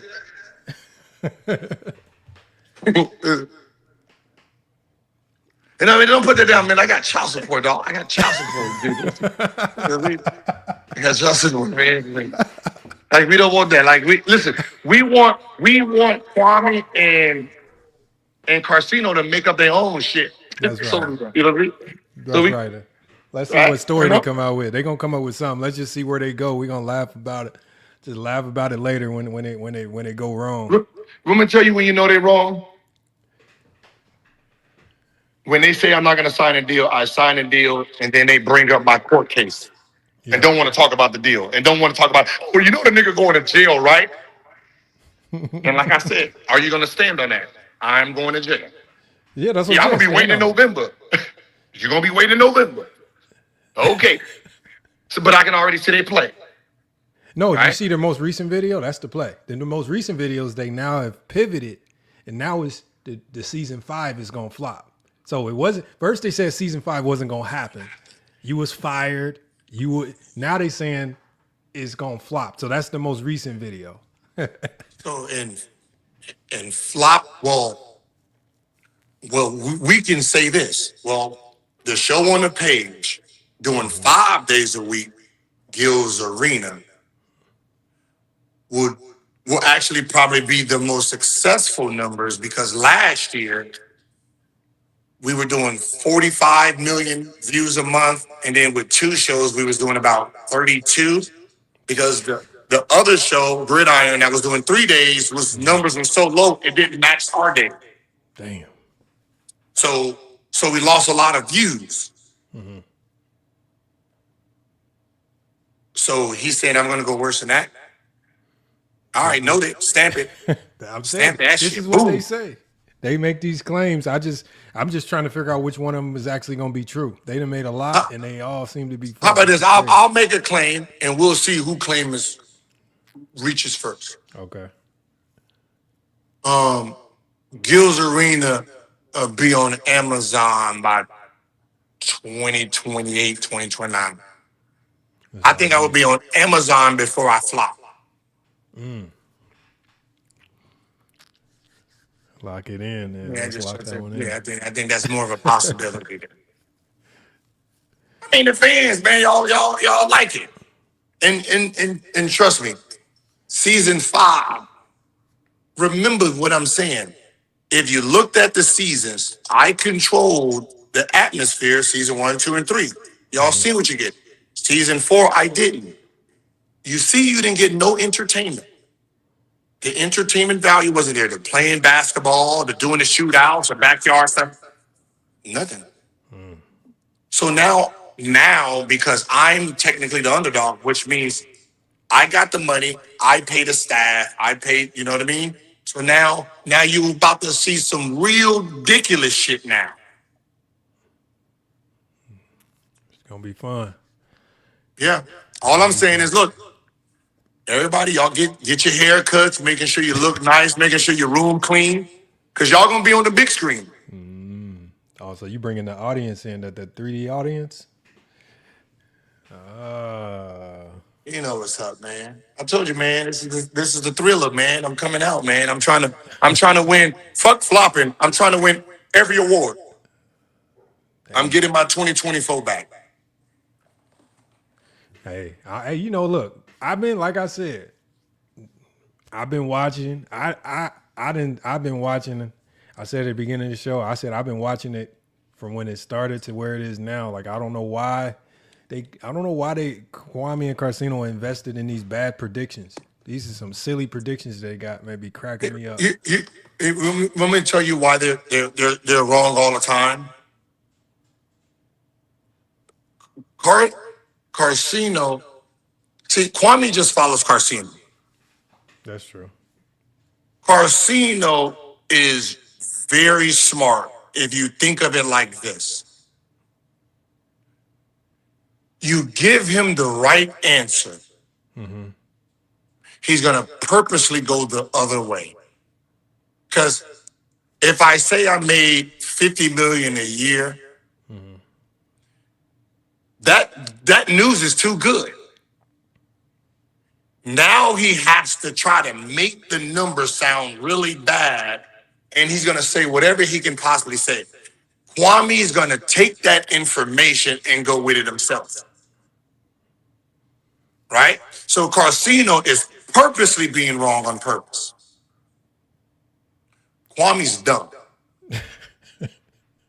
He's just gonna go for anything. That's what that's just what it looks like. It looks like he just goes for anything that Karceno says. And that's why when someone says they're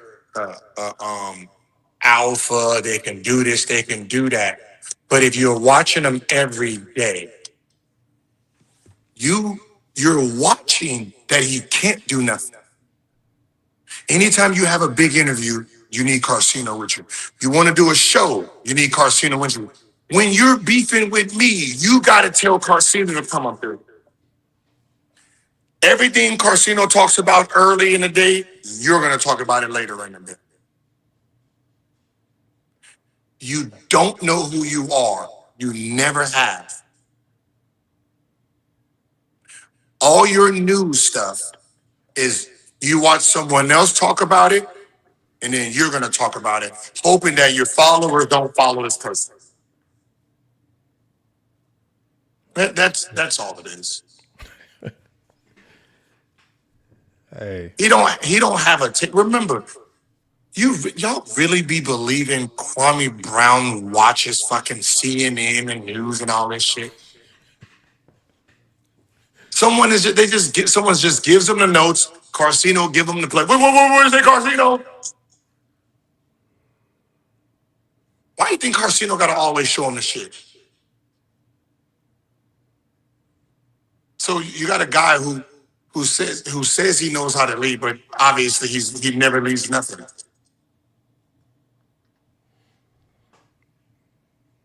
And you know the craziest part about it, and I've always said this. I said if Kwame actually just stuck to talking basketball, even if it's just hating on LeBron, he'd be more successful. Yes, I said that is, to me, that's his lane, right?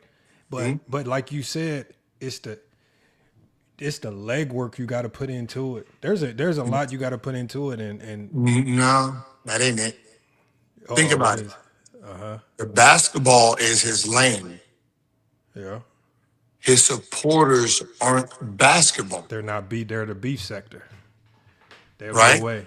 Yeah. He'll lose the audience that he has. Then he got to try to build another one. That is true. So what ends up happening is he don't really have many people in the basketball space anymore. That's true. Right? So he's forced to talk. He feels more comfortable because the beef sector, he don't need to know nothing. I can just get up and talk shit about you. Turn my camera on. Is this live? Is this live? I just cut it on and talk shit. Low effort. But again, the effort you put on it, that's how you get paid. Hey, well, I mean, he'll keep doing it. Hey, you might have to finish the show later or do part 2. Oh, look, hey, we probably going to do a part 2. We definitely going to keep cooking on it because I definitely want to follow it. I'm going to be doing more lives over here, but yeah, it's been crazy. I want to see, because you know what I mean? But I don't be paying attention to the stuff they actually be saying. So I'm watching my algorithm no more. So I don't really see it. I see some of Karceno's stuff, like some of his most recent videos popped in my algorithm. Yep. And that's when I saw that video he did, like, I think it was yesterday. I think he was up early in the morning doing a video about you, saying that he thinks your show, it was like 3-4 in the morning my time. I'm like, damn, he's still live, but it was about you and your next season is gonna fail. You know, after all the predictions, this is his new prediction, that season 5. And I'm just like, man, you didn't watch this show lap you about 25 times, and now you still predicting that it's gonna fail. Like, you might as well just have a good prediction and say, I think it's gonna do good, even if you don't like it. Then he's gonna fall out with Kwame. Yeah, that's true. Damn, that's true. Hey, Gil, I'm gonna let you go, man. I know you about to get to the game, man. I'm gonna catch you later, man. All right, peace. Salute, Gil. Oh man, y'all. Salute, man. We got Gil up here, man. I didn't even think this live would go on that long, man. Whoever the uncle guy. So I mean, whoever he was. I mean, they asked me to let him up because and I'll drop the link one more time for people who want to come up on the last time before I end it. But yeah, Paul. He said Paul that killed the show. Yeah, it did kind of kill the show. Not necessarily. It only kind of killed the show because he came up. The uncle dude, whatever his name was. I guess they said it was Kwame's cousin or something.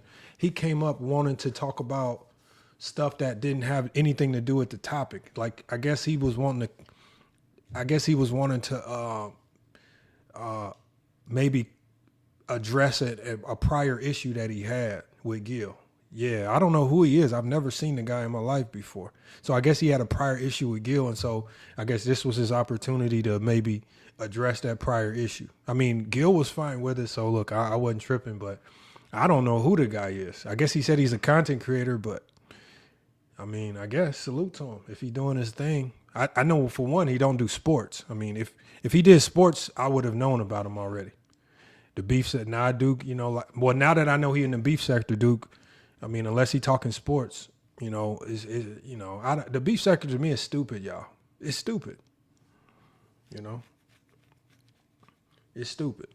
It does nothing. It is all it's gonna do is give you low CPM. It's a very limited fan base, and then half the time, people in the beef sector, it's hard to get new people because half the new people that come in, they say, well, what is this about? Well, who is this? Well, who is that? Who is this? Who is that? Who is this? And so now you having to re-explain, hash out. No, we're not doing it. We're not doing that, man. It's all dumb to me. But we had somebody come in the backstage. I'll bring a few people up before I shut it down. But yeah, the whole preface of the show, and if you guys missed the beginning of the show, we were running through, and we got through the majority of them.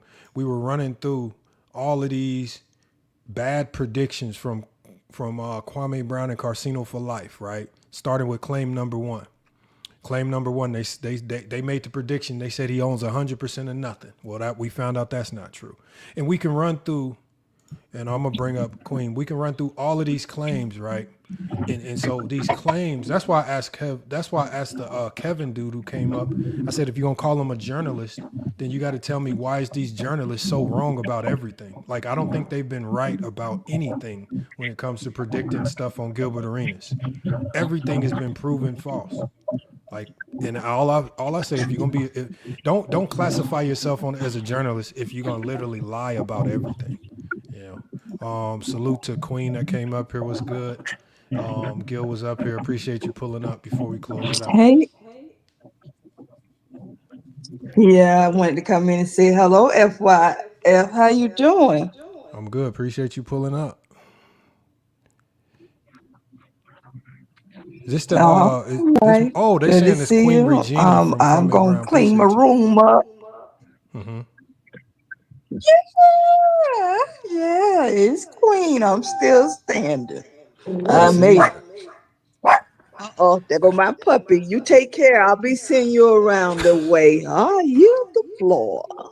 Why they telling me to? Why they telling me to? Drop to me shut down, it down? please, I Mr. got you. Lamar. I got you. I appreciate you pulling up. Don't worry. They cooks. I got you, man. I'll drop you down though. If you want to come back up, drop me down. Before I be on saying something. I got you. Salute. Appreciate you pulling up. Thank you for having me. All right, we got Terrence in the chat, man. What's good, Terrence, man? Appreciate you pulling up, man. Gil was up here. Y'all seen what we was cooking on, man. Like, what's your thoughts? What's good? Yeah, the dude, he was weird. I didn't understand how he said Kwame made Gil. Oh yeah, that was very weird to say. That was very weird because how do you make somebody who's already established more established than you? It just threw me off. Like, if you're gonna come up, and when people say outlandish things, I circle back and I just wonder what possesses you to go on a person panel where you know you got to come with facts. I've been watching you, my boy. Yes, And sir. Appreciate that. I've tried. I couldn't figure out how to get on this thing, but I just figured it out.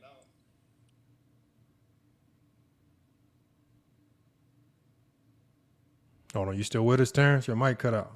Yeah, I'm still here. Okay. Nah, you right. No, you right. That's why I had to check that right in the right there in the moment, because this show is this show started because I didn't even know Gil was gonna pull up, but this entire show today was about facts. Like everything, every claim that I'm pulling up is about things that we can prove that we know now are just pure lies coming from Karceno and Kwame Brown. Right? This is not subjective. This is not I think. This is not maybe. Yeah, these are all. It's very crazy. And when he came up here and said, yeah, he's a journalist, or he said like Kwame made you, and I'm like, bro, Kwame was already signed and had a full deal with Fubo before all of this, right? Kwame been established, right? And it's just, but that beneath when you come out of that sector, I mean, people only gonna tell you so much, like, and unless you actually go do your own real research, that's the only way you would say something like that. That's the only way I think you would say something like that. Yeah, Terrence dropped down. Let me bring him back up. Hopefully Terrence's connection is good. I think your connection is bad. It's an echo. I'm trying to figure the echo. Hold on, let me see. It might be an echo on my end. Let me see if I can fix it. Let me see if I do this. This might fix it. Yeah, it's like a loop. Is it better now?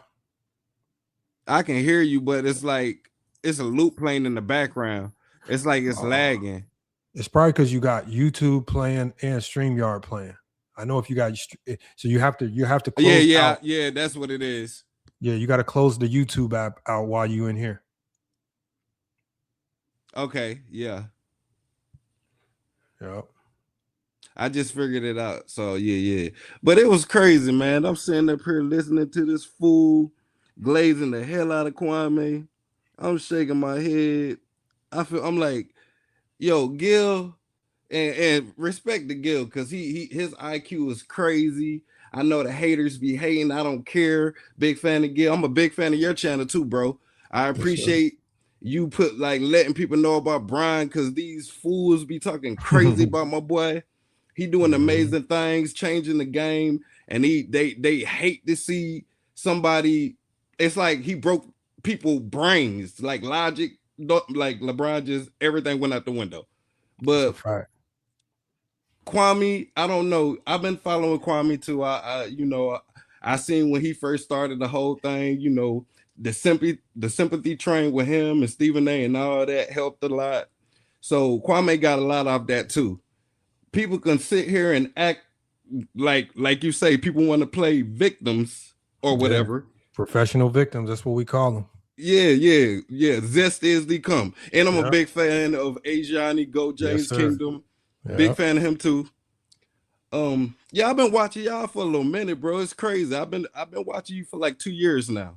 Hey man, I appreciate it. I'm glad to hear it. I mean, because I'm about to start making sure I start doing more lives here on YouTube, because I've been doing really over the last year. I haven't had an agreement with TikTok, so I've been doing a lot of stuff over there, but I was missing out on a lot of stuff over here. So I'm really trying to transition back, and I'm gonna try to find a way to keep the content going on both platforms.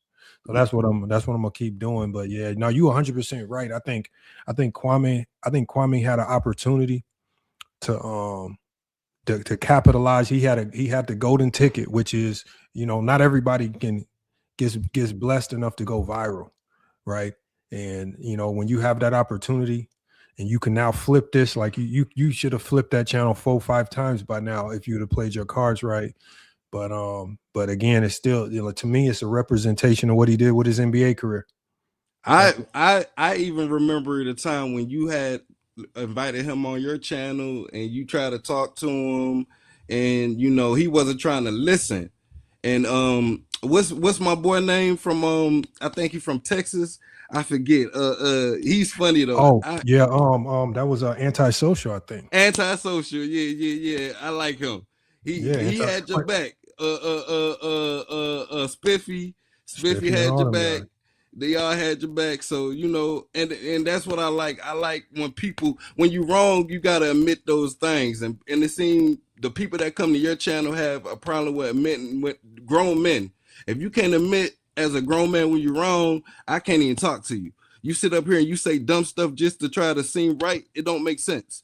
I'm not about to sit up here and argue with a coach, bro. I'm smart enough to know to listen to somebody who have knowledge. If you have knowledge and understanding of something, it's just human nature to listen to a person. But Terrence, here's the beauty. Like, if Kwame came up to talk basketball, do you really think if he talking about basketball, I'm gonna sit up here and argue with him? Like, you was in the NBA. Like, I don't, all this other fake stuff that he be pretending to want to talk about, like, to me it's fake. Like, because one, you never follow through with any of it. I can tell you're not really in it. You just trying to cater to the people that watch you now. And I think his star power is in basketball. Like, his story of how things went wrong for him as a number one pick. I mean, that story alone would be golden content if he would just even if it came down to him admitting, this is where I might have screwed up. This is, I had an opportunity. I could have put in more work. Maybe that entire story, if you laid it out honestly, would be golden content for us in the basketball community. Because, like I said, I always tell people, yes, you can get labeled a bust, but I said when a number one pick doesn't pan out, that's an organizational failure. I said, that's not necessarily always the player. I said that organization failed the player, and I want to hear that story. I want to hear the basketball side. I want to know what these GMs and these coaches was telling you, or what was going on with you. Like, why were you not working as hard as they say, or like, why were the opportunities, not there for you? Talk about that. But yeah, educate people. It's a missed opportunity. I think it's a missed opportunity. But hey, Terrence, I want to get to CJ. Because we got to end this show. But I'm gonna be doing more lives. I'm gonna definitely be doing more lives on YouTube. So just make sure you subscribe up, because we're gonna get back to just cooking on pure basketball. So I'm subscribed, bro. I'm subscribed to both of your channels. For the people that think that this is gonna be a daily thing where we up here talking about a Kwame Brown and Karceno, this is a once in a year maybe thing where we could. But this is something that I had to address. I had texted Gil and I was like, bro, I seen this video, because every time I see a silly Karceno video, I text Gil and I be like, look at this, because me and him both know it's a lie. Like, we know it's a lie ahead of time. Like, these videos, like when he do these videos and they talking about he got fired, this, that, and other, we know it's a lie, right? But again, so it's just the message they putting out there. So, but now, Terrence, I got to drop you, but I'm definitely gonna be I'm gonna definitely make sure we bring you back up when we start cooking on basketball. All right? Yeah, bro. I'm gonna tap in with you, man. All right, bro. Appreciate you. Yes, sir. We got CJ up here. What's good, CJ? What you got, man? What's up, Lamont? Yeah, I mean, in basketball debates, I know we could bump heads, it can get heated, but I don't really respect too much of people like spitting out false information, especially with some like legal troubles. Cause like I know Gil, like a playful guy, he laughs stuff off. Cause I ain't gonna lie, I watch Gilbert Arenas like all the time, and I like Kwame McCants going back and forth.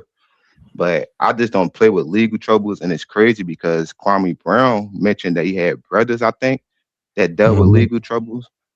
So I just don't like the lies. Like I don't care if they go back and forth. Like that's state business, but you can't put certain stigmas on somebody and mess with somebody's business. Cause CJ, this most recently happened with Karceno. So Karceno went live a couple weeks ago, and he was saying, yeah, the judge rejected Gil's plea bargain and Gil going to trial.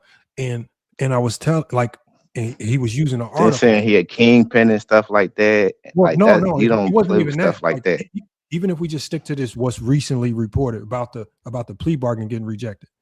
The plea bargain that was rejected was to the Israeli guy that they felt was running all of this stuff.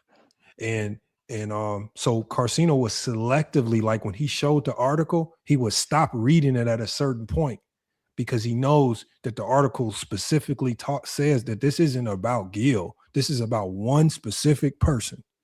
And and he's so thirsty to try to connect Gil into it.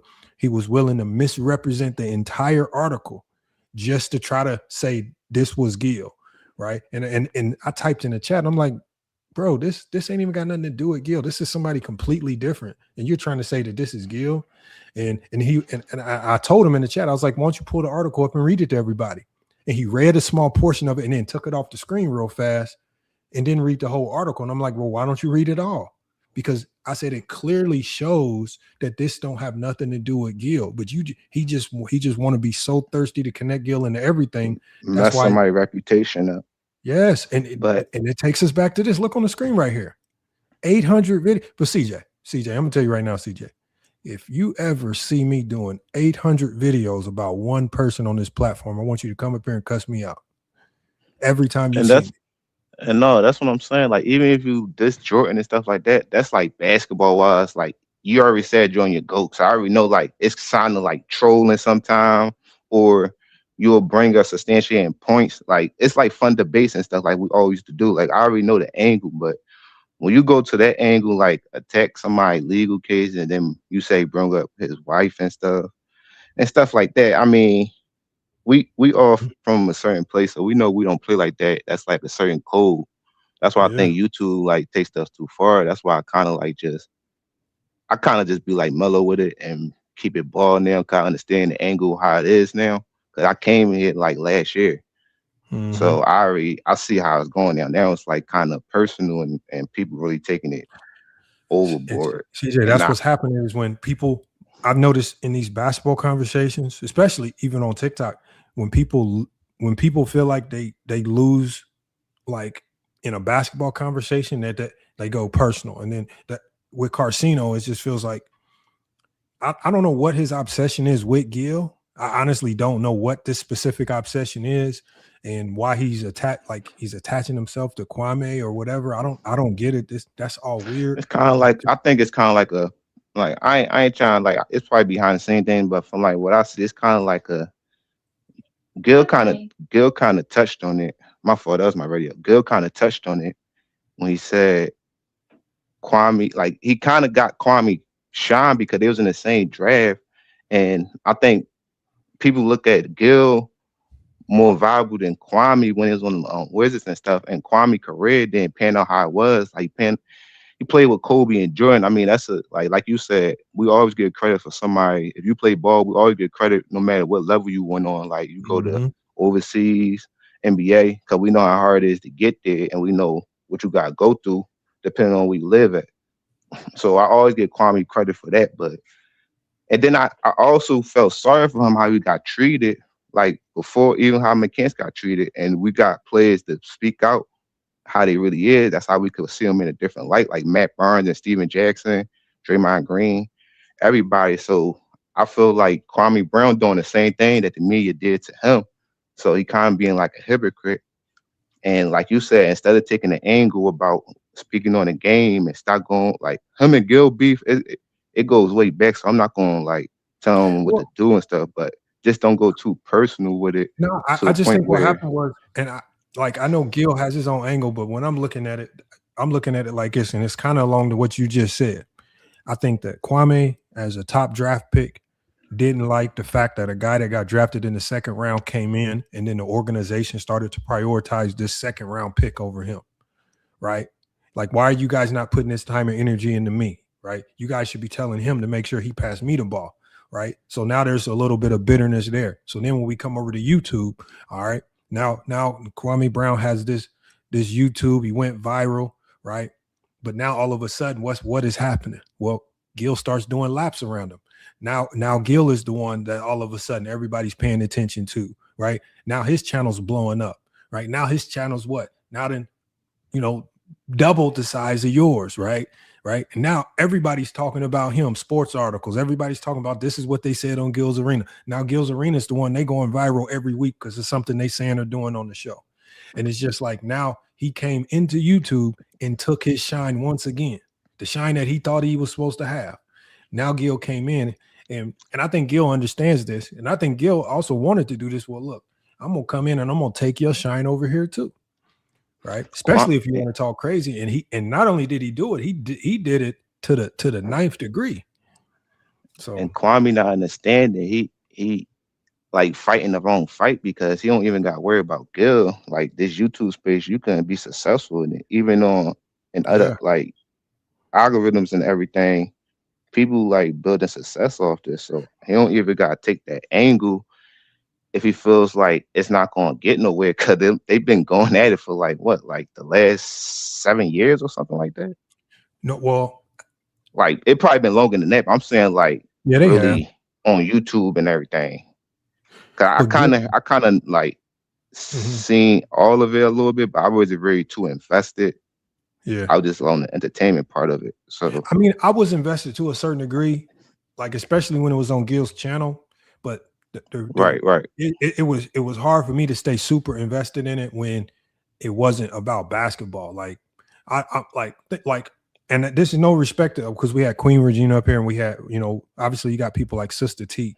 But when I start seeing Nate channels pop up in my algorithm, this shouldn't be in my algorithm. This is not what I search. This is not what I enjoy watching. Maybe it's for somebody else. And so you gotta push don't recommend. Yeah, but it's not even that. It's just that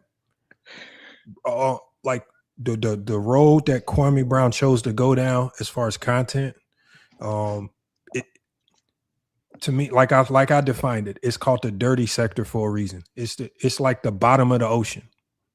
It's the bottom of the ocean with the bottom feeders. There's nothing good that comes out. Like think of the bottom of the ocean. You got the dirtiest fish. It's the bottom for a reason. And even what Gil's gotten away from that, and they want to. And Gil every now and then will go back and dive to the bottom just to go mess with him, but he's not staying. And I think they want. And that's the thing. You supposed to, even with that, you supposed to keep it in between the lines. You don't supposed to bring like other things involved. Like it's gonna be funny content, and y'all like don't really like each other. Just keep it like that. Keep y'all distance and go back and forth. Because at the end of the day, it's gonna build your viewership and everything. Because people like chaos in this space. I ain't gonna lie. They can't build viewership, y'all. Look, Kwame Brown attached himself to a guy in Karceno who also has stunted growth. Right, his growth on this platform, like so, you are getting Kwame Brown starts getting recommendations on how to manage his YouTube channel from Karceno. You're getting information from a guy who don't even know how to grow his own channel. So when you get information from a guy that don't know how to grow his channel, your channel ain't gonna grow. So what? So Kwame Brown's channel hasn't grown. Karceno used to play ball or something. I don't know. No, I heard he got like a family member in the NBA or something. Is that bro? There was one point in time where Karceno was telling people that Draymond Green was his cousin. So we don't know what the hell he got going on. This man was willing to say everything, man. This man has said a little bit of everything. This man has done everything. This man, bro, CJ, I was done with Karceno when this man took a conversation from Clubhouse of Whack 100 and someone else, and he edited his voice into the conversation just to try to replay it to make it sound like to us he was in the conversation because he wants us to think that he knows Whack 100 and these guys. And I said, bro, what is he doing? Oh, man, he did that. Bro, I wish I could find the video still. Karceno knows he did it. He knows he did it because when it happened, I played the original video on my channel. And I'm like, man, if you don't stop with this stuff, like who does? Man, you just gotta be yourself, man. People respect you more when you're yourself. So like, I get no. This is Karceno. This is himself. Like I don't think what I said just happened. I don't think that surprises anyone that knows Karceno. Anyone that knows Karceno, what I just said will not surprise them. That's a fact. So yeah, that's why I wanted to touch on though, cause like I respected how you debunk some stuff because the personal stuff I really don't rock with. Even when people get personal with LeBron, like I don't care. You talk about his resume, his finals losses, but it's just like I look at stuff for real. Like you're not gonna do that in real life. It's kind of like don't disrespect if you don't got no like factual evidence. You can't just put it out there because YouTube and the media and internet now they'll stick with it because like anything you put out there is believable. Like so much AI and everything. So it's like you gotta watch what you do and say. And It's that's why crazy out here. that's why all these images that I was putting up, and I'm like, bro, all of this stuff stays out there forever. All these lies, right? Like, what if there are people that are listening to your videos and these lies that ain't gonna do no research, right? And so this is who they are. So this is why I can go back. Remember, everything that I put on here is their exact words from their own videos. This is not me And editing. Lamont, can I ask you something? Yo, what's good?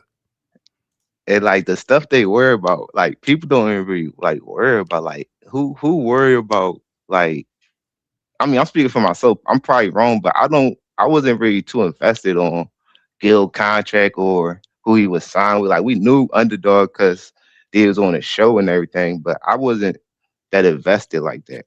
See, but CJ, that type of information should only matter to somebody like me or Uncle Suge because we are hired to Gil, right? So because this is where money that we make comes from, maybe that information matters to us a little bit. But for somebody like Karceno, why does it matter to you? What does his contract or him getting, like, if let's say for example Gil did get fired from Underdog, what does that matter to you? It doesn't. I think again, praying on somebody downfall. Well, that's what it looked like. If you that's saying that every take here that they've made, it's not praying on it. They're hoping that he falls. Like this right here, they're trying to make it, because remember what I told you before. I said Gil has lapped both of these guys as content creators.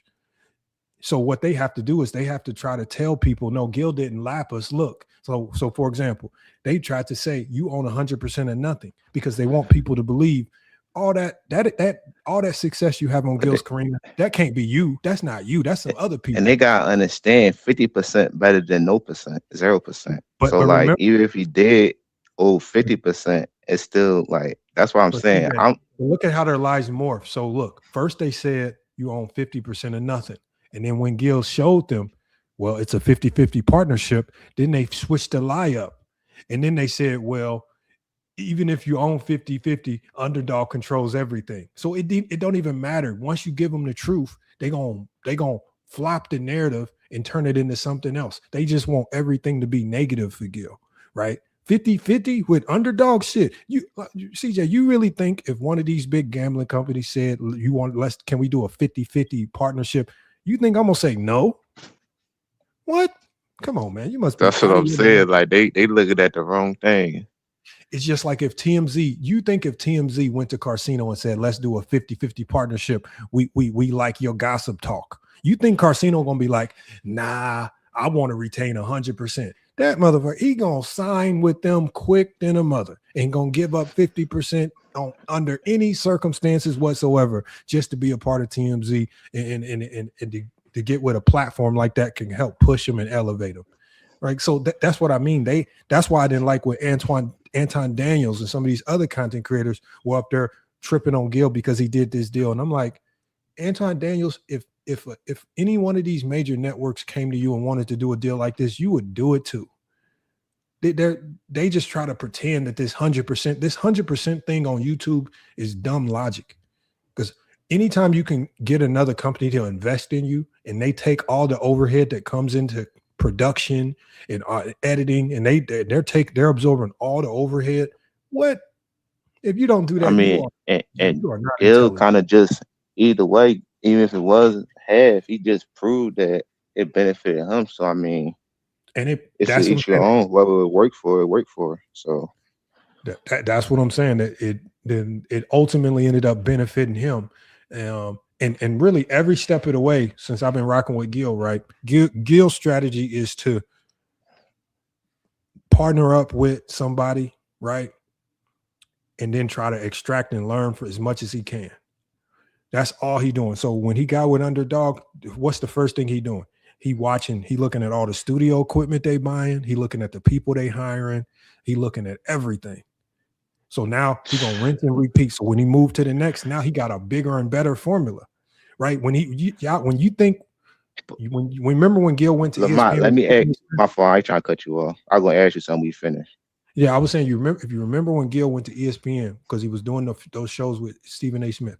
You think he was just Yeah. going there, but I guarantee you, he was looking at camera equipment. He was looking at any certain people that was hired there. He was looking at their setups, their lighting, and basically just taking mental notes, saying, you know what?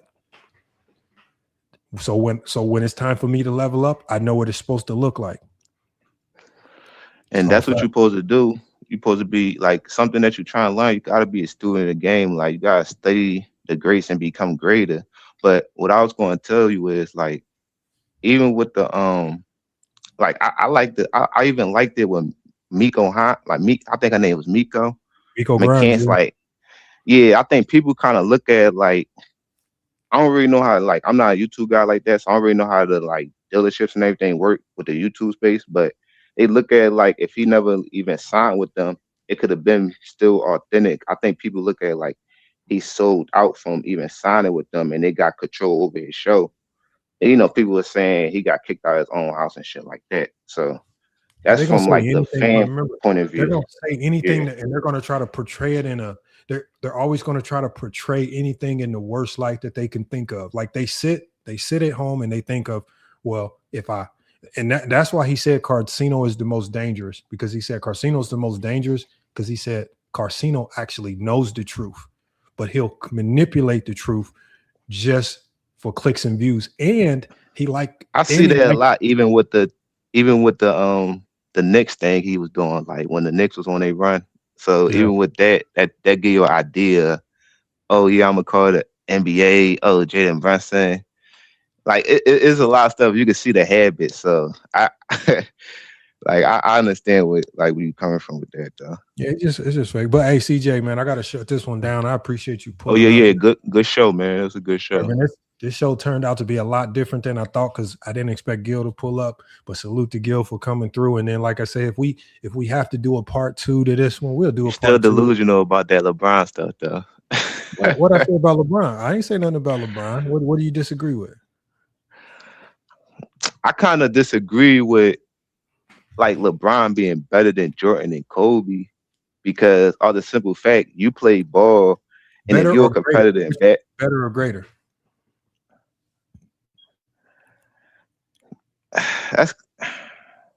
I believe that it's fair to say that I think Jordan. both. Kobe I greater. think Jordan and Kobe both greater and better because I believe it's to me personally. I think when you switch teams, you kind of like disqualify to me a little bit, like the way how he did. I'm not saying like how Shaq. I know Shaq and Kareem switched teams. I'm talking about like in your prime and you at your apex and you had a good enough team to compete and win. You probably was like a piece away, and you got Kobe and dudes like Tim Duncan and Magic all stayed with one team and went through the grind and overcame something. I feel like LeBron didn't overcame what they overcame, and they would have did the same thing. They probably would have had more success as well. So when Barkley demanded a trade from Philly to Phoenix, was he any less better or greater? Well, it was the back end. How old was he? No, that was Barkley in his prime. He won the MVP as soon as he joined the Phoenix Suns. He was the league MVP. Oh, you talking about the Well, he didn't like form the super team. I think it would have been different as LeBron went to Miami. Yeah, that's why I used Shaq and Kareem, because Shaq joined the 50+ win team too. But Barkley joined a really good Phoenix Sun team already. He was actually trying to get to the Portland Trailblazers, who were even better. Remember, he went and met with the Portland Trailblazers ownership, basically saying, if you offer this particular trade, I think they'll take the trade. They were trying to work out a trade to get them to an even better team. So, but all I'm asking you, this is not to indict Barkley. What I'm saying is Barkley in his prime found a way to leave Philly and get traded to the Phoenix. So I'm just asking you, does that make his greatness, or is he any less of a player because he went from Philly to Phoenix to give him a better chance to win? Okay, even if I could concede, like even if I tell you I could concede to that, like, okay, you got a fair point, but people don't look at trades as much as somebody making their own decision and building a super team. Barkley navigated the trade. He forced the trade. He didn't fulfill his contract all the way. He didn't say, well, I'm going to stay until my contract is up and I'm going to leave in free agency. He said, no, I'm going to force my way out. I need you guys to trade me. So he bullied the team into a trade. That might be even worse because you didn't even fulfill your contract. Well, I could concede to that personally because Barkley not even in my top 15. So I'm thinking about it on the fly. I never even thought about it. I'm just looking at it like, I was just comparing like Michael, Kobe, and LeBron. Cause I'm looking at how they got their championships and what they overcame. And LeBron came to his situation. I mean, Jordan came to a bad situation just like LeBron did. So, I mean, it's not like Jordan came to a great situation. So it's hard for me to put LeBron over Jordan and Kobe when I know that he cheated, like not cheated, but he took the easy way to a championship. So if the Lakers would have honored Kobe's trade and on top of that, he failed. He didn't even succeed. If the Lakers would have honored Kobe's trade request and traded him, and let's say he would have finished his career with the Bulls, would he have been less great? Let's say even if he won a championship, well, let's say he gets traded, he goes and wins a championship with the Bulls. Is he less great? I think it's going to take away a little bit from a guy. That's what I was saying. People like they still could count it, like because I said I could look past even if LeBron joins super team. But I said that's what probably would put me, like that would probably put like make Kobe and Jordan a little like I put them ahead because they stay with their team, and I know how hard it is if you stay with your team and trying to like get things done. But if Kobe would have did that, I mean, it depends on how you do it though too, like. He went over there by himself. Like it's not like he. What better way to leave a team other than fulfilling your entire contract and leaving in free agency? That's probably the most honorable way to leave a team is to fulfill your contract in full. You've done and then even in some cases with LeBron to even help the Cleveland Cavaliers out, he facilitated a sign and trade so they didn't lose him for nothing. So he also.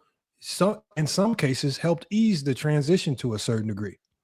You know, even if you look at how he left the Lakers, even when you think like when he left the Lakers, he said, you know what? I'm just going to go ahead and tell you guys, look, I'm not returning. You guys can go ahead and proceed with your offseason so you can take my money off the books and you can do what you're going to do. I'm not going to hold you up because I know my decision is going to take a little bit longer. He even did them a favor. Every time he's left the team, he's done it in a way so that the team at least has a chance to build without him. You know, James Harden, if you look at all these guys, they're demanding trades. Kevin Durant, they're forcing their way out. They're putting these teams in crazy situations. Kawhi Leonard sitting out a whole bunch of games, demanding trades, right? Getting into it with Tony Parker and these guys, just putting the team in a crazy situation. But LeBron ain't had none of this stuff. So, but even if I could, CJ, we can cook on. I promise you, I'm gonna be going live again. I promise you, we're gonna have another opportunity to cook on this stuff. I just got to get this one shut down. Do your thing, bro. Good show, but you know, we're gonna finish this conversation. Don't worry, we're gonna get back to that. We're gonna finish the conversation. Don't worry, because I'm gonna be bringing the lives back to YouTube. We're gonna be cooking a lot more. So yeah, we definitely just make sure you sub up to this channel because I'm gonna be doing all my lives over here on FYF Sports Clips, right? And because I'm like similar to Gil, I'm trying to turn FYF Sports into a network. Right, so that channel is going to be a network of a whole bunch of different content creators.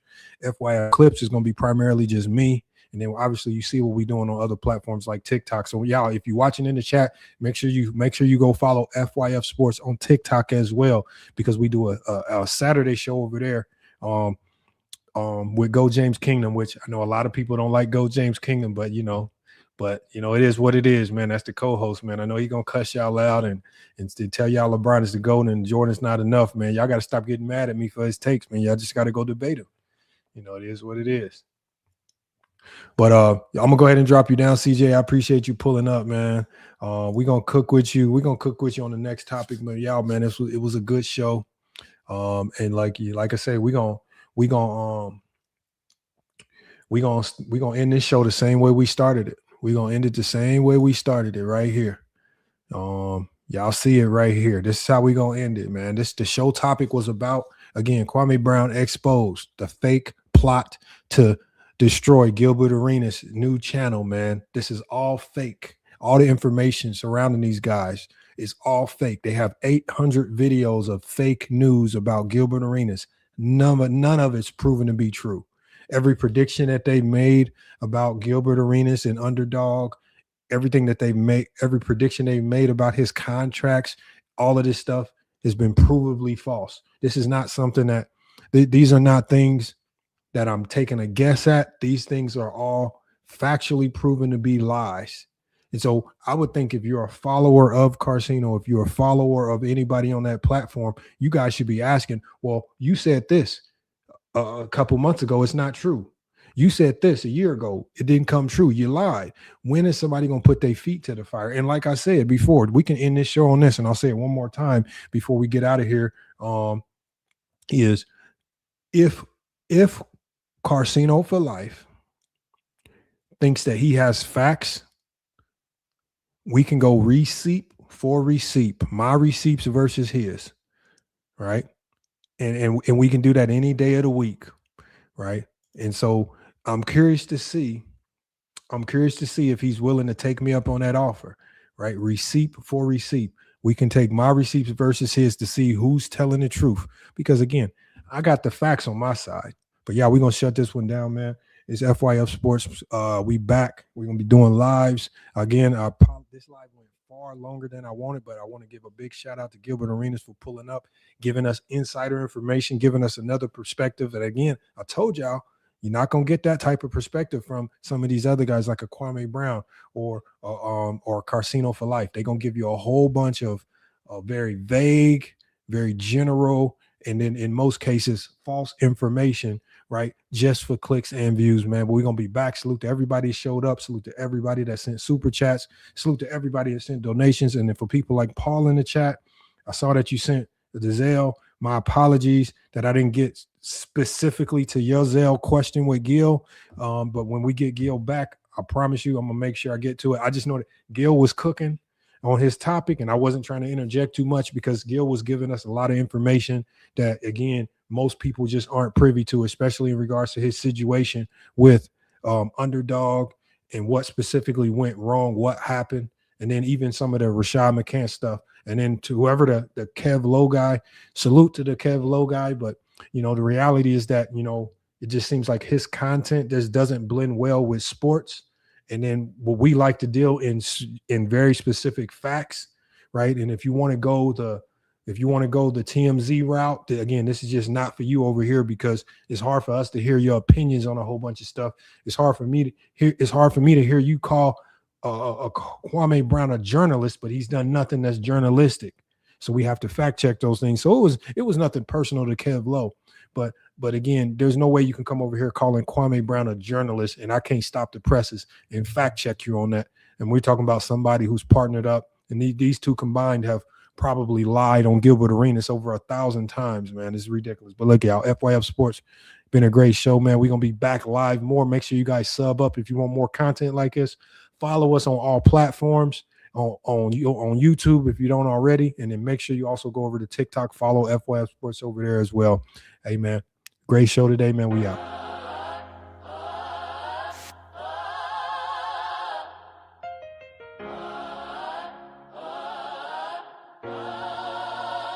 Look, numbers don't lie, but the broke do. 4 years of broadcasting your obsession, let's expose you. You tethered your identity to another man's jersey. A dirty sector of YouTube begging for mercy. I stepped away from petty talk, outgrew the sandbox. While you still stand outside trying to pick the locks. Let's look at the legend. The first pick overall, but the baseline was just killing. Now you run a digital graveyard, burying your feelings, sitting in front of a lens, projecting your failure. I altered the landscape, customized the fit like a tailor. August 23, you try to audit the man. 16 million views, you can calculate the path. Claiming click funds in Bangladesh, that's before a story. But the 4.8 watch time, average stole your glory. That's internal distribution, organic consumer behavior. But a dying channel always looks for a savior. You predicted the collapse, said the platform would reject it. Then Underdog extended the roster, completely inspected. 5 500 million views, registered by 2025. The blueprint is immortal,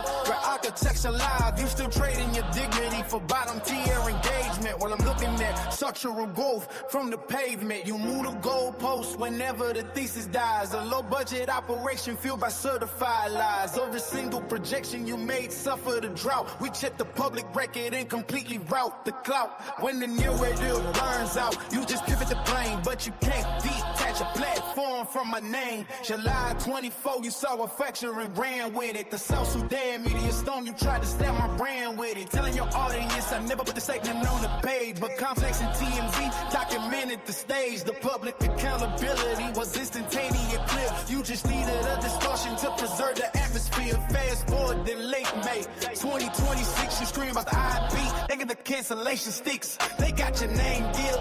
You don't know your own rights. But the Playmaker ink was drying under the building lights.